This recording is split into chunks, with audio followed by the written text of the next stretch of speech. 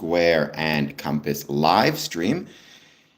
Today, my plan is to talk about official visits because they are a very important part of the Masonic experience, especially not every jurisdiction, to my understanding, has necessarily an official visit per se, but to my knowledge, pretty much every Masonic jurisdiction has some form of an official visit, which is, what an official visit is ultimately is the chance and the opportunity for the governing body of Freemasonry within your jurisdiction. So in Ontario, that means the district deputy grand masters who are responsible for overseeing Freemasonry within a particular area and communicating between the district and the Grand Lodge itself. A chance to observe the lodge and how it does ritual, how it does ceremony, how it does its administrative duties, and to gauge the overall health and well-being of the lodge. So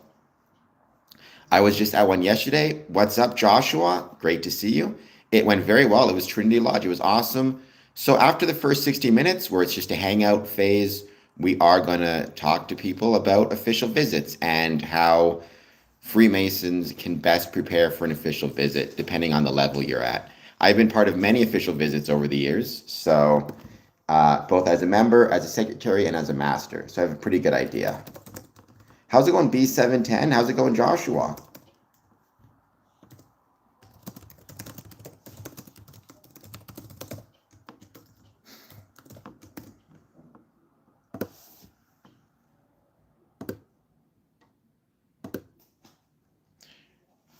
I'm good. And we got the hearts. I'm guessing that's Smokey. Smokey, how's it going? Thank you for being here also. I hope you're doing well. Hit that like button, hit that subscribe button if you're new to the stream. First 60 minutes, we just hang out and wait to see who joins. No specific discussion points. Second 60 minutes, we'll talk about official visits.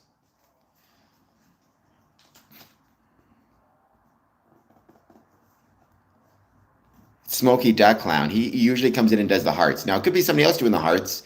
Josh, if that's you, then I appreciate you doing the hearts very much. Whomever's giving those hearts, thank you. That shows engagement. Engagement matters a lot.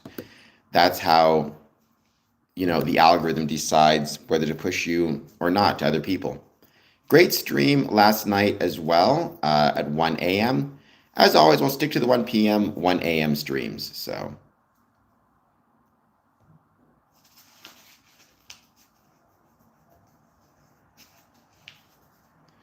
I did discuss yesterday.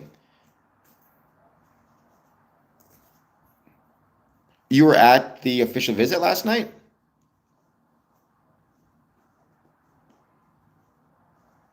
Joshua. Okay, cool. So do you have anything you would want to suggest?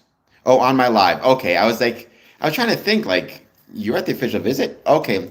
What do you think? Do you prefer, Josh, the 1 a.m. or 1 p.m. live streams? Again, using Eastern Standard Times. We'll just say the afternoon or the midnight streams. What do you prefer?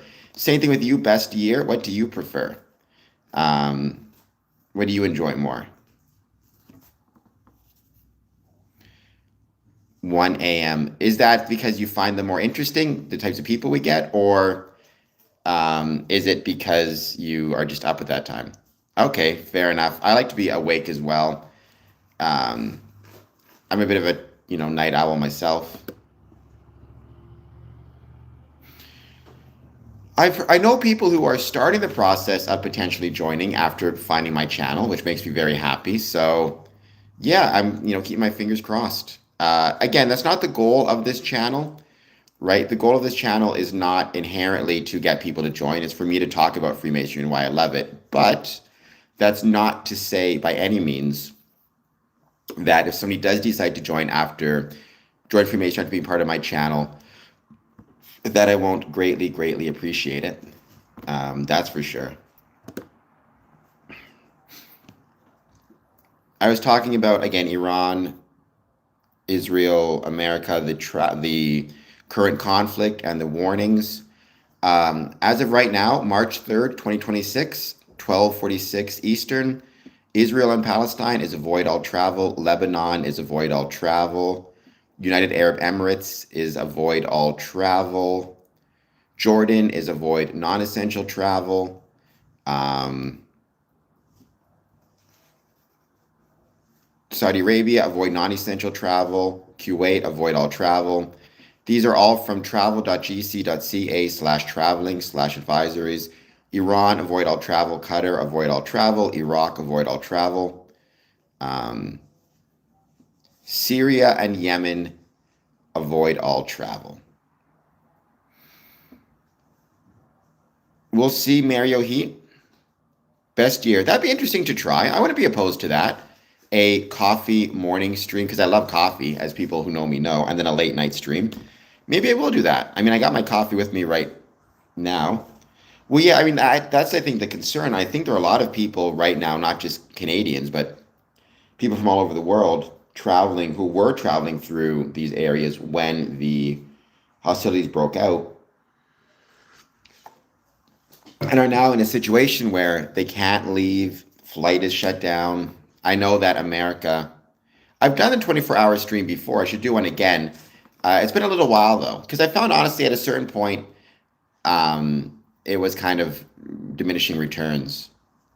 Oh, I've no doubt. And for good, I mean, I'm not blaming any, well, I guess, how you want to assign blame is up to you, but I wouldn't blame the airlines for canceling flights because how could you fly safely in the middle of a war zone when you have drones and missiles and all the rest of it, right? So, I mean, yeah, I can just imagine how scary things must be. I was in Dubai last year, a beautiful, beautiful city, beautiful airport. So you hate to see it. I mean, I know that sounds incredibly trite or incredibly trite to say, but sometimes it's just a true statement, which is, yeah, it's incredibly sad to see.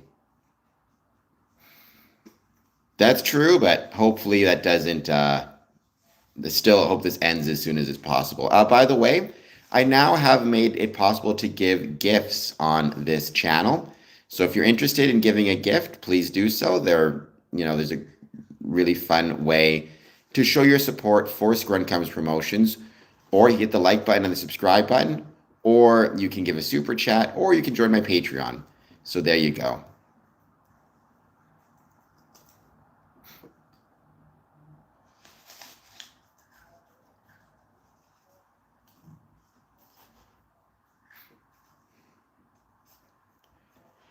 It sucks for everybody.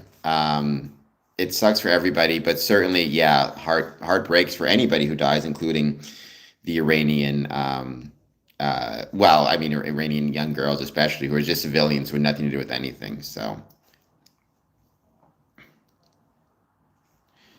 I have no idea who Mrs. Brighton's is, but okay.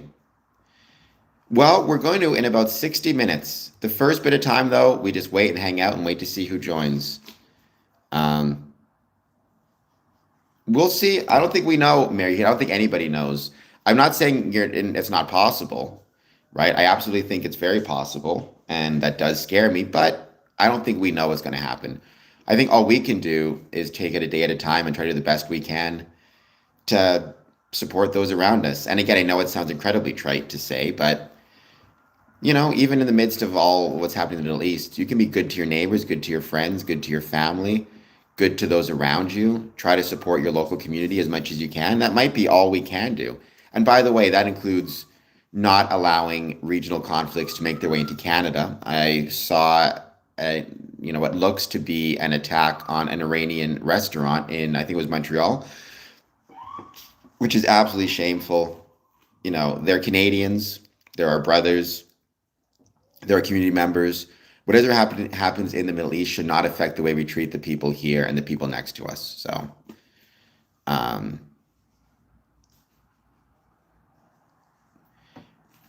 yes, well, we still have coffee club. It's Mondays, Wednesdays, and Fridays from 8:30 to 10:30 in the morning. If you guys want to check it out, I hope you will. It's at the Windsor Masonic Temple, and it's $2 for bottomless cup of coffee. If you do plan to go there, get in touch with the podcast so I know. Um, yeah, well, the point is, I think a lot of people are looking at what's happening in the Middle East, for example, and other places around the world, but it gives them a sense of helplessness or feeling that they can't do anything. I guess my point is, and what I would say is, we maybe can't do anything about that, but we can do something about the people next to us and try to help make their day a little bit better and be kind to them. And I think maybe that's our best option right now. Well, I've been saying that a million times about Freemasonry. He said, call us vegetarians because we don't want no beef with nobody. So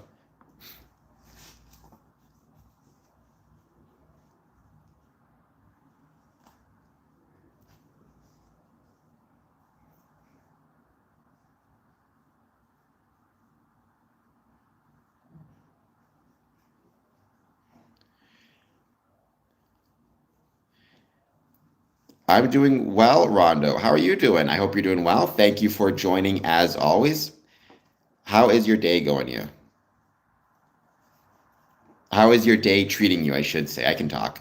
Kind of like pacifist. No, I don't believe in being a pacifist per se, but I also don't believe in fighting if it's not going to accomplish anything. And whatever you think about happening in the Middle East, and that's a whole other discussion. Um, in our day-to-day lives, I don't see any benefit in fighting with our neighbors, but rather, I don't see how that's going to help any situation. And that includes if they happen to come from a different place or have different ancestry or whatever it is. They're still the people next to us. They're still our neighbors. We should show them they're still our fellow citizens, our community members, our brothers in Freemasonry. Let's not let regional conflicts or let's not let conflicts in one part of the world affect how we see each other in this part of the world. Yes, it is Tuesday and we are still alive. RH, this is my job, so please do a super chat. Please consider giving a gift. I just made gifts an option on this stream. They're fun little things. Yesterday, somebody gave me a bag of ketchup chips, a thumbs up, and the number 67 as gifts. That'd be very expensive, Mary Heat, but it's not a bad idea. It's not a bad idea at all. By the way, speaking of Coffee Club, on March 28th, 2026, we are going to be hosting a community services fair at the Windsor Masonic Temple. Scoring Comes Promotions. It's in the ballroom. It's going to be from 9 a.m. to 11 a.m. It's going to be a blast. There's going to be Coffee Club there. So come out if you're a member of the public. Free entry, but there is Coffee Club, just $2 for a bottomless cup of coffee. And learn about the community services that make Windsor, that make Essex County a success.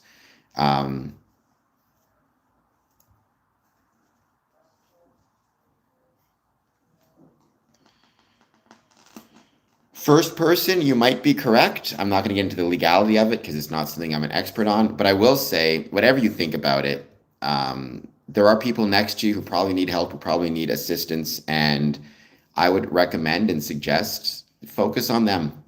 Focus on, control the controllable is usually pretty good advice within our own lives.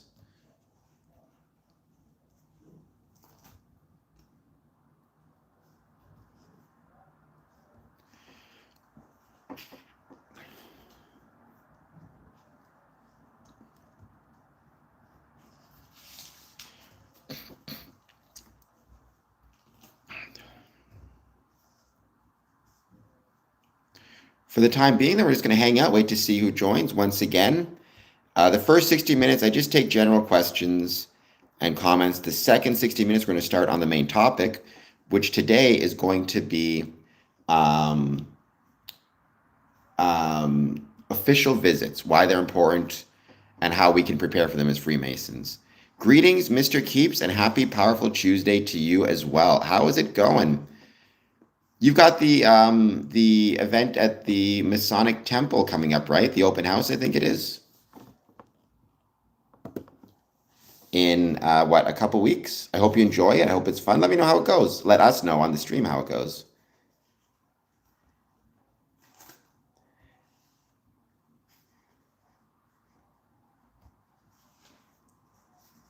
Nice. Yeah, you mentioned that on a stream a few weeks ago. So, well, yes, write it down. Get a calendar and write it down. That's actually a little piece of advice I give to every Mason out there, or for that matter, I suppose non-Mason. But everyone, whether you are, if you are a Mason, one piece of advice is get a calendar and write down what's going on in your calendar. Um, because you are going to forget stuff, especially if you're really busy, especially if you have a busy family life and work life. You need to take the time to record what's happening, what's going on. Believe me.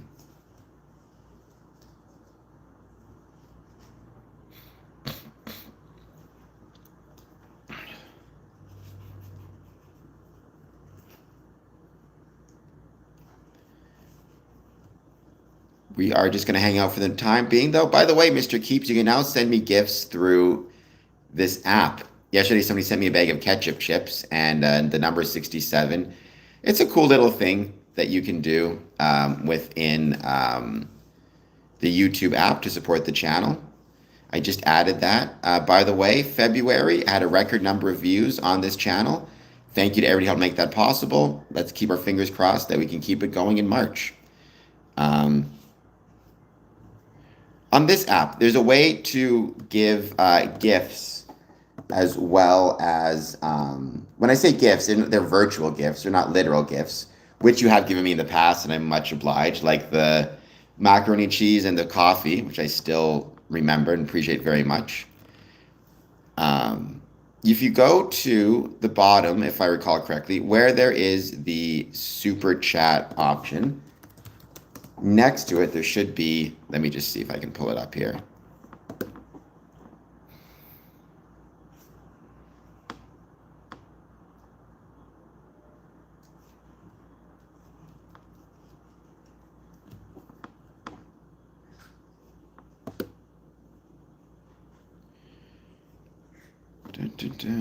Where did it go? Oh, yes, I think you're right. It is available just to Americans. All right, that's okay though. Still, it's much appreciated. I just got it, so I'm still working on it, trying to figure out how to work it. It's a brand new thing. I'm buffering. If I'm buffering, let me know. All right, Poke. Well, no worries. I appreciate you stopping by for a few moments. I greatly, greatly appreciate it. And I hope you are doing well. Please, as always, before you go, take a moment, hit the like button and the subscribe button, and thank you all for being here. Welcome back, Sebastian.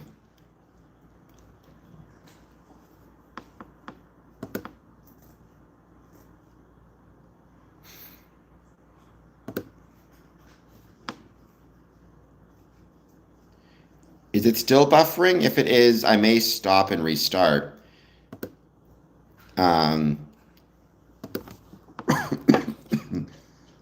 Because I find buffering to be annoying. As long as you keep the back rolls, it's fine.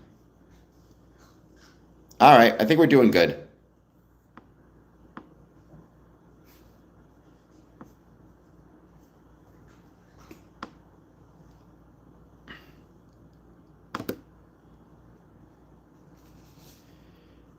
No worries. All right, though, I appreciate everybody being here. Please, as always, take a moment to hit that like and subscribe button. I hope everybody is doing well. Let me know how your day is going and anything you guys want to talk about. Again, we're doing this first 60 minutes, just hanging out, chatting about whatever. The second minute is where we get into the more specifics. All right, maybe I will restart. Again, we'll see. If it calms down. Oh, we got a gift. Thank you so much. We got 20 on there. MDMIH, afternoon to you as well. I hope you're doing well. Again, if it starts to freeze, let me know. But we shall see.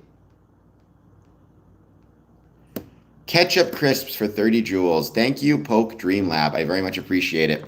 I like ketchup chips quite a bit, so.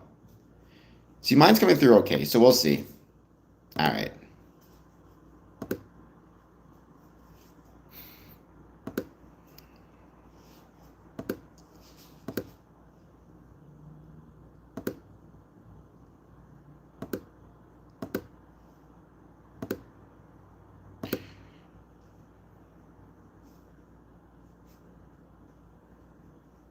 Boy, it was hard to find jeans that. Hello, Jesse writes. Well, I'm very sorry that you couldn't find jeans that fit you well. That can't be fun.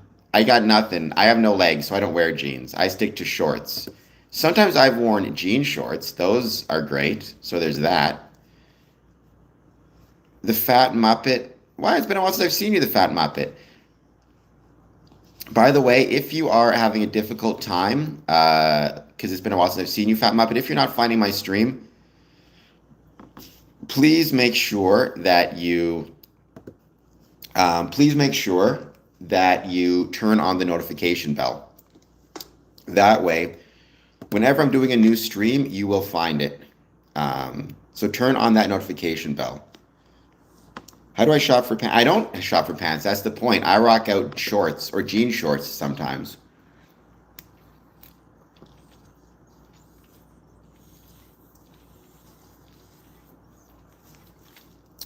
Which is fine, whether it's shorts or jean shorts or skinny jeans, it all works out. So my lodge is accessible. We have a ramp in the front to get in the doors, and then we have an elevator, a lift to go up and down the different flights, or different floors, I should say. And so, I'm grateful for the previous administrators of the building who made sure the building was accessible for me, and grateful for that. And then I'm also, on top of that, grateful for the Canadian government, which in 2021, 2022, 2023 assisted us by providing the Windsor Masonic Temple with some grants to make our building more accessible. We got a accessible washroom, which I was grateful for. We also got an accessible, we upgraded our elevator to make it more accessible. We added braille signage, automatic doors. We did a lot of things that made the building just much more accessible.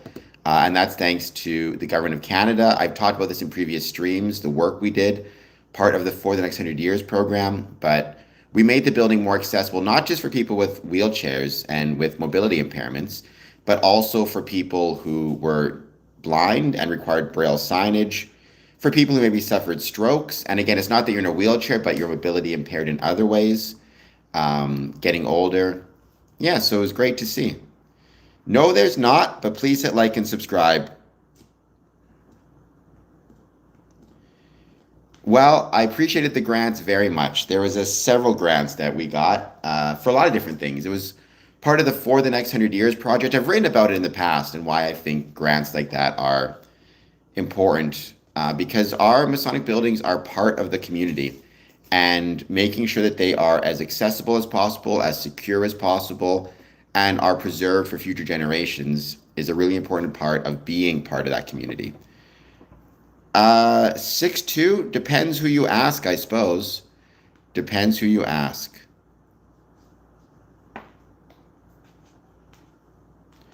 I mean, is Trudeau even in government right now? I'm pretty sure you're talking about Carney, but I do not know anything about that story, so I cannot say. But I don't think Trudeau offered anything. I don't think Trudeau was in the hospital. Well, I think it is, but of course, if you have not great mental health, sometimes you don't know you have not great mental health. That's one of the challenges, right? I'd like to think I'm doing all right, though. As much as anybody can know themselves and be aware of themselves, I'd like to think I'm doing okay.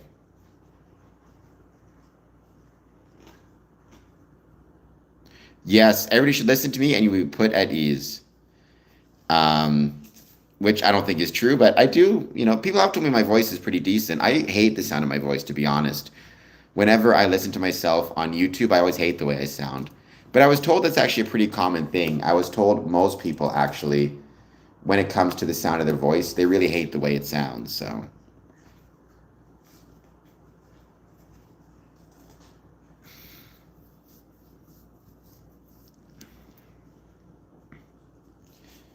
You mentioned, well, there you go. Anyways, I hope everybody once again is doing well. Please take a moment if you're joining us to hit the like button, hit the subscribe button, consider a gift, and consider a super chat.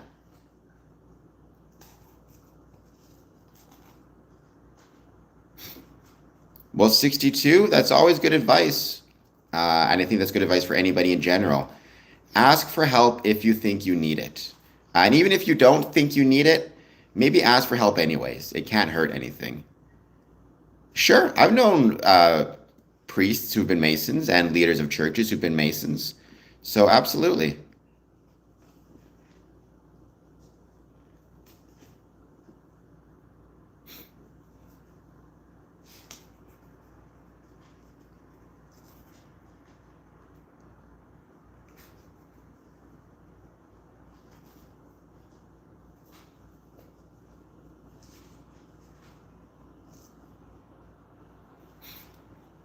So, I can be a Jedi and a Mason. You can be a Jedi and a Mason. I don't know if there are any Jedi Masons out there. You could be the first.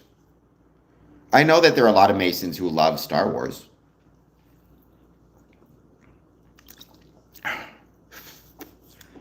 Depends on the church. Like, I don't know if ordained minister references a specific church or if ordained minister is just a general statement, but, or like a general, I'm not sure what the term is. But I mean, there's no, like, again, there are many churches that officially have no issue with Freemasonry at all. The Catholic Church is a little bit different, but even with the Catholic Church, I know many Catholic Freemasons. Um, I'm not interested in leading anybody anywhere, but certainly not into any particular faith. People have the right to decide for themselves what faith they want. That's one of the greatest things about Freemasonry is the fact that it supports individuals and their right to worship and have faith as they understand it. So then, sure, I've known ministers from different religions who've been Freemasons. Harry Houdini was a Freemason, absolutely. One of probably the most famous Freemasons to ever exist. But he wasn't really well known. That's one of the interesting things as a Mason, to my knowledge. Some people were famous and their Masonry was very well known, like George Washington. Others, they tend to keep their Freemasonry maybe a little bit quieter in some ways. I don't think Christopher Nolan's a Freemason. I don't know for sure, but I've never heard he was. Well, then you are not going to enjoy Freemasonry because Freemasonry um, is not a cult. I have I have seen the new Scream, but not all of it. I just, or actually, um, I haven't. I saw like a clip online of the first like 10 minutes or something. It looks okay. It looks good. I want to watch it, and once I do, for sure, I'll let you guys know.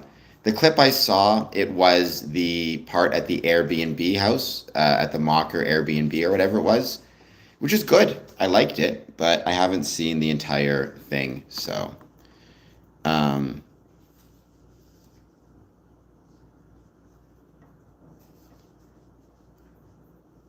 how can you be both York and Scottish Rite and also be part of an Israeli lodge? Well, the rights are a different situation. The York Rite and Scottish Rite are different organizations. Like they're different appended bodies within Freemasonry. But the five lodges I'm a member of, they are all um, what's the word? They are all craft lodge, right? And they all have recognition. So the way I can be a member of multiple lodges in multiple jurisdictions is because each jurisdiction shares recognition and regularity with the others. So what that means is, I can't, for example, before I'm able to affiliate with the lodge in Israel from being a Mason in Canada, I need to make sure that Ontario Masonry recognizes Freemasonry in Israel. And if it does, then I can join. So it's about recognition. Scottish Rite and York Rite don't really have anything to do with it. What do you mean, Mr. Keeps, in terms of the York Boys' ways? I know a little bit about the York Boys' ways. Sometimes they can seek it, sometimes they can ask for it. I mean, it's rare that you would seek an honorary membership because, I mean, it's kind of like asking somebody to give you an award, right? Or give you an honor. Honors are usually bestowed, they're not requested. But sometimes there might be a situation where you may ask to join a lodge as a dues paying member, and then they offer you they offer you honorary membership instead of, because if you decide you want to affiliate, what happens is usually you have to pay dues, you have to pay money to the lodge, you have to pay your initiation or affiliation fee. If, however, they give you honorary membership, then you join for free. So honorary memberships are something that people are looking at. Um, Stringer, fair enough. I think you might be a Freemason. I would agree. I think making good men better is a worthy goal. I think making our communities better is also a worthy goal. And that's more where I come down on Freemasonry. It's called Craft Lodge. Sometimes it's called Blue Lodge. It's basically references, in the most simple way, the first 3 degrees within Freemasonry. Is how you can kind of think about it. Entered apprentice, fellow craft, master mason. Regular or craft lodges are lodges that confer those 3 degrees. Please, by the way, if you're just joining, hit like, hit subscribe, consider giving a gift of, it's set up so you can do so. And I hope you are doing well.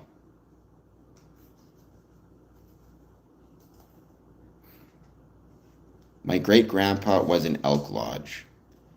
Nice. Elks are a very important part of Freemason, no, not Freemason, excuse me, but a very important kind of civic group, civic organization. And I've always argued whether it's moose, elk, whatever it is, they are incredibly valuable. An incredibly important part of the craft, of civic engagement, right? And whether it's Freemasonry or otherwise, we need strong civic engagement, I think, if our communities are going to flourish. Thank you for the donut holes, Stinger. That is very kind of you. Well, it's not witchcraft. It's craft as in craftsman. Freemasonry evolved from stonemasons. Stonemasonry are craftsmen or tradesmen, but we call ourselves the craft in reference. Craft lodge, blue lodge are both the same. Sometimes it's even called regular masonry, although I'm not a big fan of that term because that ignores things, that's a little bit too specific for me. Well, no one's better than anyone else. Mary Heath, that's not how it works. It's not about being better or worse or higher or lower. It's just different. It's just different organizations under the umbrella of Freemasonry. So it'd be like asking, I don't know, and like a football team, is special teams better than the offense? Or is the offense better than the defense? It's like, no, they're just different. They each have a purpose. They each provide something to the whole. Freemasonry is the same way. If you're a 32nd degree, Scottish Rite Mason, that's very valuable and an important part of the craft, but no more or no less valuable than a Master Mason, and no more or no less valuable than someone in the Knights Templar. Or for that matter, no more or no less valuable than somebody in the Eastern Star, for that matter, like a worthy patron. They're all valuable in their own way. They all contribute different elements to the craft, but no one is better or more important than the other.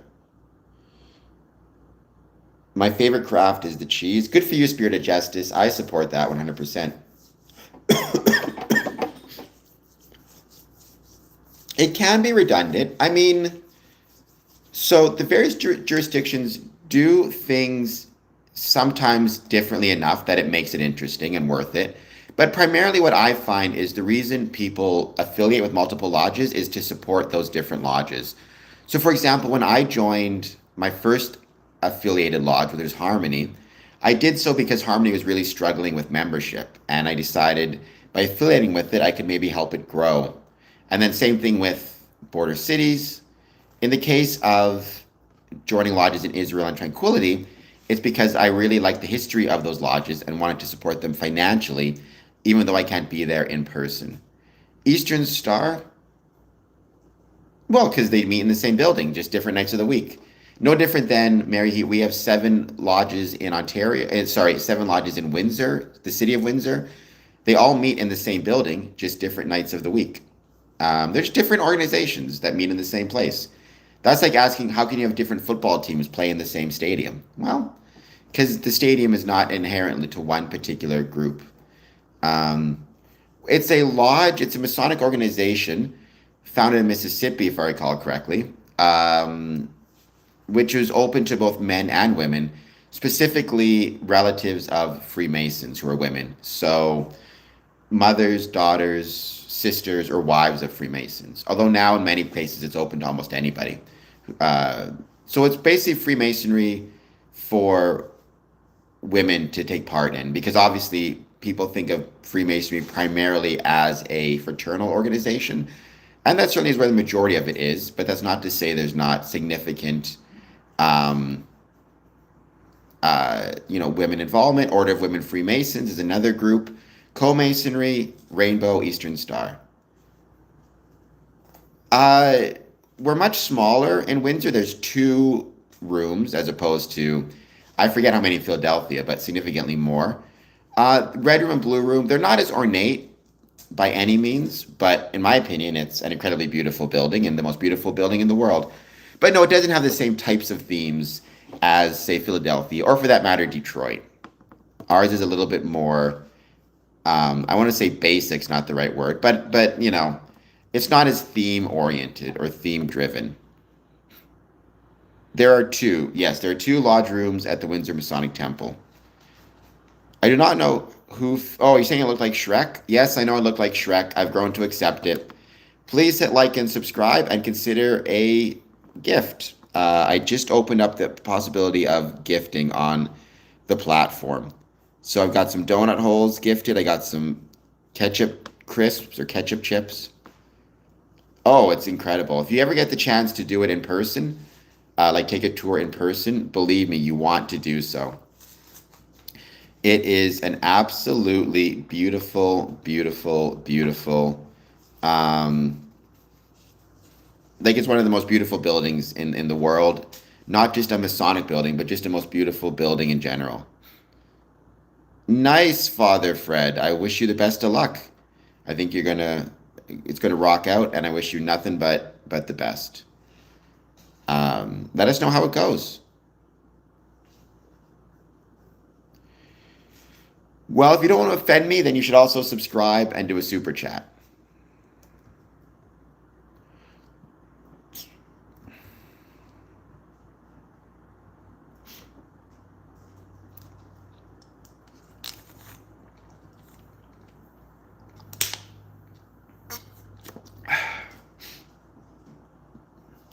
We're going to be hanging out, waiting to see who joins. Eventually, I'm going to start talking about official visits, and advice I have for those. Most jurisdictions, if they don't have something called a quote-unquote official visit, they have something similar, right? The purpose of which is the same, is for the lodge to demonstrate its proficiency at a variety of tasks to the governing body of Freemasonry within their area, as well as to demonstrate that they are in compliance with whatever rules and regulations are required, not simply at the Masonic level, but at all levels.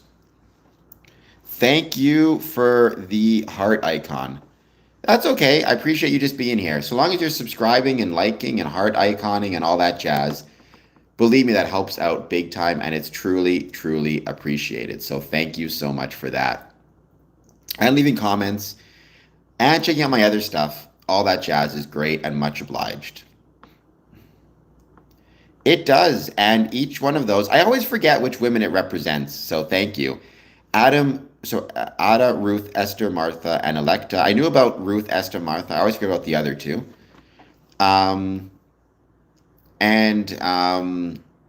Each one of the women are assigned or attributed a particular virtue as well, which they demonstrate. So I forget now the virtues themselves. Modesty, faithfulness, I think. I used to know. Well, we're still so women have visited the lodge for Eastern Star meetings several times, or for several different events. I think last year was the last time they had a big Eastern Star event at the Windsor Masonic Temple. We also have Rainbow, and women have attended meetings there as well. And then obviously for public events, for the school, all that jazz. My Masonic Lodge is fraternal. It's male exclusive. But even then, we've had women attend during refreshment, for presentations. Rainbow has done a couple presentations in the lodge. So yeah, it's been great. My observations of new membership. I mean, it's tough to say because it's so new in 2026, but I've been impressed with a lot of them. They've demonstrated a lot of effort, time, work, dedication to the craft. So I have a lot of, great respect for them and for all the work that they've put in. We just had an official visit with an entered apprentice last night who was really gung ho and really dedicated, it seems. So we'll see how it goes. But I think they're doing like everything. Time will tell, right? Time will tell. But I've been impressed thus far with what I've seen. Yeah, but there's also an insane amount of references to architecture, to Stoic philosophy, to Egyptian mysticism, to a variety of different factors. If you're saying Eastern Star in particular, Eastern Star definitely the people who created it, I forget the names now, definitely borrowed or stole primarily from the Bible. But that's one of those things where at the time that would have been the majority religious belief, I'm sure, amongst Freemasons. So it makes sense that when they're developing new groups, that is from which they draw, or the kind of the place at which or from which they draw. Um, no, you don't need to be Scottish or York first to join Eastern Star. And if you're a woman, you don't, you're not going to be either. You just need to have a Masonic familial connection. Although even then, that's not necessarily the case. Um, all right.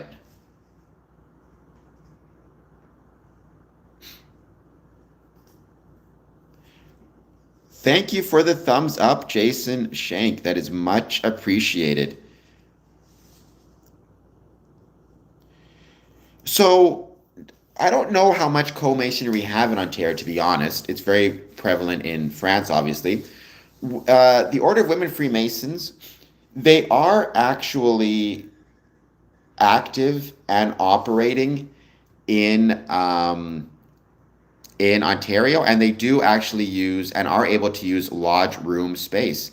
Now, I'm not aware of any Order of Women Freemasons approaching Windsor Masonic Temple, at least in my experience, but they do meet in Masonic temples in Ontario, which I think is a good thing. So I have nothing but respect for them. I think one of the biggest mistakes we made in Freemasonry was not showing enough attention or respect to our um, uh, Order of Women Freemason brethren. Yes, when are we moving clocks forward, actually? Let me just see when that is. Move clocks forward 2026, March 8th. So this weekend, we are moving clocks forward. So we lose that hour of sleep, I guess. That's all right. Spring back. What is it? No, spring ahead, fall back. So reminder right now to everybody watching this, if you are in a place with daylight saving times, please, or daylight saving time, March 8th, we are moving the clocks ahead. We are springing forward 1 hour.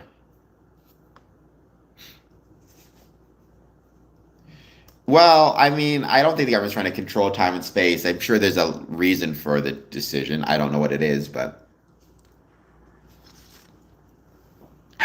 nice pumpkin spice. My grandfather was a Mason in England, and my other grandfather was a Mason in Canada. And my dad's a Mason as well. So there you go.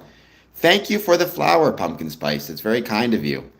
This gift thing is new, so I'm not sure, how well it's going to work, but I appreciate people gifting very much.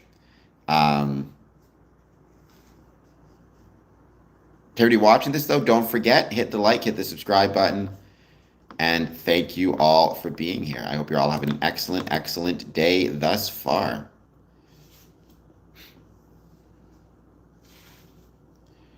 And an excellent week. I know it's just a couple days in. However, I hope it's going well for you.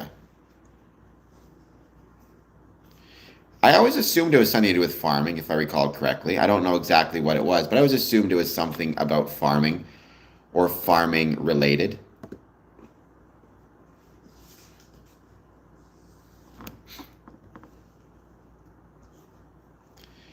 Which church, Marianne? Because I tell you, we've had Masons of many different religious faiths and beliefs in many different churches.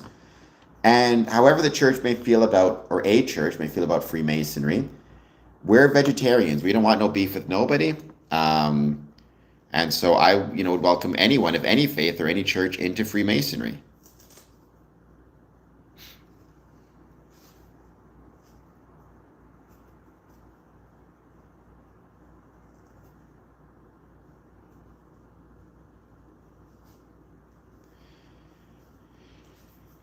I've never had any big, I travel a fair bit. So this whole idea of like I'm used to jet lag. It doesn't seem that crazy of a thing to me, right? This idea of like an hour difference. I've been on flights.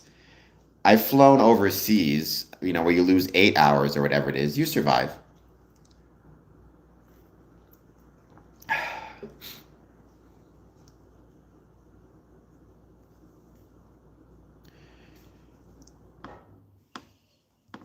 Though my friend, he owns a so Marianne, you say Christian church. Which Christian church? Because I know many Christian churches that have never said anything negative about Freemasonry or rebuked Freemasonry. Have you ever? No, I don't think I've heard of the Points of Light radio before. I'll check it out though. Um, Points of Light radio.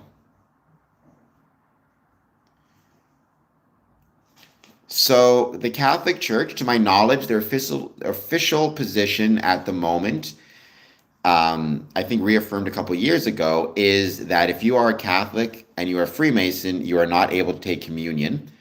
I don't know what the Orthodox official stance is. What I can say is I know many Catholic Freemasons, and it remains my hope that one day the Catholic Church will reconsider its position. So I don't know if what it means to be rebuked by the Orthodox Church, if that means, for example, something similar to the Catholic position, where you are not able to take communion, or if it means something different. However, you can be Orthodox or Catholic, and Freemasonry will welcome you because you do believe in a supreme being. So I'll check him out for sure. Hello, Patrick Starr. OMZ, would it make a difference if I was or wasn't? Being a Freemason, we do not discriminate based on one's sexual orientation. So there you go.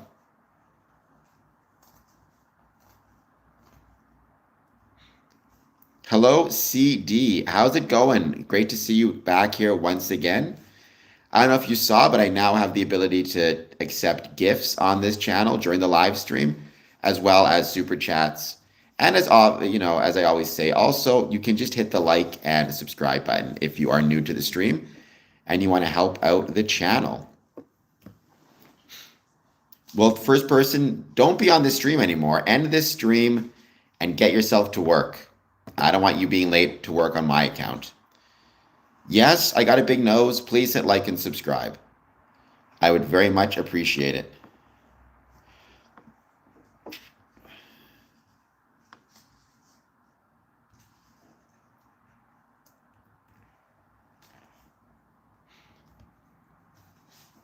Thumbs upping is more than enough, and it's greatly, greatly appreciated.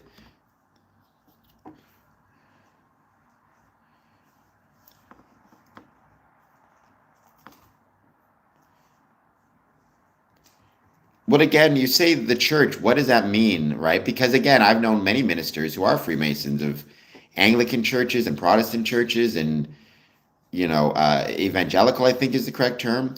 So you're speaking very generally and not specifically. And what is the doctrine of which you speak? That is perfect, CD. Just sharing the channel absolutely helps majorly. All these little things help very much and are greatly, greatly appreciated, right? It's really about engagement. Another great way to help the channel grow is to make sure that when possible, you leave a comment on underneath the video. Leaving a comment is a little thing, but it helps big time because again, it shows engagement. And follow me on social media as well. 2004 earthquake, tsunami, 2011 earthquake, tsunami. Gary, I'm not sure if you're saying that there's a connection between an earthquake and the publishing date of the Bible, or the publishing year of the Bible. That seems questionable, but okay.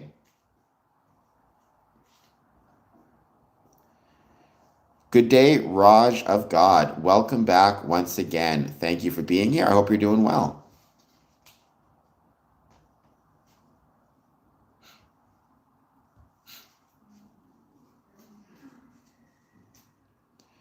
I got a big nose. Please hit like and subscribe.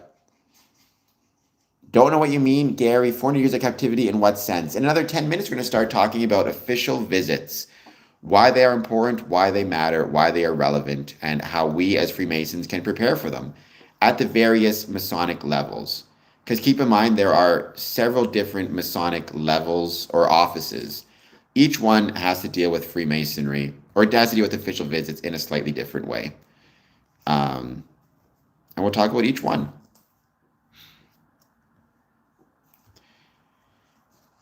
Gary, I don't know if I live in vanity. I don't have much to be vain about. I'm very ugly, according to everybody on stream. But, you know, what can I say? I'm a vain guy, I guess. Freemasonry is not a cult. Whether it's goofy or not, I guess people can decide for themselves, but it is not a cult. But I hope you'll hit the like and subscribe button. I would be greatly, greatly appreciated.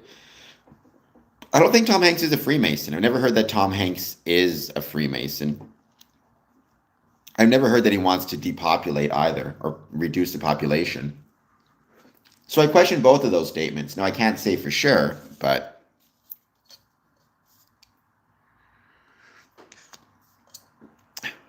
Damien, that sounds anti-Semitic, but as I dropped something. Illuminati don't exist since, forever. They were a group founded in 1776. They haven't been relevant in about 100 years or so. I have a lot of life in me, and I'm grateful for the life that I have, whether it be life in me or the life around me, for that matter.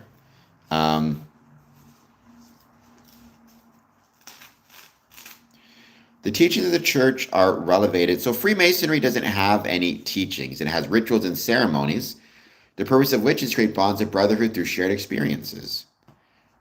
Opus Dei is a Catholic order, isn't it? Or a Catholic group? Hold on just one sec.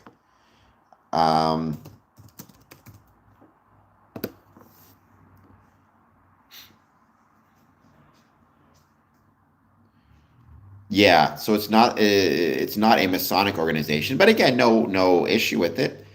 If joining Opus Dei helps people find a sense of peace and security and happiness and comfort, then I say more power to them.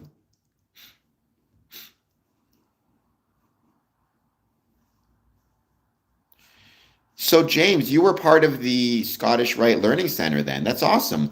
I volunteer sometimes at the Scottish Rite Learning Center, and in fact, the Scottish Rite Learning Center in Windsor will be at our Community Services Fair March 28th from 9 a.m. to 11 a.m.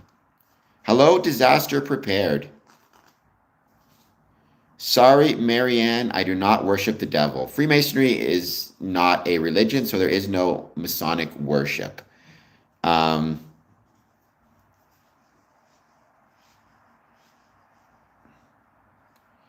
Yes, I used to put out the cookies. I was one of the people who put out the cookies back in the day. They don't really do that anymore, but sometimes they will have snacks still. No, Jimmy Dean, I'm trying to talk about why I love Freemasonry and turn my passion for Freemasonry into a profession, which is not the same thing as trying to turn people into Freemasons. If they want to be Freemasons, after seeing my chat, then I guess all the power to them, but that's not the goal of Freemasonry. Or sorry, that's not my goal. And by the way, that's not the goal of Freemasonry either. Freemasonry is not evangelical in that sense, right? Our purpose and our goal is not to go out and recruit or make Freemasons. It's about, at least for me, I started this stream because I love Freemasonry and I wanted to turn my passion for it into a profession. Vic Morrison, I could, but I'm very busy to be doing a deep dive into groups that aren't Masonic at this point. Do it.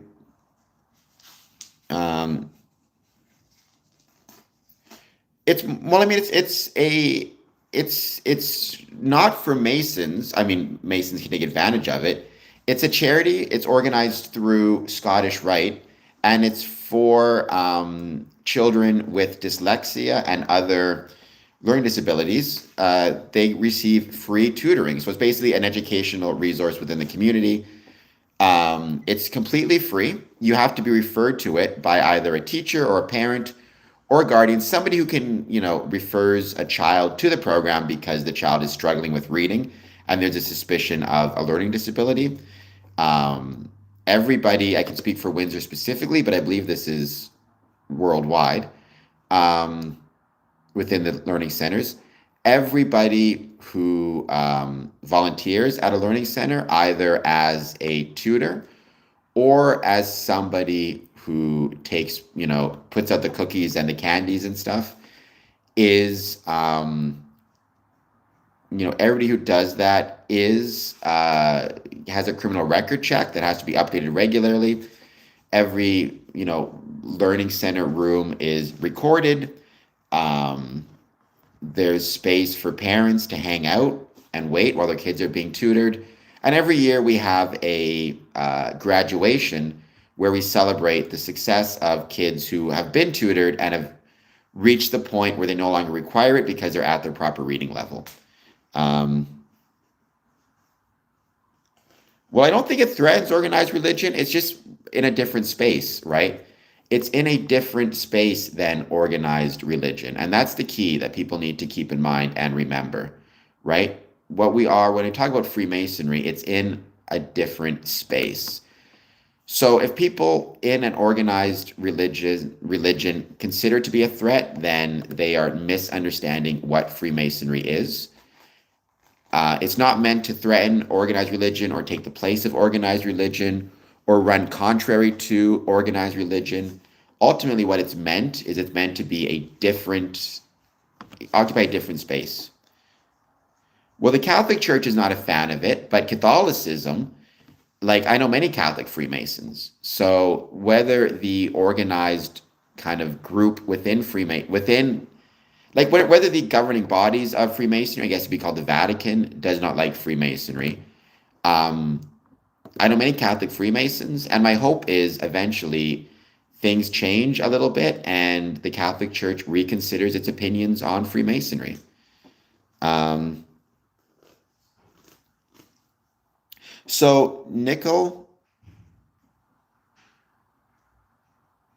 so Freemasons, well, I didn't accidentally pop up on your feed. I mean, YouTube put it there, so thank you, YouTube, for that.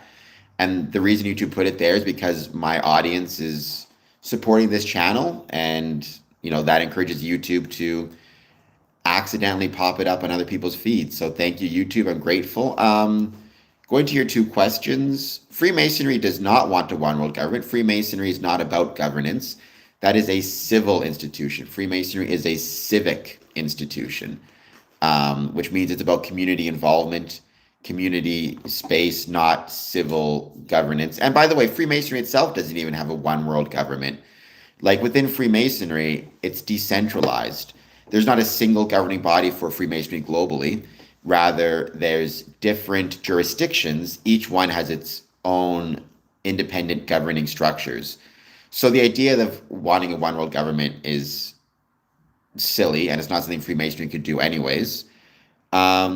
When it comes to why the Catholic Church, to my knowledge, has not banned members from becoming Freemasons. To my knowledge, what the Catholic Church has said is if you are a Freemason and you are Catholic, you are not allowed to take communion, I believe is the current understanding and the current understanding of the rules. If you want to know why, you have to go back. Really, I think the best understanding of it is Humanum Genus from Pope Leo XIII in 1888. I understand that the previous Vatican, I think under this current Pope, confirmed or reconfirmed the stance in 2023, I believe it was. But I believe that it was following the same reasoning as from Pope Leo XIII. Jacques de Molay, I think is who you're referring to, Vic Morrison. Travis, who knows? Many things change over time, so who knows? Well, Jimmy Dean, the problem with that idea of being able to Google all the secrets and rituals is You will get a lot of true stuff by Googling Freemasonry, but you'll also get a lot of not true stuff.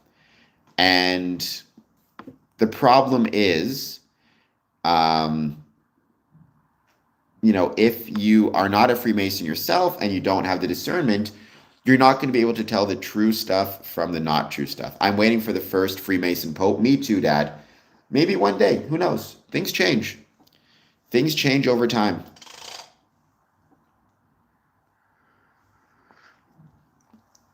Yeah, but how do you know it's a legitimate video? How do you know, A, it's not AI, and B, it's not clandestine? Clandestine being the more likely. Well, I think it could be clandestine, which means, what's to stop me from putting up a sign on my front door that says Cameron's Masonic Lodge, videotaping myself performing a ritual, and then claiming it's real Masonic ritual, and I'm just pulling stuff out of my ass. The point is, you're not going to know what's legit and what's not legit unless you are a Mason yourself. Loud is necessarily a good quality or not, but okay. You are not afraid, but you shall be ashamed that you are not afraid. Well, I don't think shame is a helpful emotion as a general rule. I think acceptance and responsibility are far better approaches. But I think you're discussing, what you're discussing is religious understandings. Again, Freemasonry is not a religion, so you need to keep that in mind. Right? If you're concerned about fear of the Lord, or whether one should be afraid of the Lord, or how fear of the Lord can help you, navigate through life, talk to a priest, talk to your rabbi, talk to your imam, talk to your religious leadership, whomever it may be. We're not trying to infiltrate or subvert anything, but okay. The goal of Freemasonry, again, is about community growth, personal growth, ethical considerations, not subversion, not infiltration. There you go. We're getting there in that case, Rondo. We're getting there slowly but surely. So, yesterday, with the path to Freemasonry, I'm not sure what you mean by that, CD. Well, Aleister Crowley was probably a clandestine Mason. He joined Freemasonry in Mexico in a lodge that no one had heard of or seen, and no evidence that he joined. I don't know. I highly question it. With the path to Freemasonry, sorry, CD, I'm not quite sure what I understand.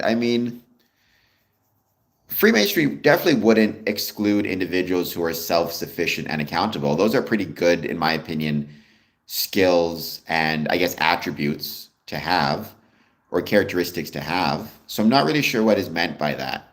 I would say more power to you if you are self-sufficient and accountable. That's a good thing. I think if you are self-sufficient to the point where you feel like you don't want to be around anybody, or you're not comfortable being around anybody ever, that could be a problem, because Freemasonry is inherently communal in its, congregation, or congregational, would be a better term. Again, I say congregational, completely understanding that Freemasonry is not a religion. People can hear the term congregational and assume religious congregations. But going back to this idea, within Freemasonry, it's absolutely the case that if you don't feel like you need anybody, or don't want to be around anybody, or don't want to support anybody, that can be really challenging, I suppose. Fellowship, that's a good word. We'll use fellowship.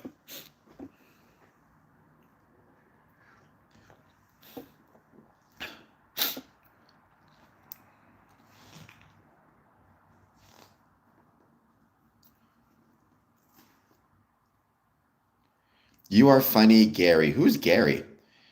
The miracle of the sun at Fatima proves you're wrong, pal. You're a deputy servant of the church Christ founder. Repent yourself time before it's too late.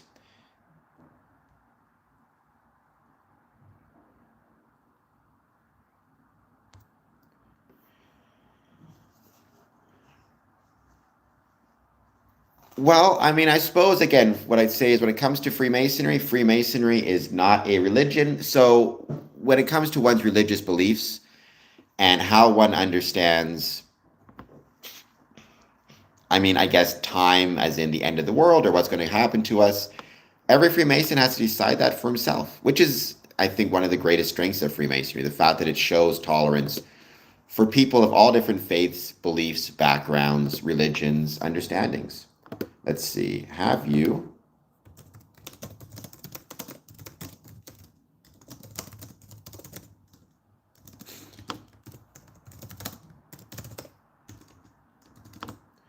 Okay, so have you ever taken part in a Masonic official visit?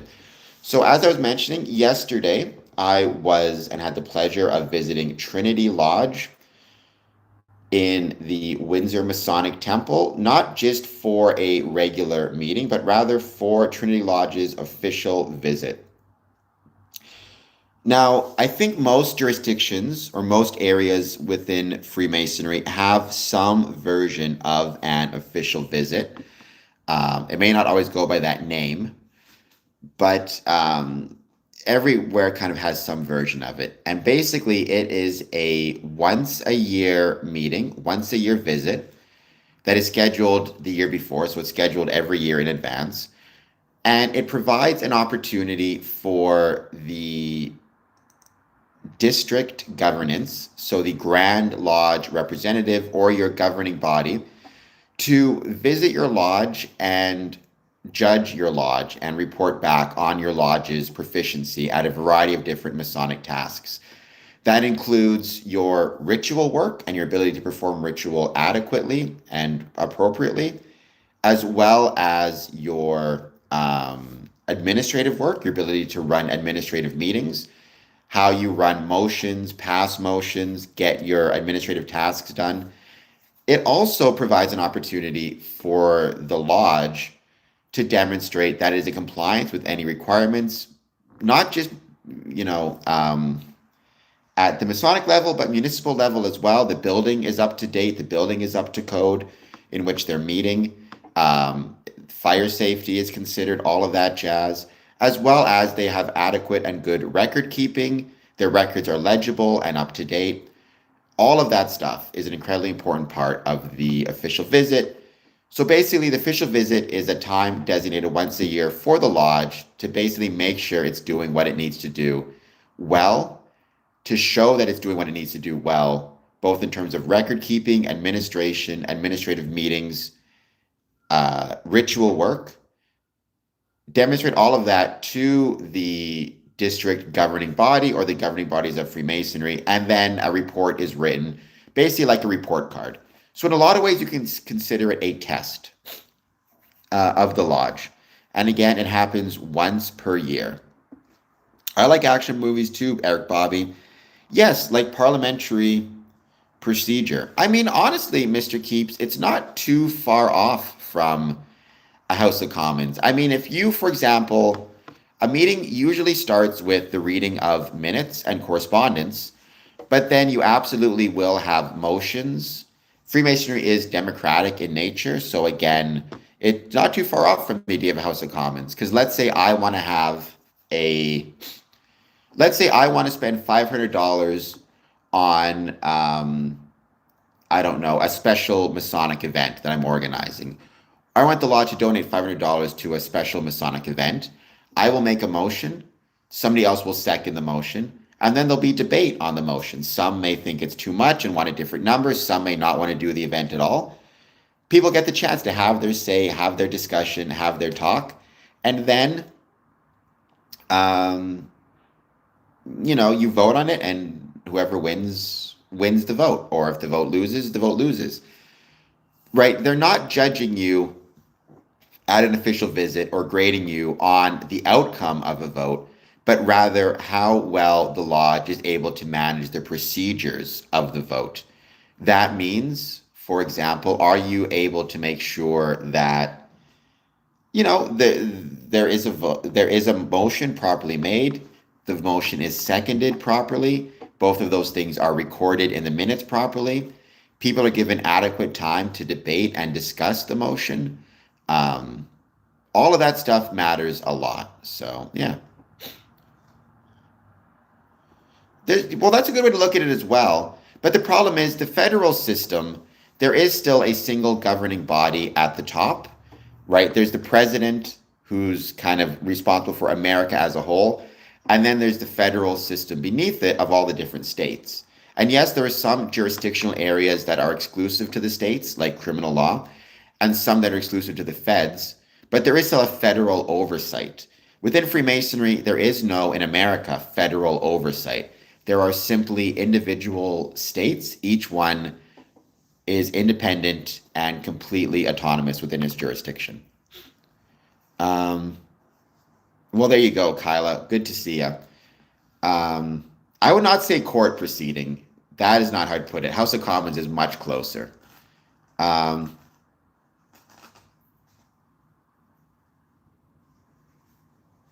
the the mic, the mic is now the Right Honorable Member of Windsor, Essex. All right. Welcome, Travis the Pirate, by the way. So that is what an official visit is. Again, it's a chance to show off to your governing body that your lodge is able to. There was, Rondo, you're right. There was. It didn't go anywhere, though. I know very little about it, but it didn't last long. You're showing off that you can do your administrative work, you can do your ritual work. On top of that, you have your records up to date, your housekeeping up to date, your lodge building and where you meet is in compliance with all the different codes it has to be. You're properly insured. Basically, anything and everything that allows a lodge to run properly and successfully, you are demonstrating on that day. So it's a checkup day. It's like going to the doctor for your annual checkup, right? It's also, without a doubt, a chance for other lodges in your area to support you, right? If you know that, like yesterday, I'm not a member of Trinity Lodge. It's not it's not my mother lodge, it's not my affiliate lodge, I'm not a member. But because I knew that they were having an official visit, I still took the time to show up and support them because an official visit can provide a really excellent chance to demonstrate to the district that you care about them, right? And you care about the lodge. And another area that the lodge will be judged on is the number of visitors it's receiving. So if you show up for an official visit and the lodge room is packed and is full, you are definitely going to get more credit and a higher grade from the governing body of Freemasonry within your area. So I want to talk now about the preparations for official visits. And again, this is going to be slightly different depending on the area in which you are located and your jurisdiction. But I do want to give some general advice for whatever it's worth. First, if you are, well, so if that were to happen, Mr. Keeps, then the lodge itself should get a very bad grade, as it should, especially for the stolen Timmy's Wi-Fi. Leave Tim Hortons alone, get your own Wi-Fi. But all of those things would result in very, very bad, very, very bad grades, as it should. So first of all, what I would say is if you are, I'm going to divide this up. If you are not a member of the lodge taking part in the official visit, but you plan to attend, make sure you bring with you your dues card. Make sure you sign in the book and you sign in with your name, the lodge of which you're a member, or the register, the lodge of which you're a member, your rank within your other lodge.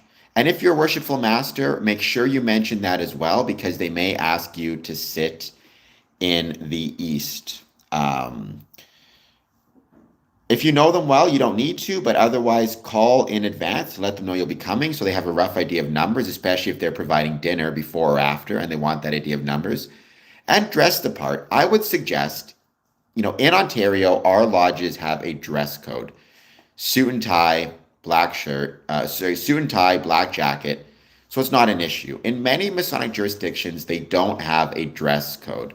Many people show up in, overalls or jeans and a t-shirt. However, my suggestion would be show up. If you know it's an official visit and a special meeting, show up in a suit and tie if you're a visitor. It's not a typical meeting. It's meant to be a special meeting. You might as well do them the respect of showing up in a suit or tie. Actually, it's funny. I was watching Apollo 13 a couple days ago, and the it's funny. This really interesting part of the movie came up, and it got me thinking about dress codes. So I don't know if you guys have all seen Apollo 13. I'm going to give some spoilers, fair warning. It's about a space mission, a mission to the moon that goes awry halfway to the moon. And because it goes awry, they basically, it's ground control is sitting there trying to guide the spaceship, guide the Apollo 13 mission back home. And so what they need to do is they need to practice the procedures on Earth and then send those procedures to the space shuttle as it relates to how they're going to make their way back home, because it's a whole new situation. So the pilots on the ship, the astronauts on the ship, don't know what to do. The people on ground control need to figure it out. So anyways, what they do is they go to this astronaut's house, they wake him up in the middle of the night, and they say, we need to get you on a spaceship simulator in NASA, and you need to figure out how to pilot this ship to get them back home. But here's the thing, and it really made me stop and think. They wake him up. They don't say, we need to get you to NASA right now. Well, they do. But they before they say we need to get you to NASA right now, they say, where's your tie? In other words, we're going to make sure that you are dressed professionally before we bring you to NASA and put you in this life and death situation of trying to teach these guys or learn how to get these guys back home. I'm always one and it got me thinking, like, why spend the extra 10 seconds to get a guy in a suit and tie if all he needs to do is figure out how to get these people back home, which has nothing to do with how he's dressed? And the reason is you're presenting yourself in a professional manner. And presenting yourself in a professional manner helps get you in a professional mindset, a mindset of importance, a mindset of what I'm doing is valuable and actually matters and is serious. And so I was always I'm the worst at this. I'm the first to admit. My shirt is currently all wrinkled. I've never been the best at like looking professional or worrying about that stuff. I wear a suit and tie when I go to a Masonic lodge, of course, because I have to. But I never really understood that maybe there is a use to a dress code and it's actually valuable. And the more I think about it, maybe wearing a suit and tie to lodge is actually valuable in that it helps put us in the right mindset of this is a serious matter. There is a professional component to this. This isn't just happy fun time. This actually matters to some level. I thought that was really interesting. So maybe suit and tie is valuable. So by the way, it's optics, as CD says. So again, if you find yourself traveling to a Masonic meeting and it's an official visit, even if they don't have a dress code, I would recommend potentially still wearing a suit and tie and making sure your suit and tie are properly laundered, dry cleaned, pressed, all that good jazz. After that, if you are visiting an official visit and it's not in your jurisdiction and they use different signs, they may be going through all of the degrees. They may be opening in a different way. Make sure you speak to the junior warden and the senior warden. Let them know you're out of town. Let them know your jurisdiction maybe has different signs. In doing so, they can ask you perhaps to use your own signs, or you can always do sign of fidelity if you're concerned about anything, because ritual is different depending on which jurisdiction you're in. And because it's an official visit, it may be well attended. There will be Masonic dignitaries present. It might be worth taking a few moments to bring some pins, some coins, whatever it might be, in order to give them out as gifts. So that'd be my advice if you are a visitor. If you are a member of the lodge that is holding the official visit, first, show up on time. don't show up late. It's an official visit, so they're going to be paying attention to that type of stuff. Again, even if there's no jurisdiction, wear a suit, wear a tie, make sure that you look the part. If you are nervous about any aspects, because again, there will be ritual, there will be potentially Masonic signs, talk to somebody in advance. Just ask them, what is this going to look like? Is there anything that's expected of me? What can I expect to see? So you don't feel awkward or feel out of place. If you're an entered apprentice or a fellow craft, you may be asked to leave the lodge as they go up and down within the degrees. Um, in those cases, um, um, learn how to properly leave a Masonic lodge, right? When they say, for example, all brethren beneath a specific degree will have to leave for a few moments, you don't just walk out of the room. There's actually a proper procedure and a proper way to exit the room. Make sure you know what that is and how that is. So again, it makes things seem smoother. The people judging or grading the lodge will note that, right? Entered apprentices, fellow crafts knew the proper procedures for leaving a lodge, for returning to a lodge.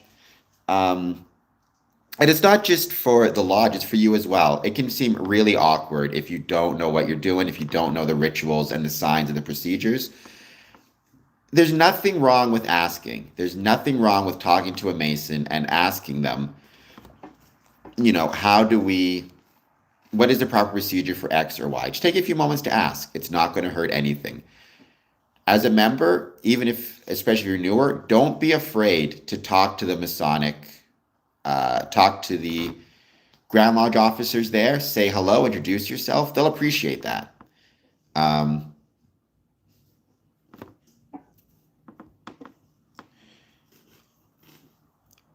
I am against anything that puts a hurdle between a person and God, so I'm definitely not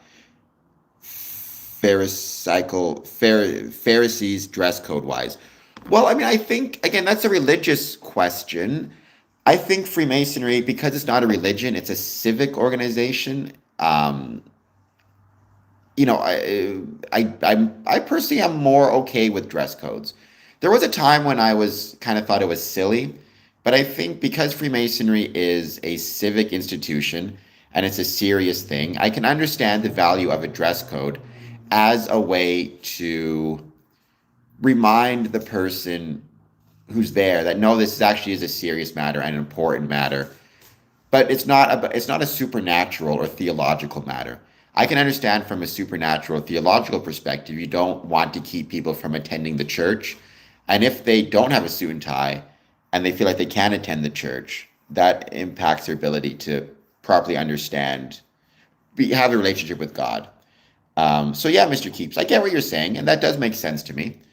Um, if you are an administrative officer within a Masonic lodge, so that means you are a secretary, a treasurer, or the worshipful master.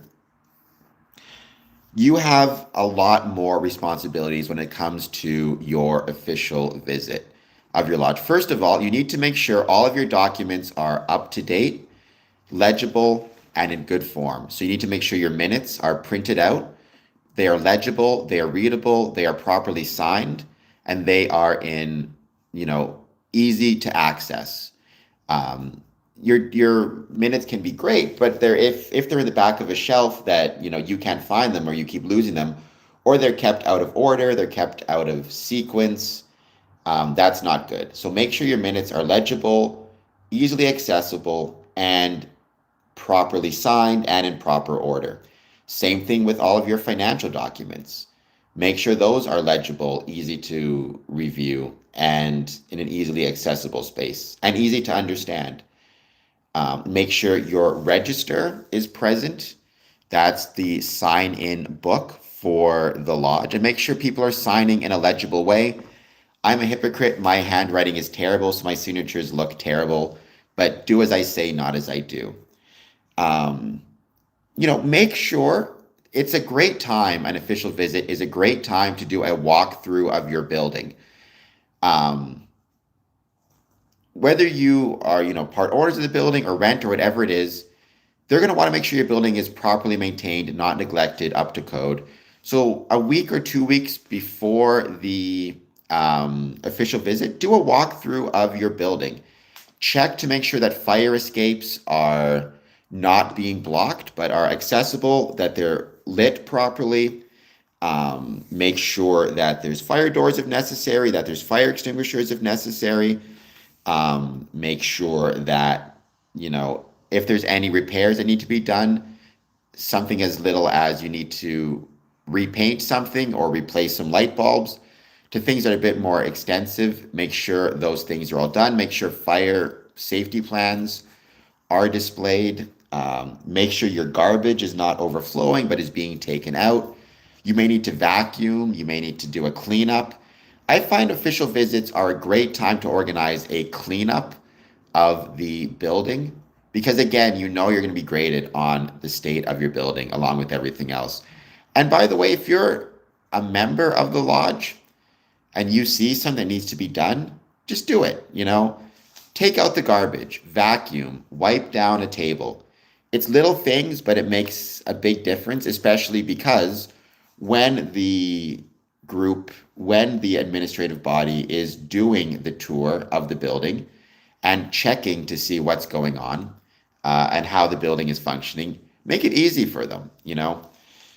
Treat this like almost like a reminder of the value of spring cleaning, both in terms of your administrative work and your documents and the building itself.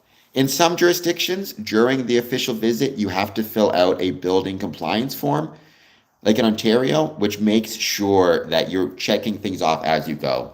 So building is clean, building is well kept, trash is taken out, fire exits are safe, they're not being blocked by anything, doors are accessible, building is accessible. See how accessible your building is and if it can be made more so, right? All of those things are important and matter. Make sure you do that. And make sure all of this is done with at least, I would say, 3 weeks before your official visit. That way, if there is any issues that need to be addressed, you have 3 weeks to address them. So try to get all this stuff done at least 3 weeks before. Figure out, again, if there's any special forms that you need to fill out. In Ontario, before an official visit, we have to fill out an L1, or excuse me, but they're called the L forms. You basically have to provide information about, the number of visitors you've had in your lodge over the last year, the number of members you've had in your lodge throughout the last year, your financial situation, your educational programs. Basically, you provide a snapshot of everything done in the lodge within the last year, both financially, administratively, and membership-wise. You fill all of that paperwork out and you send it in to the Grand Lodge and the Grand Lodge representative. And again, try to get that stuff done at least 3 weeks before your official visit. That way, you know that it's done, and if there is anything you need to address, you have 3 weeks to address it. Have a current copy of any ritual books, the Constitution. Nowadays, a lot of that stuff is available online as a member. You can access it if you're a secretary or a master. So what I do is I download the most recent copy of it and I keep it on my phone because that way it doesn't cost anything to the lodge to order a physical copy. And I show that on the day of the official visit that I have the most recent copy of all the relevant documents.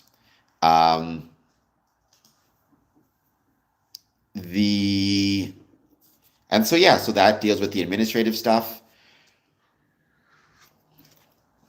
Then, as a master and as officers, so deacons, tilers, junior warden, senior warden, know your ritual. You're being judged on how well you can perform ritual. And ritual means a lot of different things. Ritual means your ability to open the lodge and close the lodge successfully and properly.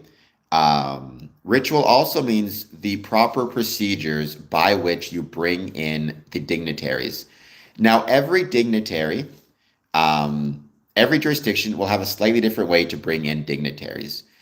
However, there is in every jurisdiction a standard and proper procedure by which you bring in the dignitaries or bring in the Grand Lodge officers. So practice that work. Know how to bring in the District Deputy Grand Master. Know the proper wording to say. Know the role of the different officers, and every officer should know their role as well. Schedule a few practices. But if you are a deacon, if you are a tiler, if you are an inner guard, a warden, the master, you should make sure you know how to open the lodge, how to close the lodge, how to open and close in each degree, and you should also know how to bring in dignitaries. That's incredibly important. And again, you will be judged on how well you do that from a ritual perspective. Practice, practice, practice, right? This is your chance to show off. So why not do it really well?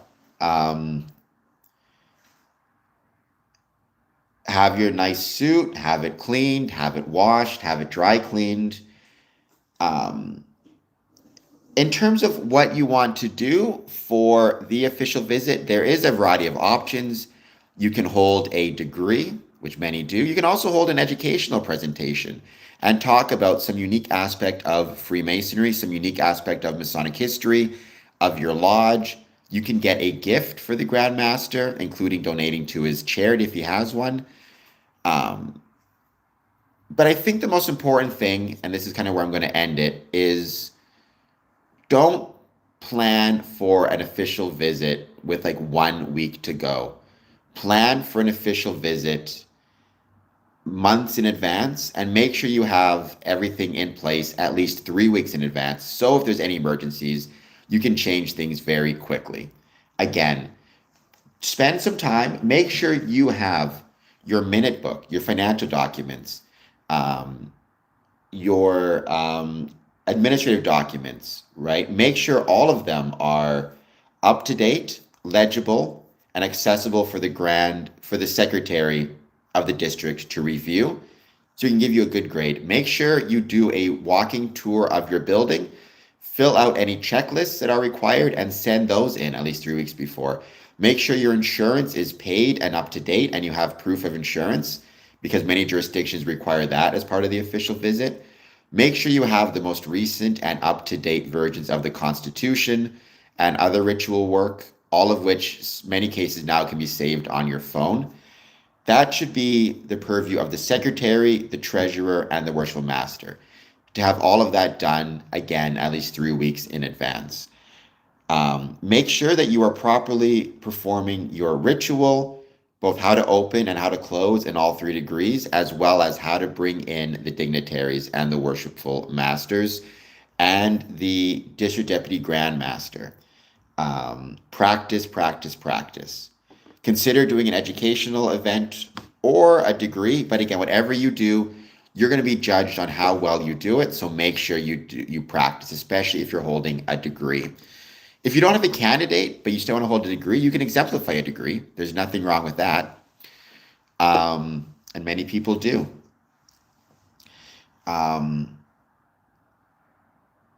Wear a suit, wear a tie, dress appropriately. It would be my advice. Even if there are no necessarily,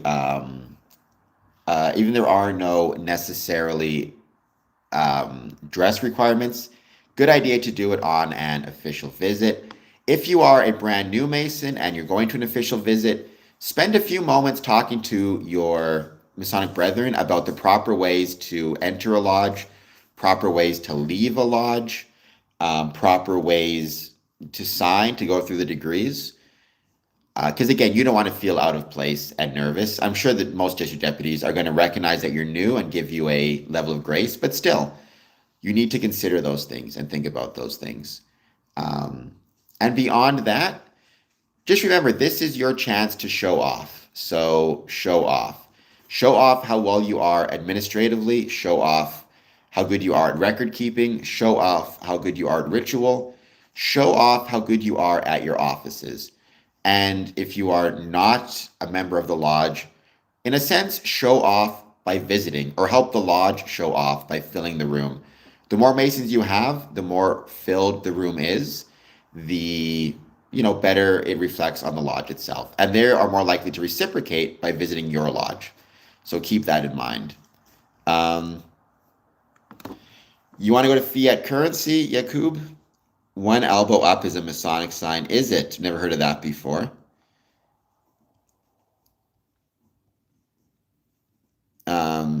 I have never been to Paris, but I really want to go.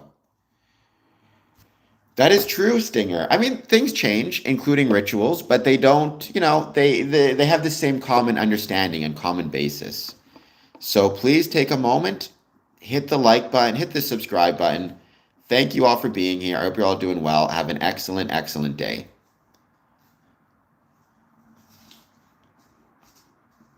Maybe it is, maybe it isn't first person.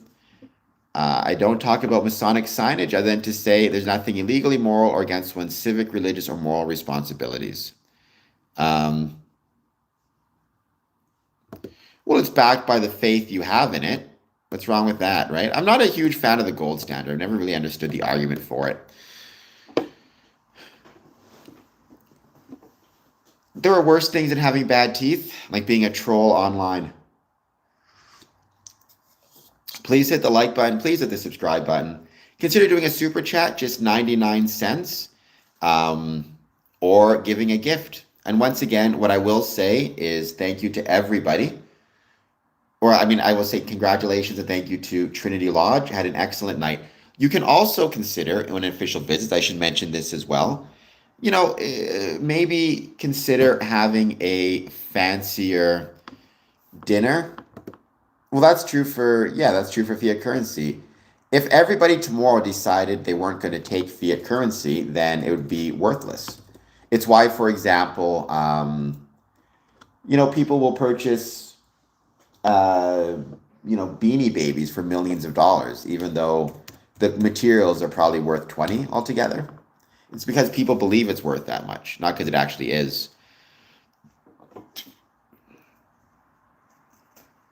Yeah, but who cares, right? Like, why does that matter? Because if everybody tomorrow decided they did not want to accept gold as a currency, then it would lose its value, right? I don't get the argument there.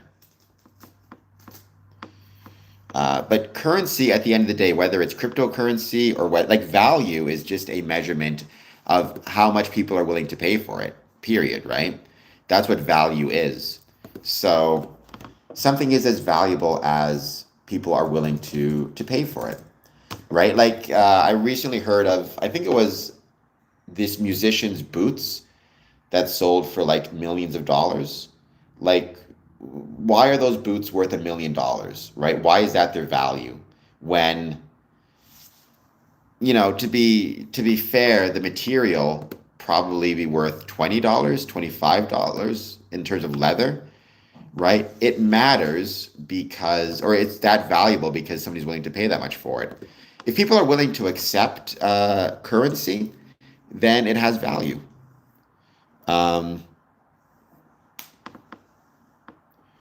Value is a metric of usefulness. Well, value is a metric of, I wouldn't even say usefulness, because like, why is a pair of boots from a famous musician useful, right?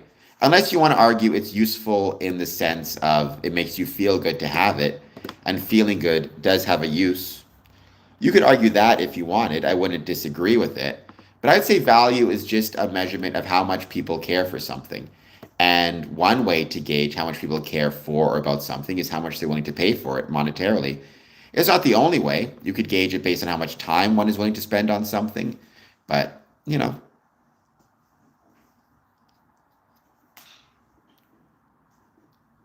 Have you been to Montreal?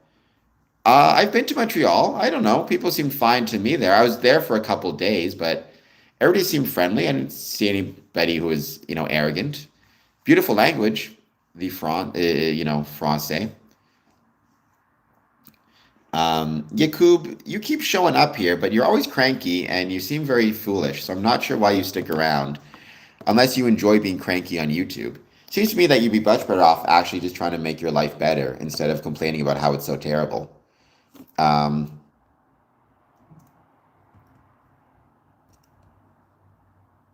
and now you laugh, but again, what value do you get from being on here complaining about how miserable your life is?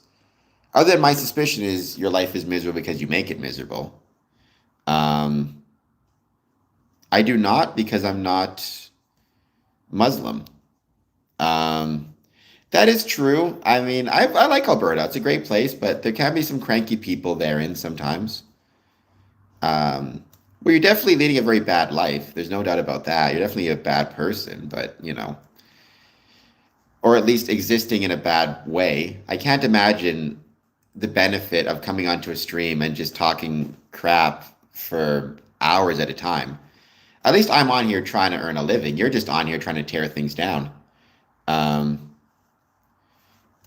What I told everybody is the extent to which, money has value is the extent to which you believe it has value. It has no inherent value, right? A dollar, the extent, a dollar is valuable because people are willing to accept it. If people stop being willing to accept it, it's not gonna have any value to it, right? And that's true for everything, right? Gold is the same thing. Gold is not inherently, let's say, more valuable than zinc. I mean, gold is practical, right? That's why it made sense to use as a currency for so long, right? Gold is practical. It's not reactive, so it's not going to blow up in your hand or hurt you in the same way other materials will. Um, it has some commercial purposes and some commercial uses. It's relatively easy to test whether it's real or not. It's harder to counterfeit than, say, a lot of other items. Actually, I read this book called Accident to Billionaires where it talked about why gold made sense, right? It doesn't rust, it doesn't tarnish, it doesn't corrode. It's malleable, which means you can turn it into coins easy enough. It's also hard to destroy, which means it can be used for future generations. It's easily standardized by weight and purity, um, and it is scarce, right? It's not going to blow up on you, and it's not super expensive to get compared to other things. So there you go. So that's why gold made sense as a currency. It had those physical properties, but its value, I mean, what would you rather have? $1 million? If you're on a desert island, would you rather have $1 million or 1 million barrels of food? You're going to pick the food because at that point, food is more valuable, right? Than fiat currency or money of any sort. Um,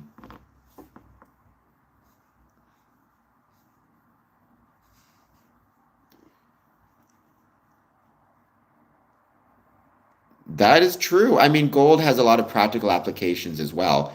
But that does mean the more practical applications gold has, right, the less valuable it becomes in terms of currency, right? Because if you have a product or a material that is incredibly valuable for, I don't know, for semiconductors, well, then you can either use the material um, to make semiconductors, or you can use it as a store of value and make coins out of it. But you kind of got one or the other. So,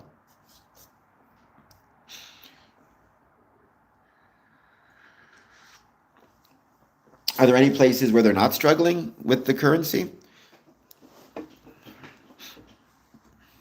Gold retains its ability to buy the same amount of food no matter how much inflation.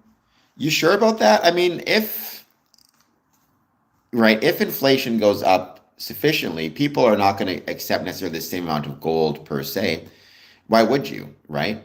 If food in, last year cost me $20 to purchase and the same amount of food cost me $30 to purchase the next year, I can't imagine it would not be reflected in gold, unless you're saying gold also goes up in value with the same level of inflation as food. Um,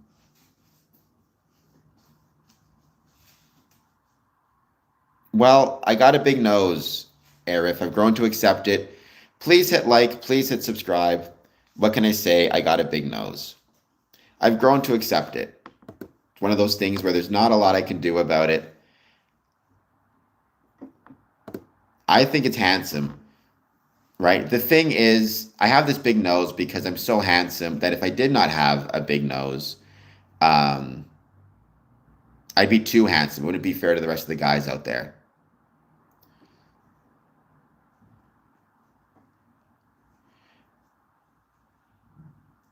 Yeah, and I mean, there's also, I mean, tulips, right? The tulip example. I forget when it was, where there was a big crash because they were being used as kind of stores of value. Um, Meant more camera angle. The problem is, like, is this a better camera angle?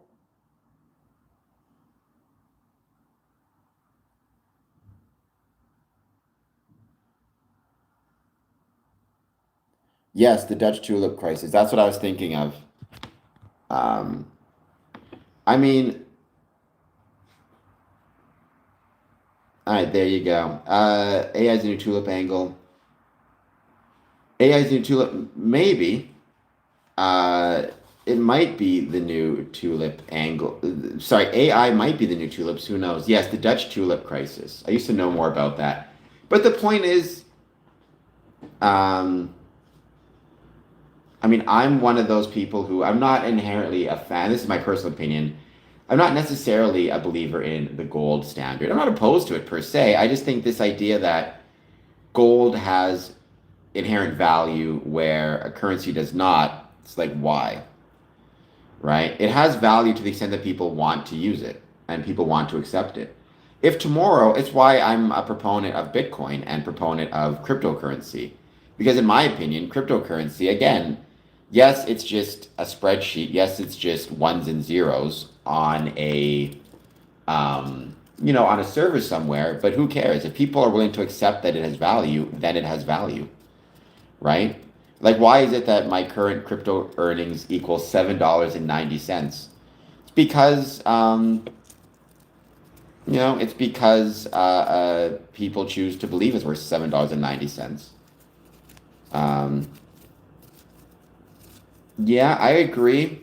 I do think, artificial intelligence, and if you do start to see some layoffs, it's going to be scary. And again, I've said this a million times, you cannot separate the success of a Masonic lodge or the condition of a Masonic lodge from the condition of a country in which it's located. That includes economic conditions. So if there are significant layoffs within the AI sector, will that lead to significant issues with the ability for Masons to pay their dues if they work in the AI sector and get laid off? Well, thank you, Kafoop. Please hit like and subscribe. Paul, who is FAFOing? I mean, I don't think that is the case. First person. I don't know who they are. I'm not a big fan of the term they, for the record. By the way, I hope you guys consider doing a super chat.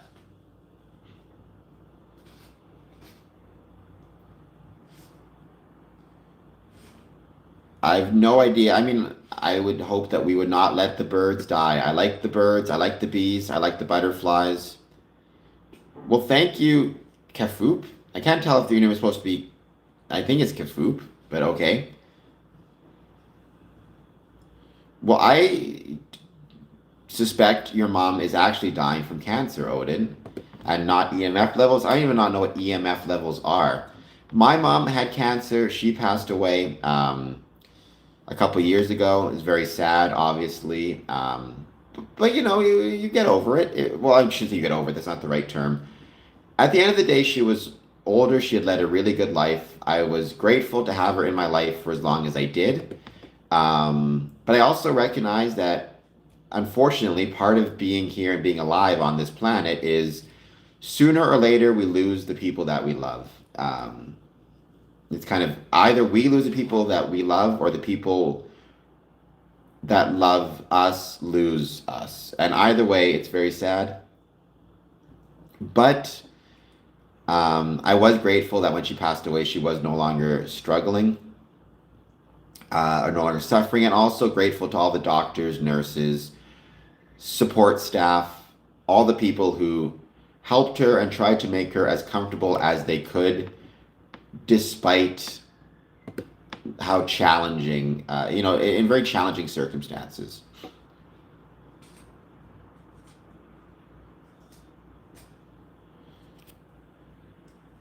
Are there religions?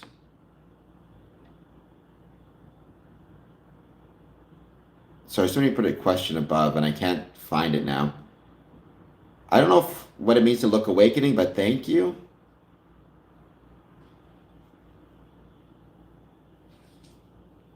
Oh, Captain Stark, are the religious Freemasons? So, Freemasonry and religion do not contradict one another. That's something people need to understand. Freemasonry does not contradict religion. That's not its purpose. That's not its goal. That's not what it's about. Freemasonry does not contradict religion. Freemasonry occupies a separate space from religion. Freemasonry is a civic institution or civic engagement, which is not the same thing as being, part of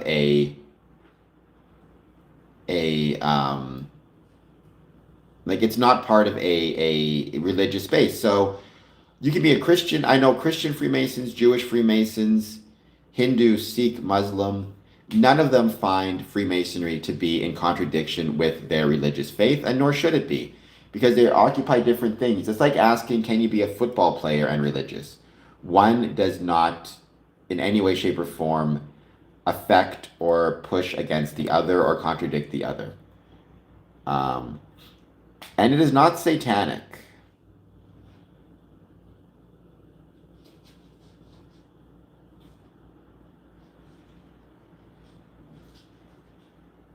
I do not know who I assume you're referring to Elon Musk. But, I mean, Elon Musk is not a Freemason to my knowledge, so there you go.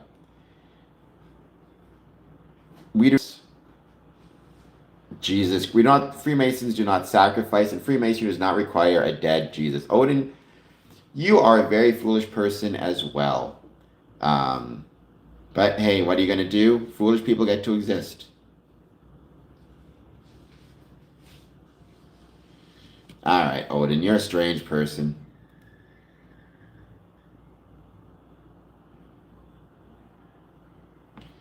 Okay.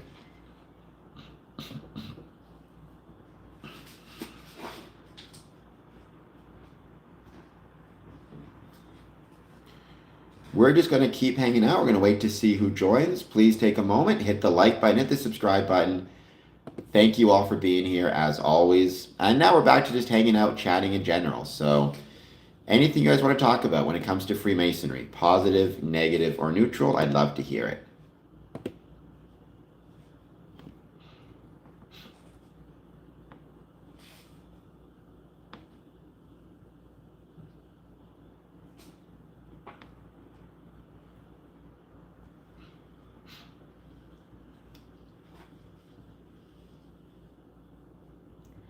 There are odd fellows and there are weirdos indeed.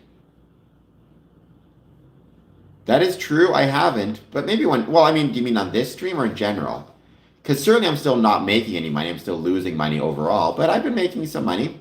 I've got my Patreon subscribers as well. On this stream, no super chats so far, but hey, that's okay.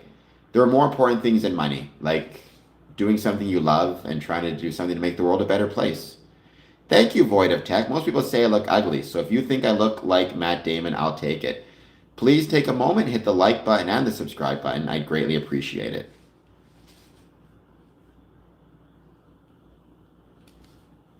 I pay my rent. Having said that, Yakub, again, what is the purpose of you being on here and just talking about how much you hate your life or the situation? What are you doing to try to make it better? What are you doing to try to either improve your situation or the situation of those around you? Because it seems to me like what you do is jump on streams and just talk nonsense.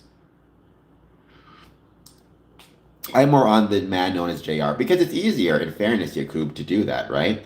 It's easier to go on random streams and talk nonsense and be a jerk than it is to actually try to go out and find a job or make some changes or advocate politically, especially because there's currently 15 people watching this channel. So what are exactly are you accomplishing? Because my suspicion is you live a very sad life and it's your own fault, but you don't want to admit it's your own fault. So instead use deluded liberal boomers to blame. I'm trying. I might fail, but at least I try, right? It's one of those things where the cynicism, which you love to promote, I mean, it's comforting because it means you never have to try or care, but it doesn't make you a good person, and it doesn't make you smarter than anybody else.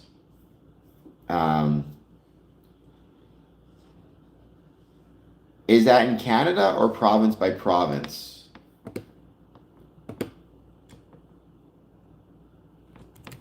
Average rent in Canada.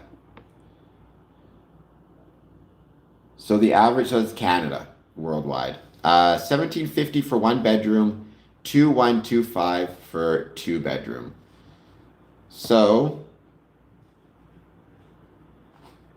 1730. Maybe you can't afford to buy a house because it is your fault. Who's to say? How do you know?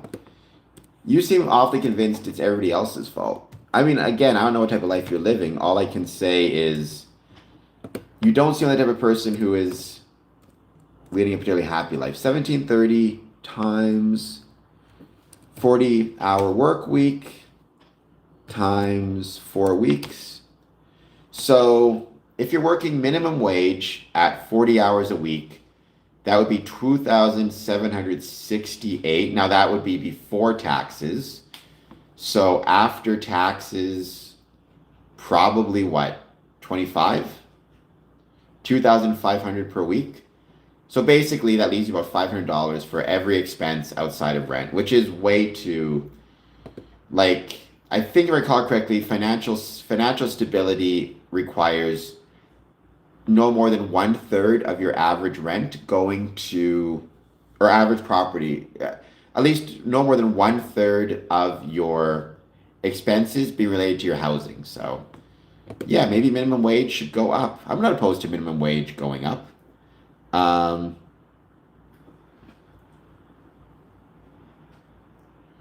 Blaming others points out who has power over you. That is true.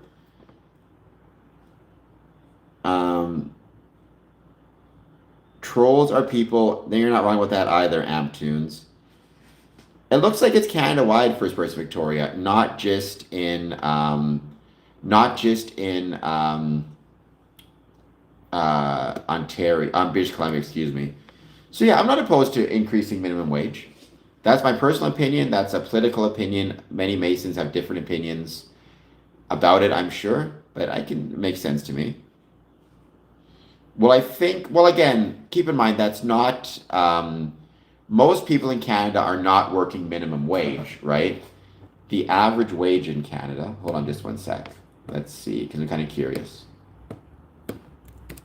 Average wage in Canada. So the average hourly wage in Canada is approximately, this again is according to Google, $36 and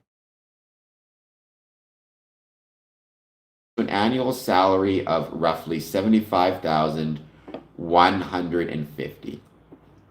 But once housing,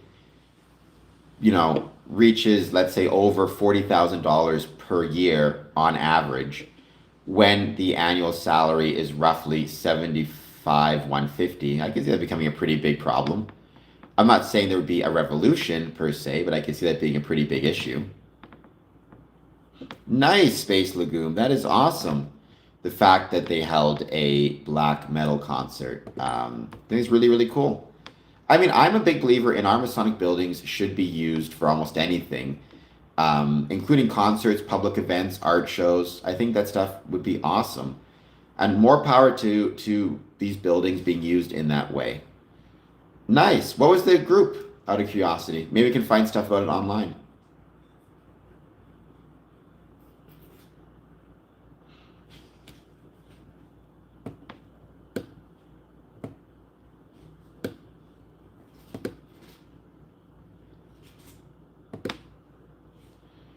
Cradle of Filth. What was the Scottish Rite place?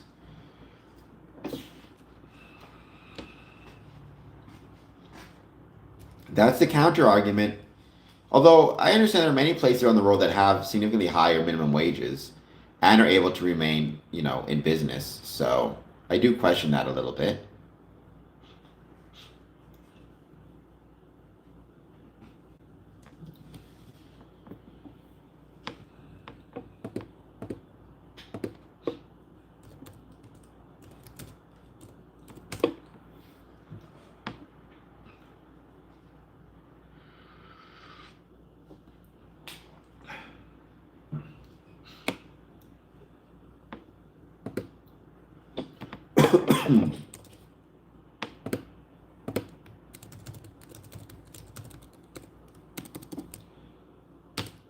They accept it. Out here, we don't. I mean, that is an issue, I suppose. I don't necessarily know. Like I said, my conservatism, my conservative roots, I tend to be more wary of minimum wage or government involvement in the, middle in income in general and business, free markets. But I can see an argument. Certainly, the most basic argument is if you work 40 hours a week, you should be able to afford to live, right? That strikes me as being a pretty decent argument. Do Freemasons have any plans on controlling oil prices? No, because Freemasons are not political. We don't have the power to control oil prices. That is not what Freemasonry is all about. I'm very sorry to disappoint. Freemasonry is not out here trying to control oil prices. I'm sure Freemasons would much prefer if oil prices were significantly less, but that's a whole other story.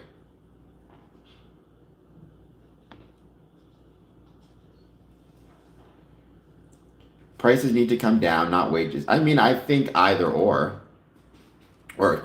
maybe even better, both.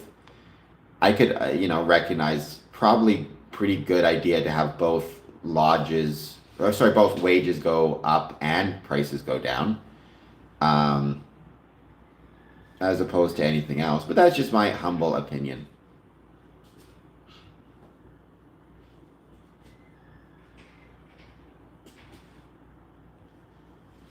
Hey, I know people who do skip the dishes. I mean, I'm not suggesting it's an exclusive way to earn a living, but I'm not going to knock anybody who does that.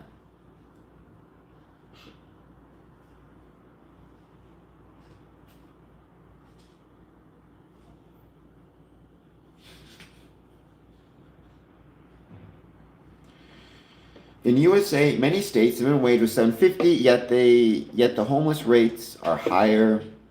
What I learned was minimum wage makes verbal work contract illegal. Well, in USA, many states, the minimum wage is $7.50, yet homeless rates are rather low. What I learned was minimum wage makes verbal work. Well, I don't think you can have a verbal work contract. I'm not quite sure what that means. I mean, you can hire like day laborers and stuff. Sure, you can hire them on a verbal contract to build your fence or whatever it is. But I don't know what that means in terms of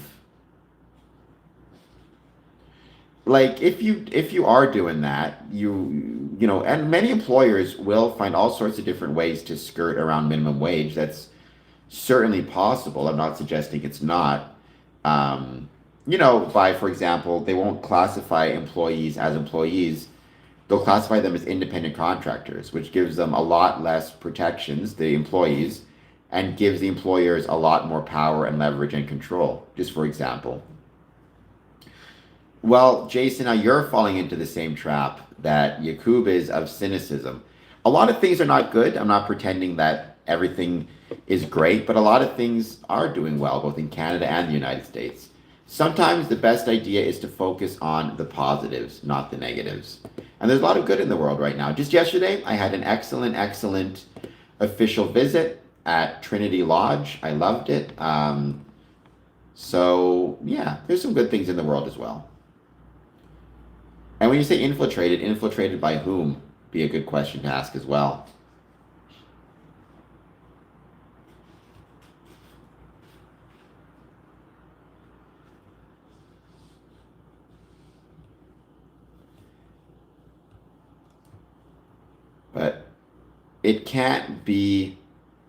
it can't be all cynicism, right? That's not a helpful thing.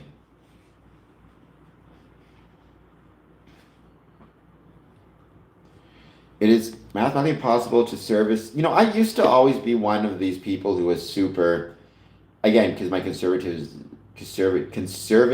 if you will. I used to be always super concerned about the debt. However, every year I've been alive, I feel like the debt's gone up in Canada. There was a couple occasions, Stephen Harper's first year in office, and I think like the last or second last year of John Chrétien in office.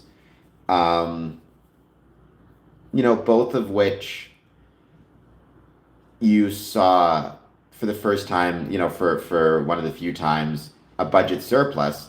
But by and large, the debt keeps going up, and we're still here. We're still working. So I don't know. All of the the worst case scenarios, all of the sky is falling approach. I keep seeing debts increasing in Canada, in the United States, um, and I'm not seeing anything near to what we suspected we would see. So I don't know. You take that for whatever it's worth. The system doesn't award hard, dependable workers. Yeah, but you should do the right thing because it's the right thing. So be a hard worker, be a dependable worker, even if you don't get rewarded. Now, if you feel like you're being disrespected or taken advantage of, then you absolutely have the right to walk away, and you should. That's completely fair. But I think it's really I think being good and dependable is valuable in and of itself. But also be careful and don't accept disrespect.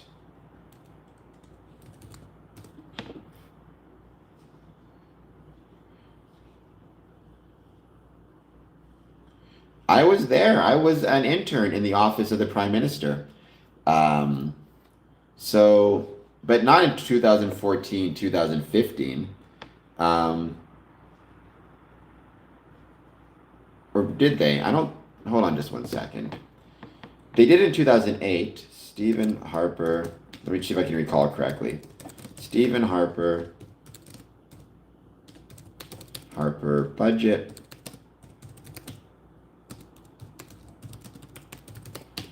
So in 2000, I think it was 8, his first year in office. Um, and they balanced the budget in 2015. So Harper inherited a surplus of 13.8 billion in 2006, which continued for the first few years. The Conservative government had a budgetary surplus of 1.4 billion in 2015-2016. So basically, since 2015, 2016, we've had deficits pretty much every year.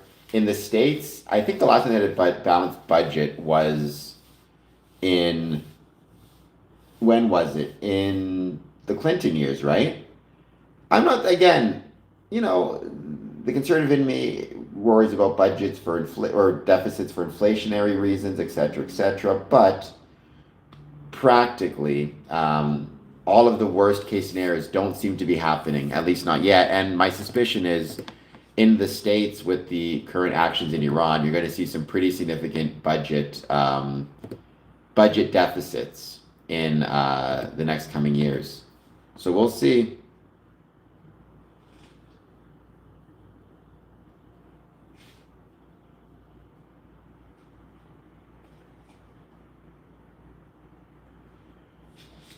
Canada got a secret but it did also run at the time, in fairness, a record deficit. And I think it was 2009, the financial crisis, if I recall correctly. So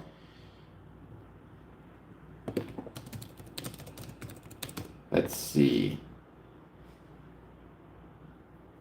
So 2006, 2007, $13.8 billion surplus, 2007, 2008, $9.6 billion surplus, 2008, 2009, $5.8 billion deficit, 2009, 10, 55.6 deficit. That was a record at the time. 2010-11, $33.4 billion deficit. 2011-12, $26.3 billion deficit. 2012 to 13, $18.4 billion deficit. 13-14, 5.2. 14-15, $2 billion. And then 2015 and 16, $1.4 billion. That was a budgeted surplus. However, the debt to GDP ratio was managed, ending at 31% in 2014 versus what was inherited in 2005 at 36%. It does seem like debt to GDP ratio seems to be the better judgment than just real numbers in terms of the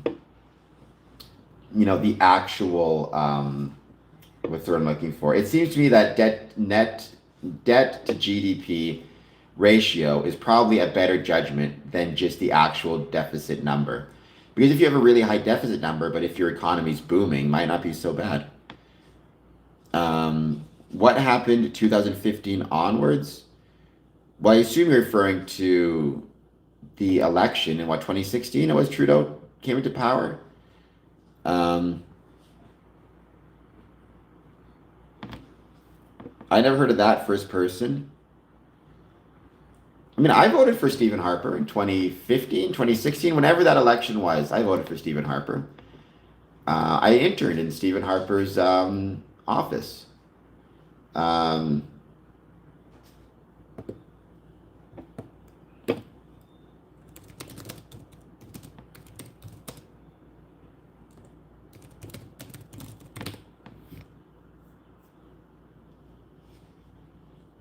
Yeah, it does. So it's fifth amongst G7 nations in debt to GDP ratio. So I think that's too high. Having said that, again, debt and deficits don't have the same concern for me that they used to. If we had a booming economy, I wouldn't really care about how much the deficit is, to be honest. And my issue is not that we do or don't have a booming economy. My point is you being on stream all day and complaining about it, Yakub. Well, I think 111 is way too high, but that's not my point. My point, Yakub, is you being on stream complaining about it. I don't see how it's helping your life. You seem like you're leading not a good life. I know plenty of people who are having perfectly good lives of all different ages and finding success, even living in a country with a 111% debt to GDP ratio. So, maybe it's you. Maybe it's not the system, is my point. You can believe all you want to in problems with the system, right? Which I don't disagree with. For example, I think the debt to GDP ratio is too high. I also tend to give a lot more credit, if that's the word, or forgiveness to Trudeau because he was prime minister during the COVID crisis at a time when what to do economically was, I don't know. I can understand the need to spend a ton of money and create a record deficit. I mean, again, Stephen Harper ran a record deficit during the financial crisis of 2008, record for the time. And so is it shocking that during COVID, Trudeau ran a record deficit at the same time?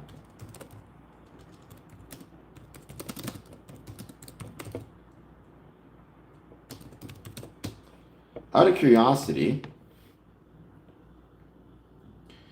the U.S. federal debt to GDP ratio is approximately 124% to 137%, with a total national debt surpassing 38 trillion. So I guess my point for that one would be, if you think the Canadian debt to GDP ratio is too high, I mean, I'd assume you'd want to move to the States. It seems like you'd want to move to the States. And so, what would you do about the fact that in the States you have, what is it, a even higher debt to GDP ratio? Or better yet, where do you think it's getting things right, and where would you want to move? Where do you think is doing things better? So Freemasonry is not full of celebrities, businessmen, politicians, and no Freemason is plotting against society. In fact, I've always argued, and I still would argue, that Freemasonry, at its core, it's about trying to create a better world, or at least better communities, through the application of brotherly love, relief, and truth. That's my humble opinion. So you can take that for whatever it's worth. But I mean, there are some Masonic celebrities, very few, but they exist. Brad Paisley, for example.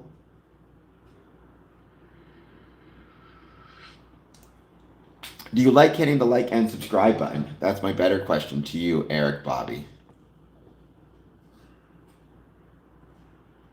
People who are paid, I mean, well, CERB, again, it's one of those things where I don't know the best way to deal with some of these problems. Like, I'm grateful I was not prime minister during COVID, because I can only, or just imagine how challenging it would be to try to figure out the best way to proceed. But the idea of running a record deficit during COVID and in the years after does not particularly shock me. I don't know if you had much other options, to be perfectly frank. Um, I agree, Stinger. I think a lot of people, unfortunately, do not understand what civic and community duty is about. I think it's a real shame, because I think if society is going to get better, we need to have an understanding of civic and community responsibility. Um, I think that is the strength, right? I think that is why I have such issue with Yakub. Uh, instead of being on here and just talking crap with the liberals, which by the way doesn't make any difference at all. No, join your local electoral district association and support the, I'm assuming, conservative candidate to run against the liberals, or join the Alberta Separation Party, and try to get them in power, or just go out and look for a job that pays more, or whatever it might be, right? At the end of the day, you got to look in the mirror sometimes. Um, XRS, Freemasons are not satanic. So I am being honest. Now, you can agree with me or disagree with me, and that's perfectly fine, but you are incorrect. Freemasonry, it's not satanic.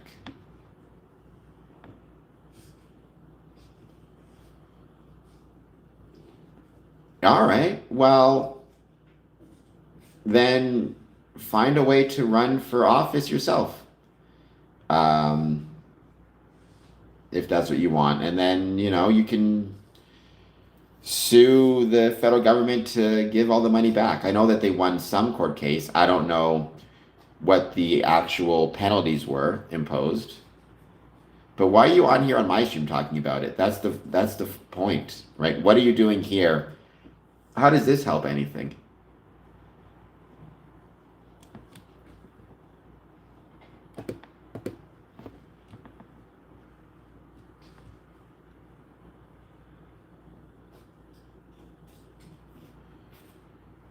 Good. At least you're doing something beyond just being here.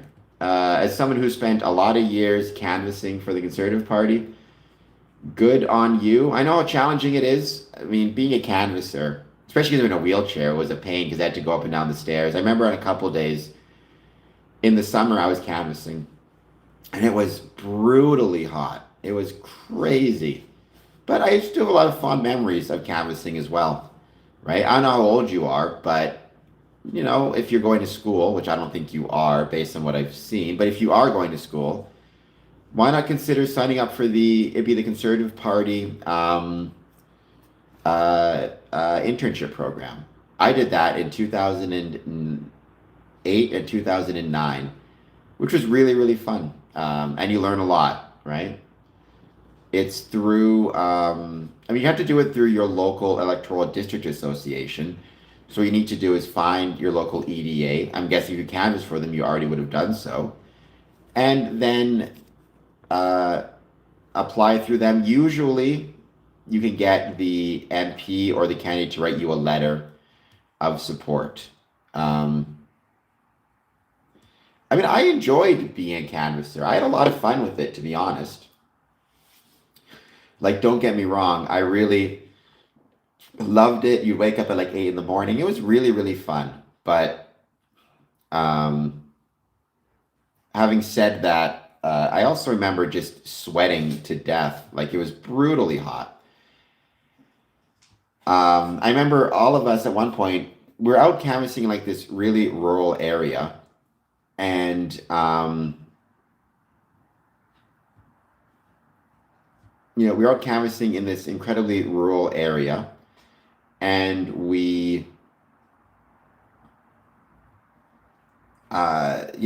there was just basically, we did it for the whole day. It was 1,000,000 degrees above zero. We eventually ended up going to this little convenience store off the corner of nowhere and buying like as much water and Gatorade and pop as we could. I remember the guy saying we were all like terribly sunburnt, and the guy said, I forget what he said. Basically, he said we looked like hell because we all did. It was 1,000,000 degrees. We're all sunburnt. We're all sweating. It was rural, so we're all dusty because to get house to house, it was like on this dusty road, but it was still a lot of fun. Alejandro, not canvassing is not for everybody, but that's fine. I do not know what MLM roofing is, but oof, Freemasons have a secret society nobody knows about. I feel like being a canvasser. Okay, I mean, it's not for everybody, I suppose. I hope you won't fail at hitting the like and subscribe button. Um,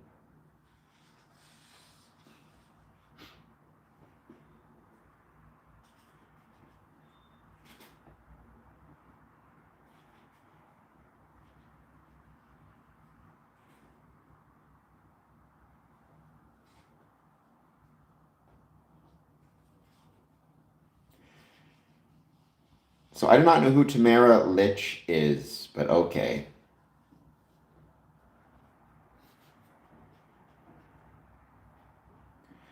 Yes, I mean, even if you don't love Donald Trump, by all means, double tap the screen, hit the like button, hit the subscribe button, consider a super chat. You can do that however you feel.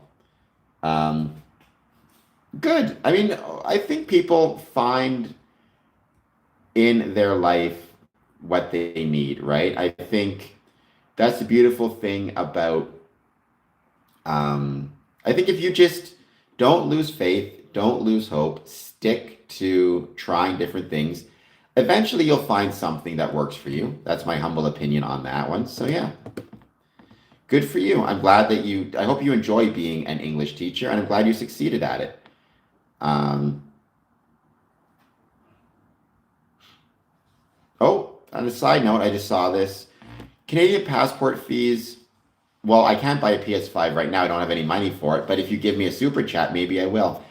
Canadian passport fees, unchanged for over a decade, will rise March 31st under the Services Fee Act.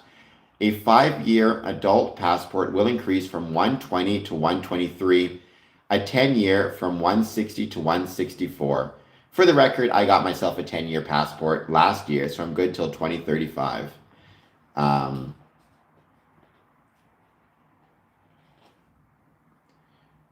Honestly, I appreciate that, Yaku, but I think you need to save your money yourself. I mean, you can do a super chat, or you can join my Patreon if you want. But it sounds to me like you're struggling, so maybe save your money for yourself. So I appreciate it very much. Based on what you said on this stream, I don't know if you could afford to send me any money. Um,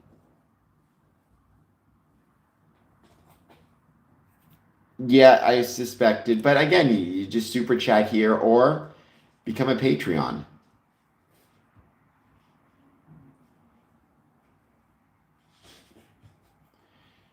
Or become a Patreon for free.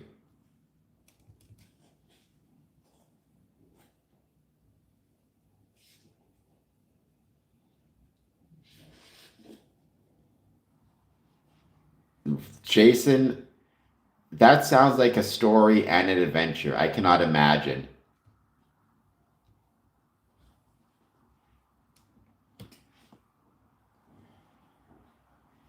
No, no. If you can't afford to send money, don't send it. Save your money. If you can't afford to send money, do not send it. There are a million ways to help and support this channel, which has nothing to do with, um, sending money, liking, subscribing, commenting on videos, sharing videos. All that stuff helps out big time. I mean, I don't know what you mean, $5 to exit Canada. It's free to leave. I mean, well, I mean, do you mean like tolls? Like if you're crossing the Ambassador Bridge, I think it's 7.50 at the moment. If you're going through the tunnel, which you should, it's $9, I think. I could be getting those wrong, so don't. But I mean, there's tolls to use the bridge or to use the tunnel. Um, it doesn't necessarily cost you any money to leave the country, though.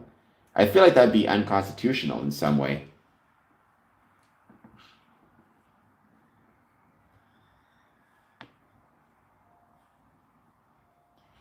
Yeah, but at a cost. So let's not help the algorithm by being a hater. Um,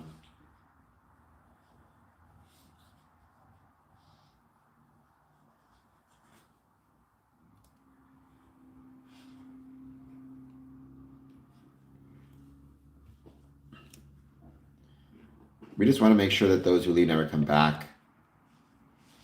I mean, I've never heard of this leaving tax. I've left Canada many times. I always come back because it's my home and I love it. Greatest country in the world. But I have left Canada many times and I've never had to pay a leaving tax. I've had to pay the cost of the airplane or the tolls to get through the tunnel or whatever it is. But that's not the same thing as I've never had to pay like a leaving tax.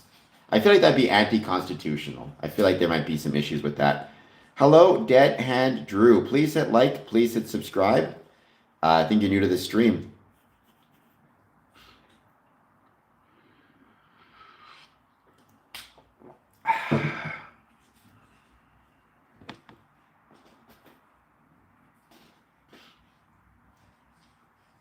I heard Canada's cold. We can be chilly, Ace Ventura.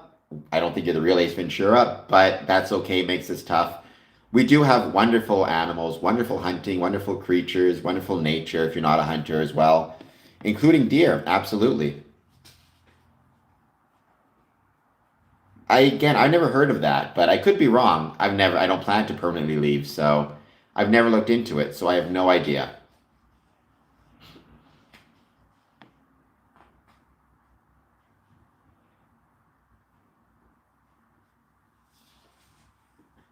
Well, we don't want anybody to leave permanently. If you're part of this country, then you're part of this country, even if you don't like it.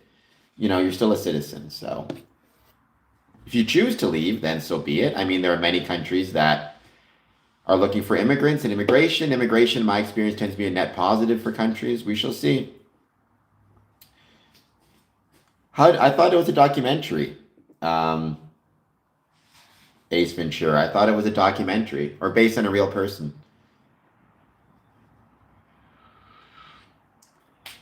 Well, I am about 5 generations in as well, at least on my mom's side, or at least I think at least three or four, and no one's making me feel like I have to leave.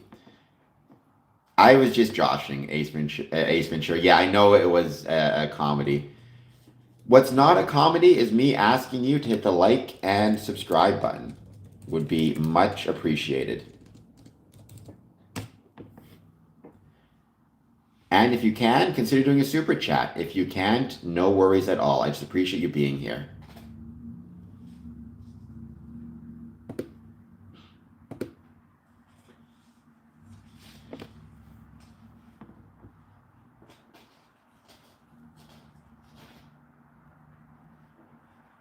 Yes, I believe so, but you should not take my advice on taxation issues. You should speak to a lawyer, a professional. But to my knowledge, yes, if you are a Canadian citizen, you have to file your taxes every year, and that includes worldwide income.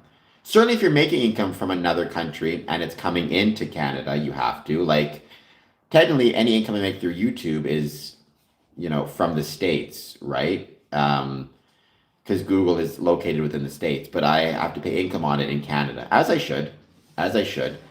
But I would say, again, speak to a professional. Warning, speak to a professional. Um,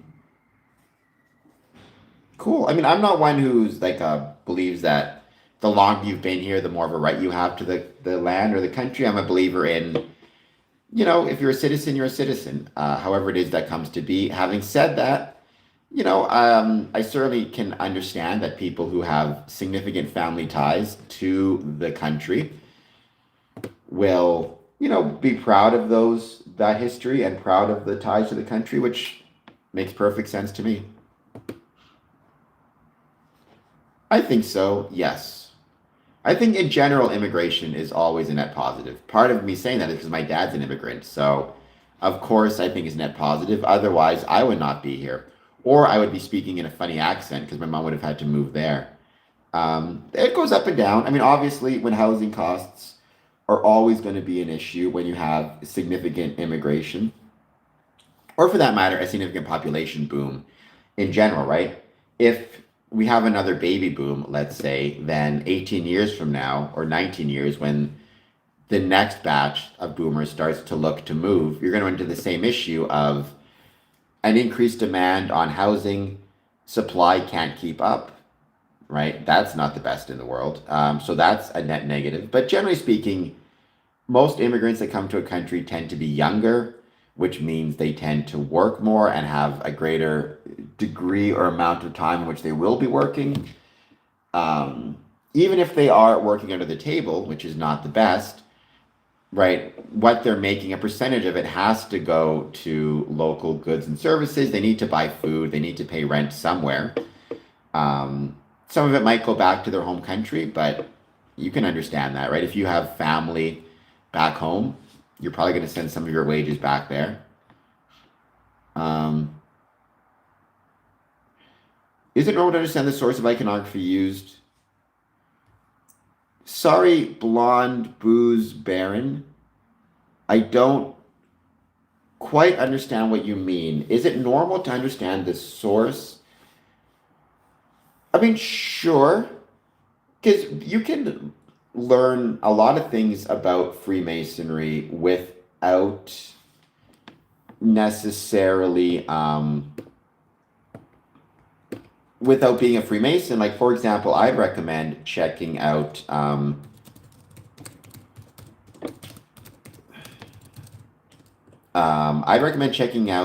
Chris Hodap's Freemasonry for Dummies.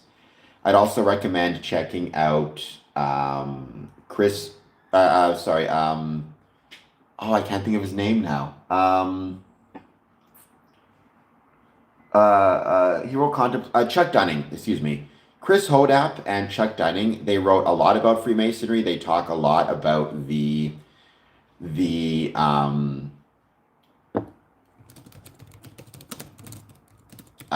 symbols within Freemasonry. They talk a lot about the history and the source and where those symbols come from. So you don't need to be a Freemason to learn about the history of our symbols and our symbolism by any means.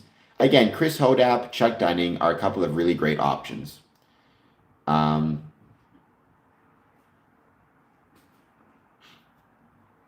I mean, I worked with immigrants in a variety of different fields. I never knew any who were making over 80,000 a year. If they were hiding it quite well based on the way that they were living and the challenges they were facing. Now, I'm not saying it's impossible because I can't speak to all of our different social safety nets, but it strikes me as if that is the case, it's a very small number based on my personal experiences. Did what I say make sense? Blood booze baron or sorry, blonde booze baron, and please hit like and subscribe. Um, I would very much appreciate it. Jesus, don't be talking to other people on the stream. Just talk to me. Leave people alone. Um,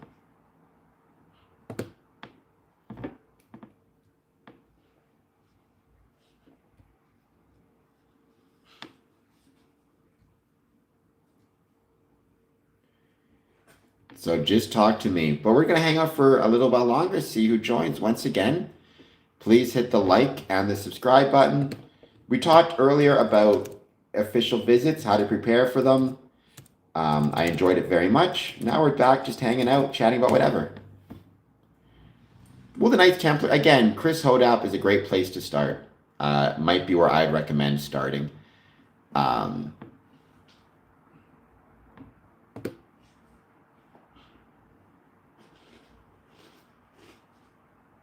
and I wrote some really great, in my opinion, a great article about resources you can get for free through online newsletters and online resources. You can find that on my Medium page.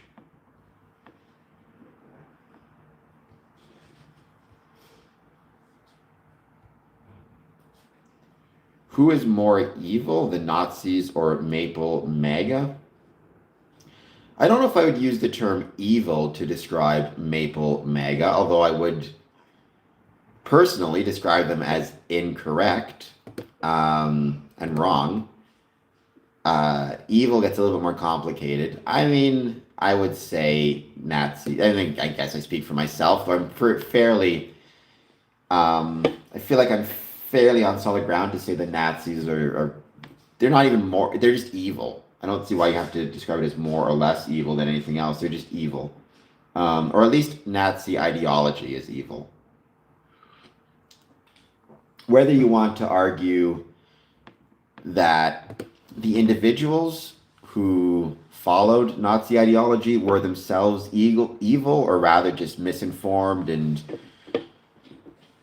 scared and facing challenges and looking at bad ideologies or evil ideologies as a way to cope with challenges. I mean, I don't know. I guess we can debate that back and forth, but I think the ideology is certainly evil.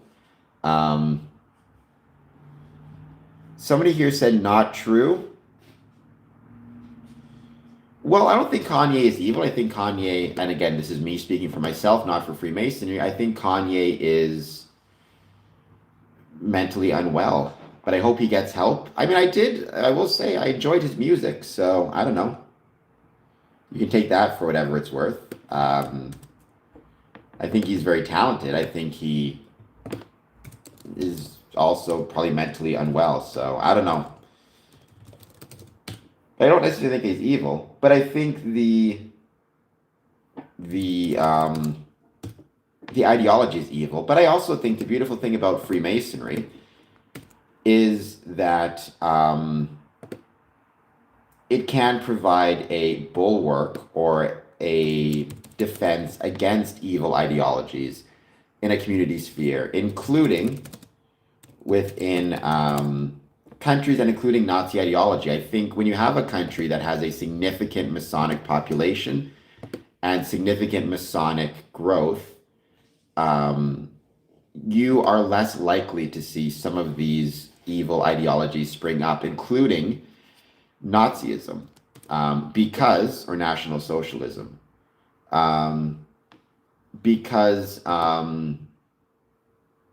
Freemasonry is based on tolerance, respect, kindness, charity, not judging others based on religious beliefs, ethnicity, languages, political beliefs.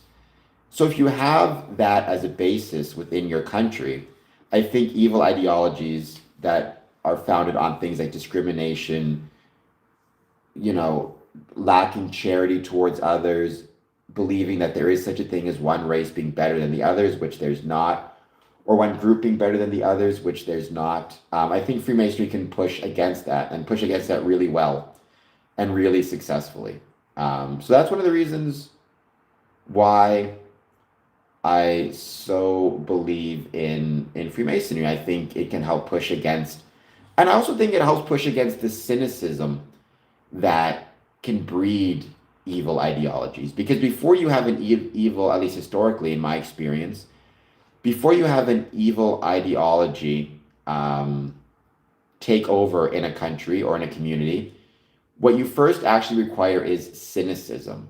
You require people to believe that it's all, baloney anyways, it's all garbage, caring about things doesn't matter, caring doesn't matter, caring is dumb, it's all BS, the government doesn't care about you, and the people don't care about you, and nothing's ever going to get better.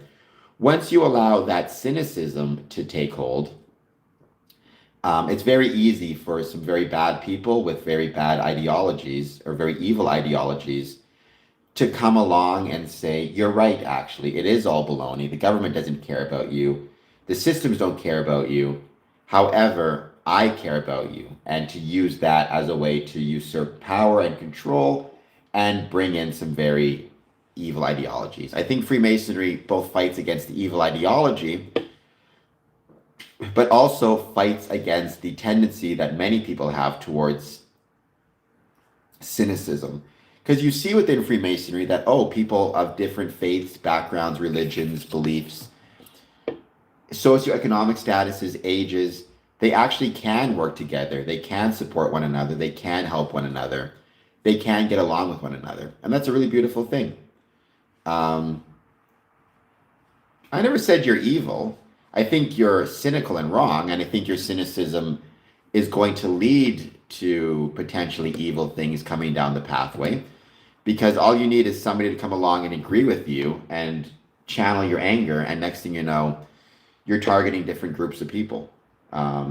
So I don't think you're evil, but I think you're cynical. And I think cynicism is A, it's boring, but B, it's opens up the door for bad people.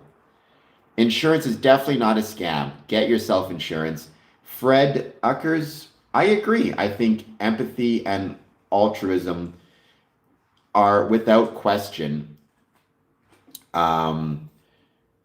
are very valuable. And I think it's easy for us to forget how valuable they are when we're struggling. I mean, I think one of my favorite movies of certainly the last 5, 10 years, The Long Walk, absolutely, I think, helped to demonstrate the value of empathy in being able to push us forward and keep us going and keep us moving when we are struggling, when we are challenged. Well, because we have a responsibility to take part in society. Insurance is one of the ways you take part in society, right? Like, so for example, if I get into a car accident and it's my fault and I don't have insurance, the person who I hit or injured is now screwed, right? I mistreated my citizen, and I also did not take the time to make sure that, I could make them whole if I messed up, right? Or if I don't have, let's say, drug insurance and I get sick and I can't afford my medications, that's going to be a pretty big problem as well. I may eventually need to go to the hospital, and that's taking up bed space from somebody else who may need it.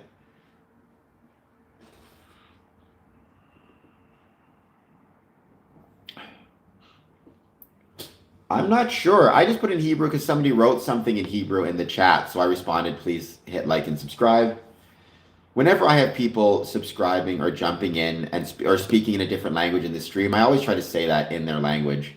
Just because, again, I'm trying to get subscribers, trying to turn my passion for Freemasonry into a profession. Well, society may not embody empathy, but Freemasonry embodies empathy. And so because of that, I think Freemasonry is a worthy pursuit.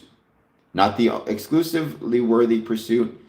There are many worthy pursuits, but Freemasonry is one of them. It can be self-serving of empathy and compassion. If I have empathy and compassion for my neighbors, they are more likely to have it for me. I think you are referring, best year, to this G. If I could actually get my arm out.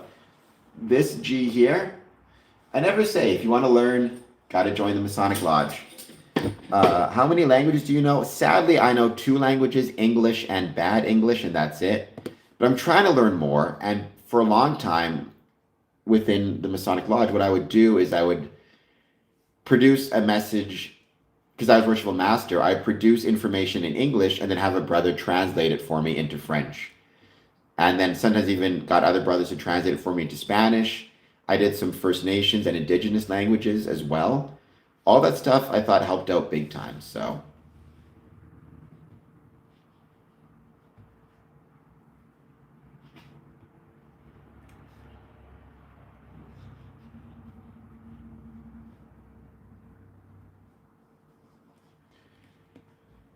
whenever you win, someone out there loses.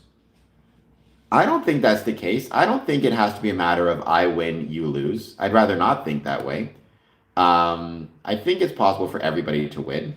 I'm not a one who believes necessarily in a zero-sum game. Um, I mean, there are no corrupt Masonic loyalties or groups. That's like the phrase toxic masculinity, which I don't believe exists. There's masculinity, and then there's just being a bad person. But being a bad person is not a type of masculinity. It's not a toxic type of masculinity. In the same way, there is no such thing as corrupt Freemasonry. There are people who may pretend to be Freemasons and are not recognized and may be corrupt, but that does not reflect Freemasonry. So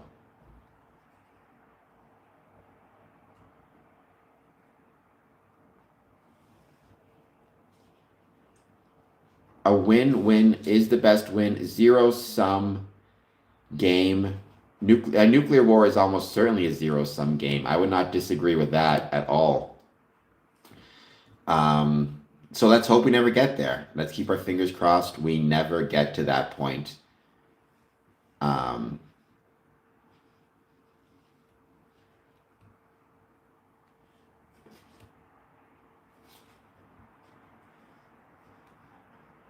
I mean, speaking of, let's see what's happening in the world right now. I'm kind of curious. I'm going to CNN for 1 second.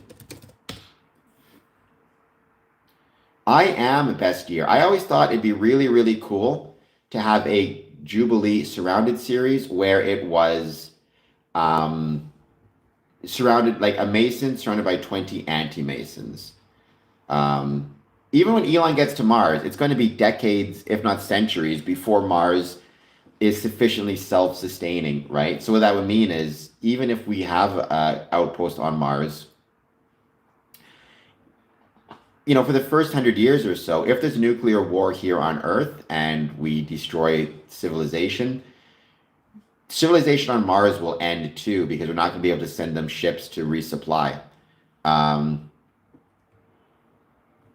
So as of right now, according to your friend and mine at CNN, global stocks sell off and oil surges as Middle East conflict intensifies. Live updates. Trump says new strikes target more Iranian leadership. Or Iranian leadership. Iran's Assembly of Experts meeting virtually to select new supreme leader. Iran's Assembly of Experts, the body tasked with choosing the country's next supreme leader, has been meeting virtually, according to Iran's semi-official Fars news agency. The elected body of 88 senior clerics has been holding remote meetings after Israel struck compounds belonging to the assembly this week. State media said U.S.-Israel strikes hit the Assembly of Experts compound in Toronto on Monday and on Tuesday. Israeli military spokesman Effie Defrin confirmed a hit on the compound in Qom. All right.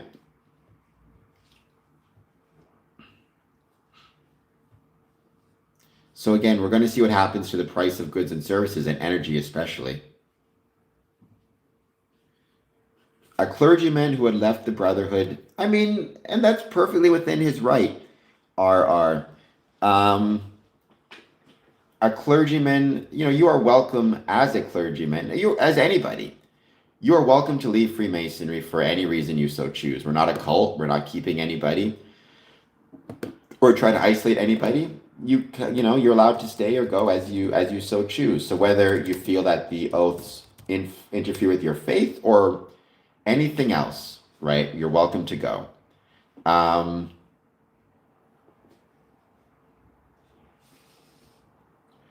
Can you spot a real Freemason? I mean, within minutes, probably not.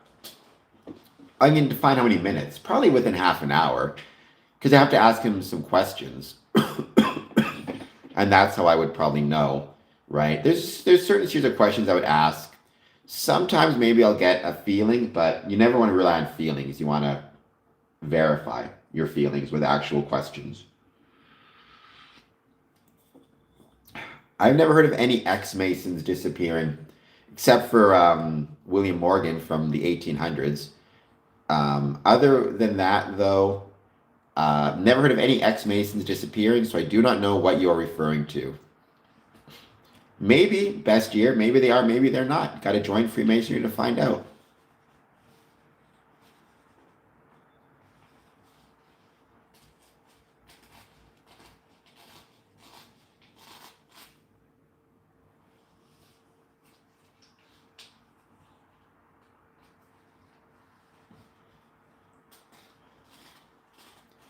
In the meantime, we are just hanging out, waiting to see who joins.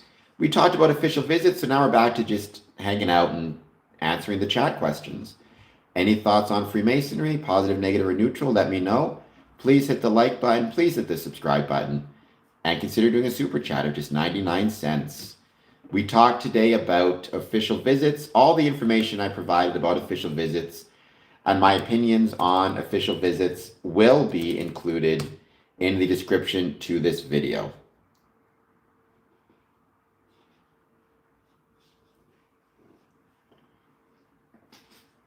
Well, Masonry does not have an agenda other than the agenda of believing it is worth spending time with one another. Individual Masons may have agendas. That's always possible.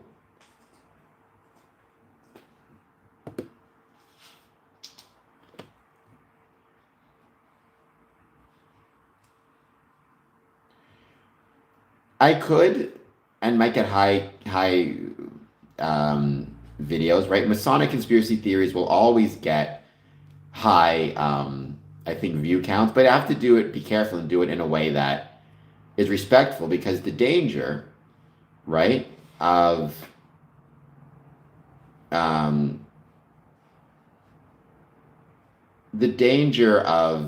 into conspiracy theories is people will see what they want to see and hear what they want to see. People will hear what they want to hear and see what they want to see, and that can make it very difficult.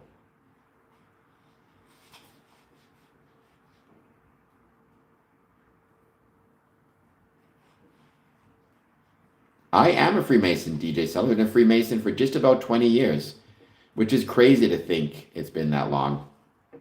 I joined Freemasonry in 2007, which is nuts that it's been that long.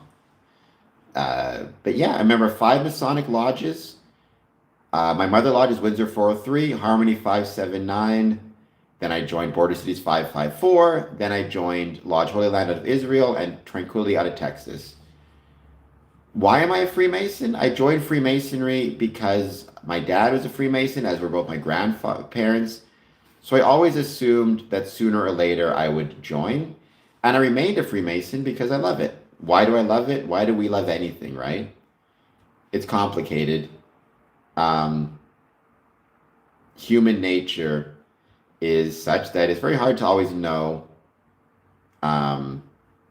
It's hard to know why we love the things we love. Why do you love your favorite song? Right? For Freemasonry, I love the way it supports universality, universal tolerance. I love the way it supports universal tolerance when it comes to religion, ethnicity, backgrounds, political beliefs, socioeconomic status. I think that stuff is really awesome. Everybody loves Masons, Hebrew and non-Hebrew. Why not? I think universal tolerance is a wonderful thing. I think the world would be a lot better place if people remembered to be tolerant and respectful of, of those around us, whether they be of a different faith or different political beliefs, different ages, different ethnicities, different backgrounds. I think one of the things that we're missing nowadays is our ability to have tolerance for others. So I think it means a lot. Well, because I was being sarcastic. Not everyone loves Masons, but it's declining. I mean, that is a conversation that, believe me, we could go into for a very long time. There's a lot of different reasons why Freemasonry is declining. And when we say declining, it's not declining everywhere. But in North America, it is. The decline in Freemasonry, unfortunately, is mirrored within a general decline in civic institutions. It's not just that Freemasonry is declining. The Elks, the Moose, the Oddfellows, the Knights of Columbus, the Rotary, all of these civic institutions are all declining, and there are a variety of reasons for that. Amongst other things, the greater prevalence of entertainment options and connection options through online and at-home sources. You can watch TV instead of going out and be entertained. You can maintain contact with people from around the world through your phone. Whether that's real contact or not is a whole other can of tuna. People are feeling less economically secure. And as a consequence of feeling less economically secure, they are less likely to dedicate their time to anything that is not family or work. So if the choice is go to a Masonic Lodge meeting or get an overtime shift, they're taking the overtime shift.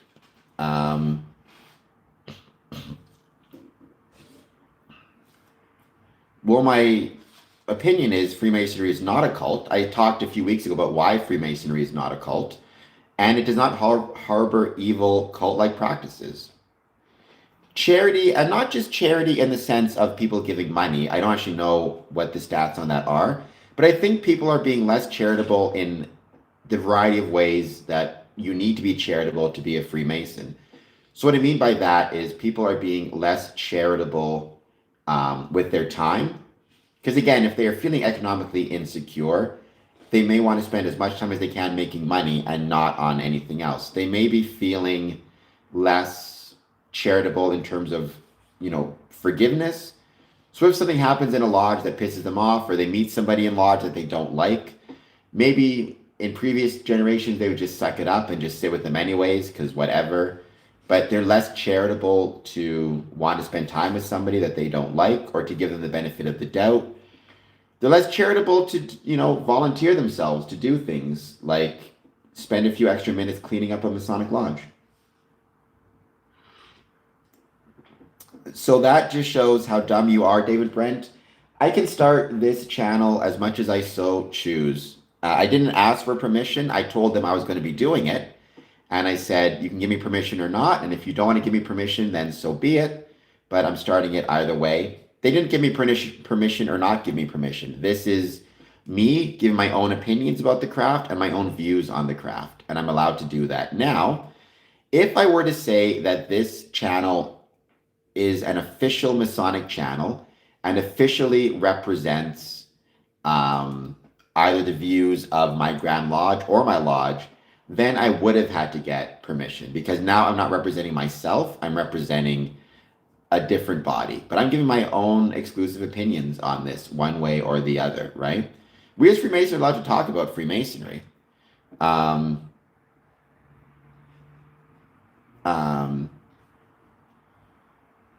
Yes, it's called Freemason. I'd ask your master to start a YouTube channel, Mason. So again, that's why, for example, on all of these videos, you will see a disclaimer in the description, which claims that I speak exclusively for myself and my own opinions. The worshipful master, the extent to which he has authority, is within a Masonic lodge meeting primarily. But even in that case, he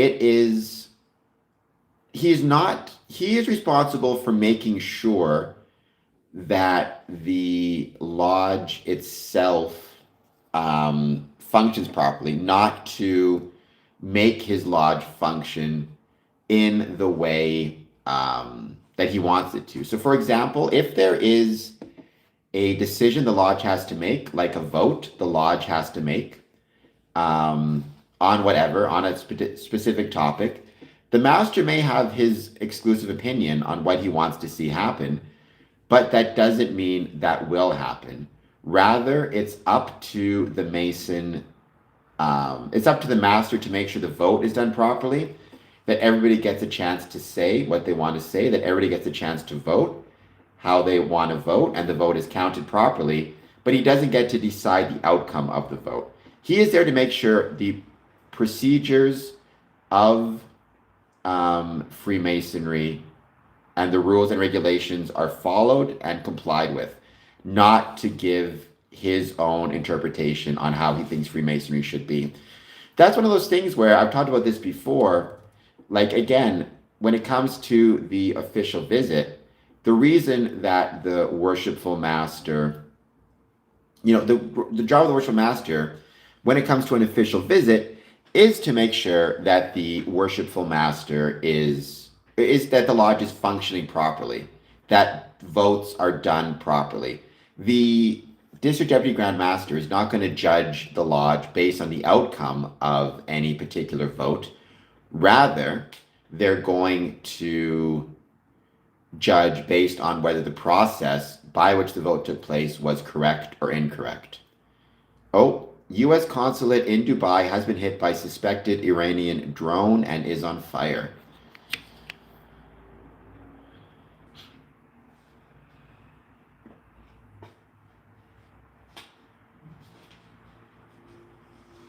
How many plays have I been to? Do you mean in the Masonic temple? Because we do have a theater company that uses space in the Masonic Temple.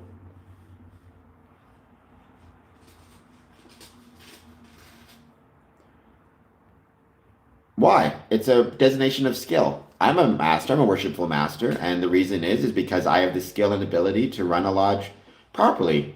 Clearly, you've never had any situations where you've needed to hire a master electrician or a master plumber or a master builder, all of which are designations of skill within a craftsman trade. Um, so you clearly don't understand what you're talking about. Sergeant, the Masons are not helping Iran, nor are they helping the States. Masonry is not political. There may be Masons fighting for the United States who are soldiers. Many Masons may have as their profession soldier, and they may be, ordered to go overseas, which is, they have to follow the orders. They are soldiers. They do not decide foreign policy. They execute the foreign policy. But political questions of when we go to war, when we go to peace, nothing to do with Freemasonry. Freemasonry is not even centralized in that way, so they couldn't. No, but they have designations of skill, and nobody is required to refer to me as master.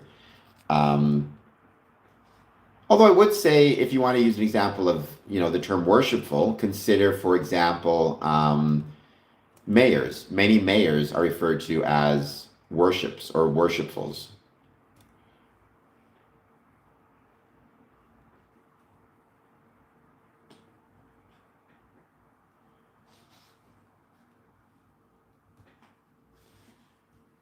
Well, I mean, what I would say is if I call somebody a master mason or a worshipful master, I'm doing so as a recognition of their skill and ability. It doesn't mean literally. In the same way, if I was religious, I might call a priest a father. He's not literally my father. It's a designation of respect, or calling somebody a doctor, right? It's a designation of respect, and a recognition of skill.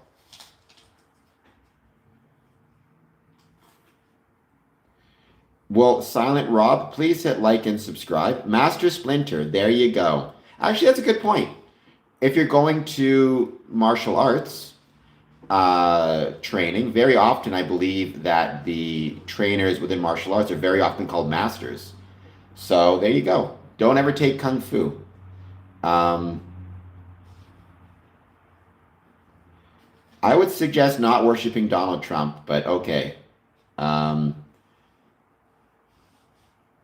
Right? Clearly you've never been part of any type of martial arts training. Where I think the term sensei literally means master.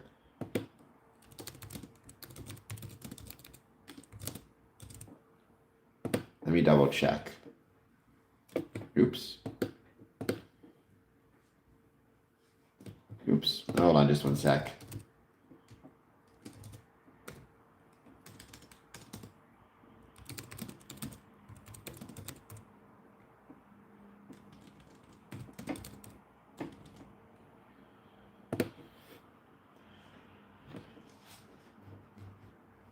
Dun, dun, dun.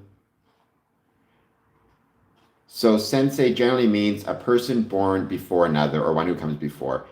But I have seen in some martial arts training teachers be called masters. So you take that for whatever it's worth, I suppose.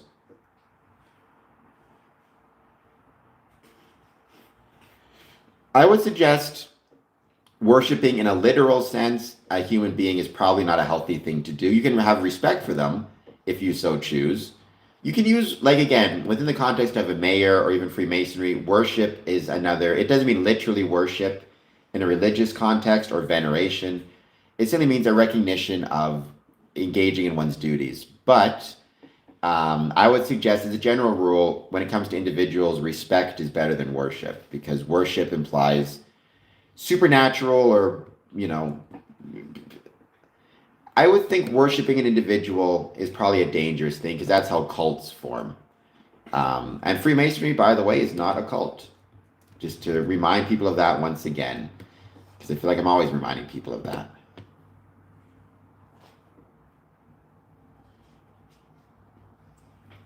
Well, I mean, if you're starting something, I think you kind of have to go in with a level of expectation of respect.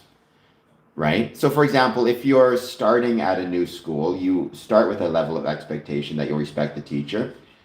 If the teacher does something to hurt that expectation, then you talk to a principal.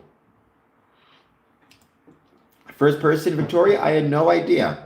I really want to get Johnny Depp at some point on this channel and on this stream to talk to him about From Hell, which is one of my favorite movies about Freemasonry. But I think he's a little bit busy. I don't think he's that interested in being on my stream, but you know, we shall see.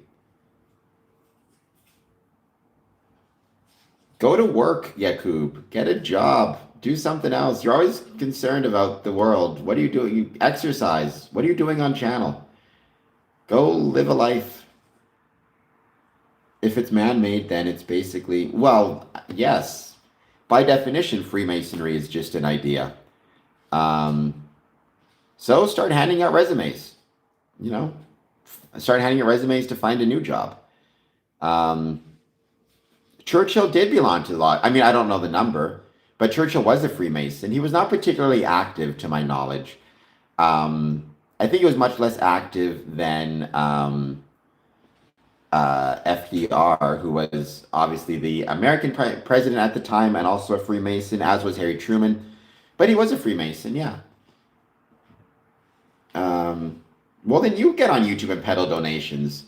Start your own channel and peddle your own donations. Maybe you'll do better than me. Who knows? Maybe you'll leave me in the dust. You could do that. You seem to want to talk about politics. So start your own YouTube channel, peddle donations, see what you can do. You certainly seem passionate about talking crap about the country. So you have a whole platform on which you can do it. You need to get at least 3,000 watch time in the last 24, so if I recall correctly, to get your supers, you need at least 500 subscribers, you need at least 1,000 subscribers and at least 3,000 hours of watch time in 12 months to get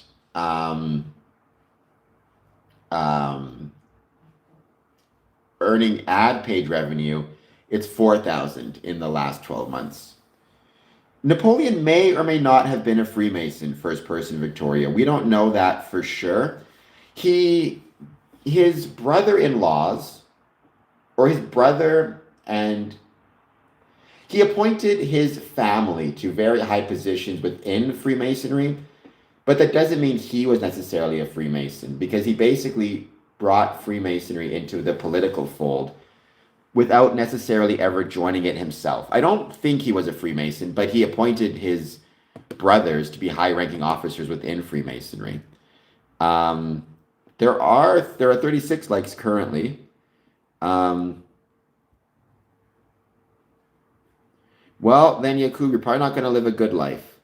When you say founding fathers, 13 of the 39 founding fathers were Freemasons, if I'm getting the number correct. George Washington, Paul Revere, John Hancock, Ben Franklin. Those are the ones I can think of at the top of my head.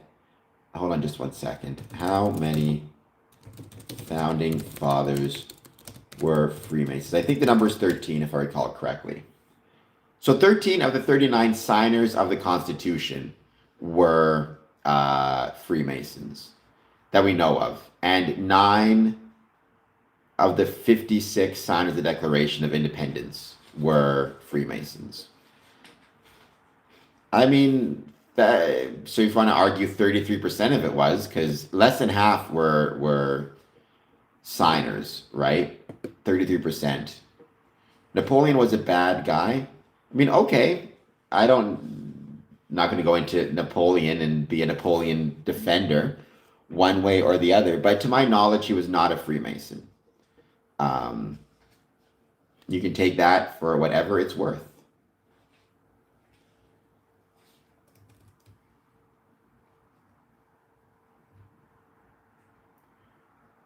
Where are you getting that number from, first person Victoria? Never heard that statistic. It could be correct. I've just never heard it before.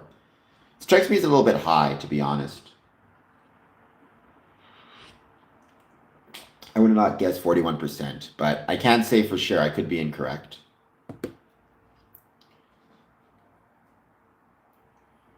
mean, there's been many important people within Freemasonry, within the world, who have been Freemasons. The most important Freemason to ever exist, though, is me. At least I'm the most handsome Freemason to ever exist. So you can take that for whatever it's worth.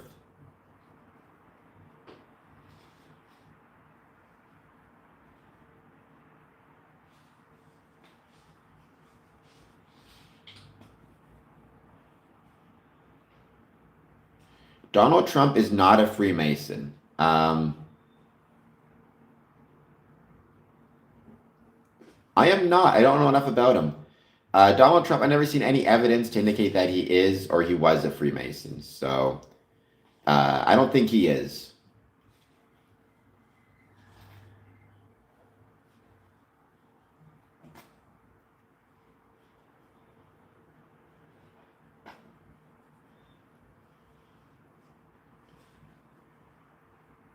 They are, but I mean, they don't need to be analyzed. Just read Freemasonry for Dummies by Chris Hodap. That's a really great example of learning about Masonic symbolism.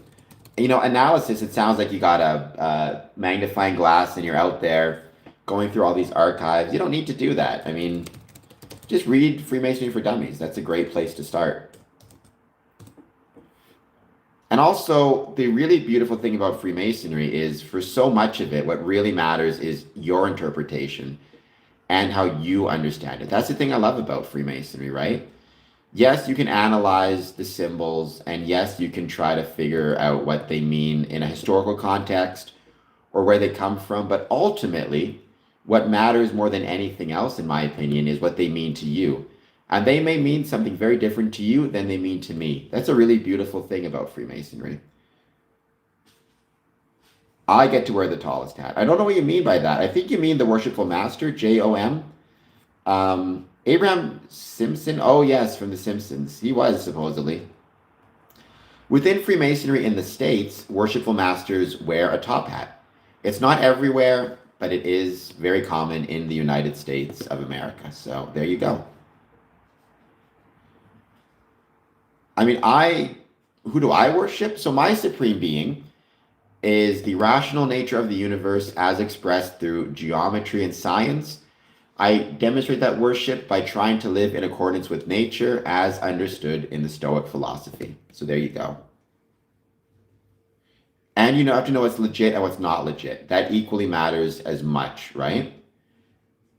You have to understand what Freemasonry, you have to know enough to understand and get what makes what makes sense and doesn't make sense, based on your research and discernment and being a Freemason.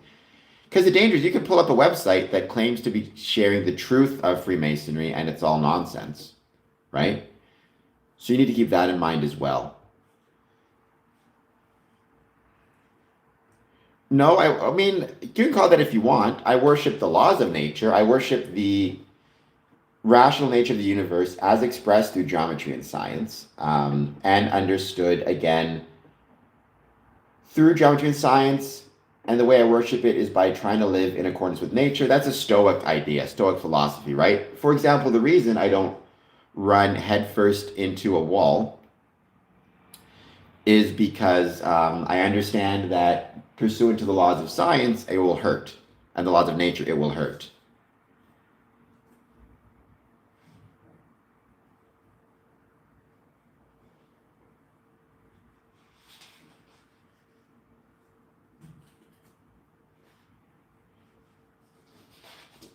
Yeah, Masonic websites, that's a good point. That's a good point. First person Victoria. I would agree with that. You know, that's a really good point. Masonic websites, legitimate Masonic websites. Obviously, then the most important thing is knowing what Masonic websites are legit. Grand Lodge affiliated ones are your best bet. I provided a bunch of links on Medium to provide information about which Masonic websites are providing excellent resources. And tons of lodges have their own websites too. But first person, check out my Medium page. I gave a list of Masonic lodges and Grand Lodges and resources that include links to amongst other things, they include links to free newsletters, free weekly newsletters. Hello, my getaway life. Please hit the like and subscribe button. Yes, based on what is real to me, based on what I can identify. Are scientific facts finite? I'm not sure what you mean by that. I don't think. I think, yeah, probably. I mean, probably. I would think there's probably a limit to the number of facts that exist. But again, like, what is a fact, right?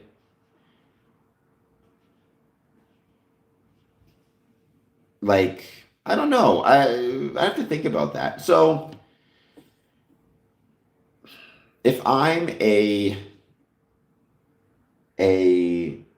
scientist, is it possible for me to ever learn every single fact, even in theory, in the universe? I don't know.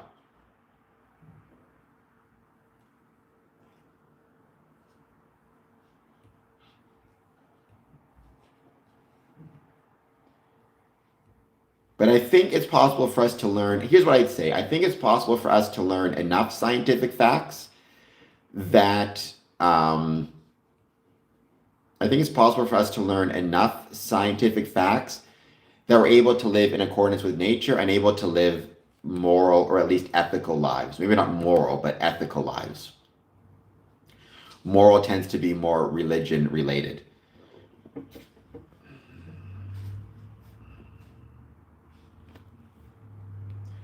So when we say natural, we're basically saying we don't. Well, I mean, the why of it, I think that tends to get into more theological grounds, which does not so much interest me. But I don't need to necessarily know why gravity like so I can know, for example, gravity is the curvature of space-time, and the extent of mass an object has will determine the extent of gravity which it exerts. I can know that, great. Why that is the case, that gets a little more complicated. But I don't need to know the why to know the what. And by knowing the what, I can adequately live in a manner that is in accordance with nature. Well, I mean, I think I'm interested in the what. So for example, I would be fascinated to learn within the natural framework, like how the universe began. But I don't need to know that to know how to interact with myself day to day, if that makes sense, or within nature day to day.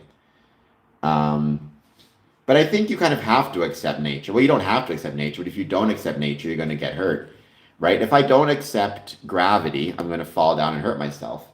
If I don't accept, um, you know, the fact that a wall is electromagnetically solid, I'm going to hit my head on it. If I don't accept, for example, time dilation as a scientist, and I'm sending up satellites into space, I'm going to lose track of my scientists or my satellites, right? So you need to keep that stuff in mind.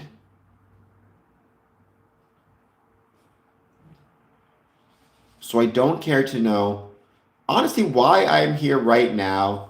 No, I'm not that interested in it, why I'm here right now. I'm just more concerned about the fact that I am here right now and therefore can hopefully try my best to make the world a better place. Why I'm here? I guess I'll find out when I'm not here anymore.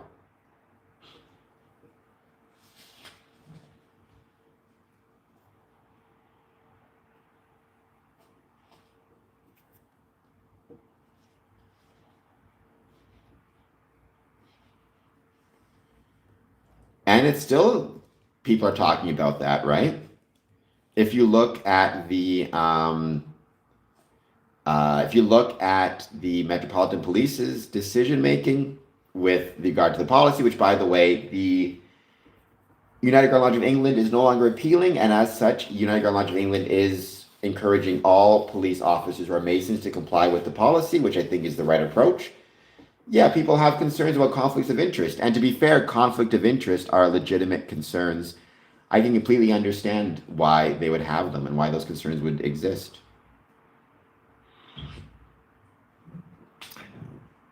Nothing's wrong with that, though. First person Victoria. Yeah, it's not about how many times you fall down, it's about how many times you get back up. Um, which is 100% the case. I think Freemasonry, that's an ethical lesson that Freemasonry absolutely teaches you. Sometimes literally, sometimes not so much. It's not about falling down, it's about getting back up. And I think that's a really beautiful thing about Freemasonry. That's a beautiful thing about a lot of different groups and organizations. I think sports teaches you that as well. It's not about how many times you fall down, it's about how many times you get back up. So if anybody out there is struggling and has fallen down, please take the time to get back up. You'll be okay. And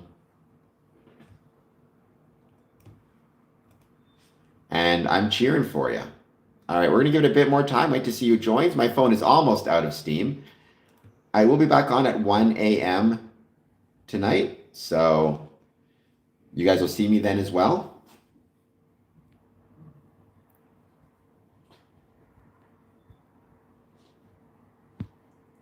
Drumple, no. I'm a member of a Masonic lodge in Israel, so there you go.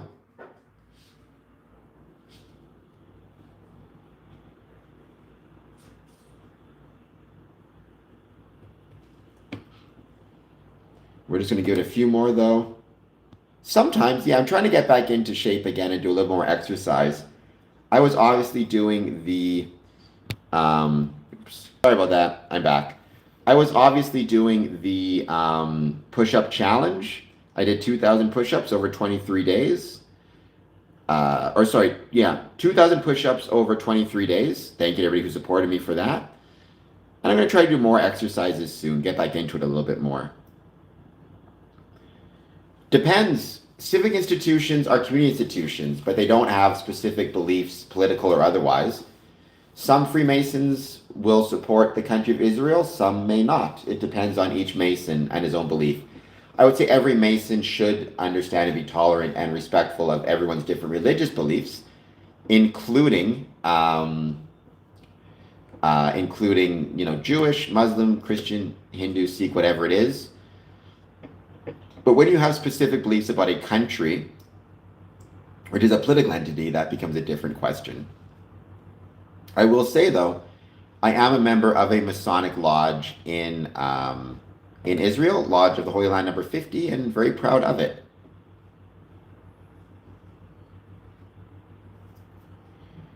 I've heard of the weighing of heart ceremony. I don't know if my heart would win or not, but I hope it would.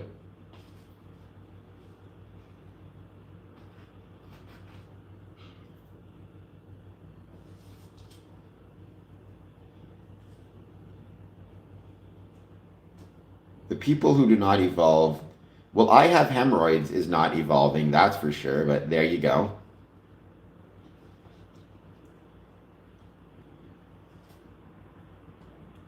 We're going to give it a bit more time, wait to see who joins. I will hope for you as well.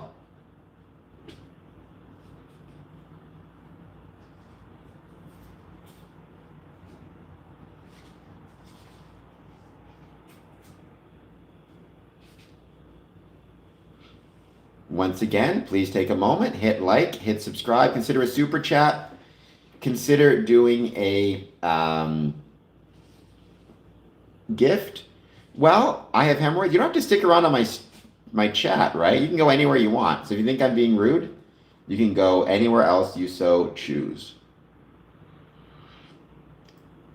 Or you can even start your own channel and talk negatively about Freemasonry. Nothing could stop you. I'm sorry that you're unemployed. The weights experience, that sucks. But like we said, it's not how many times you fall down. It's how many times you get back up. And I wish you best of luck in potentially looking for work. I don't know where you're from. I know here in Windsor, there are some resources for people looking for work, including help with resumes, even some places that offer free clothing for job interviews, like suit and tie. So, um,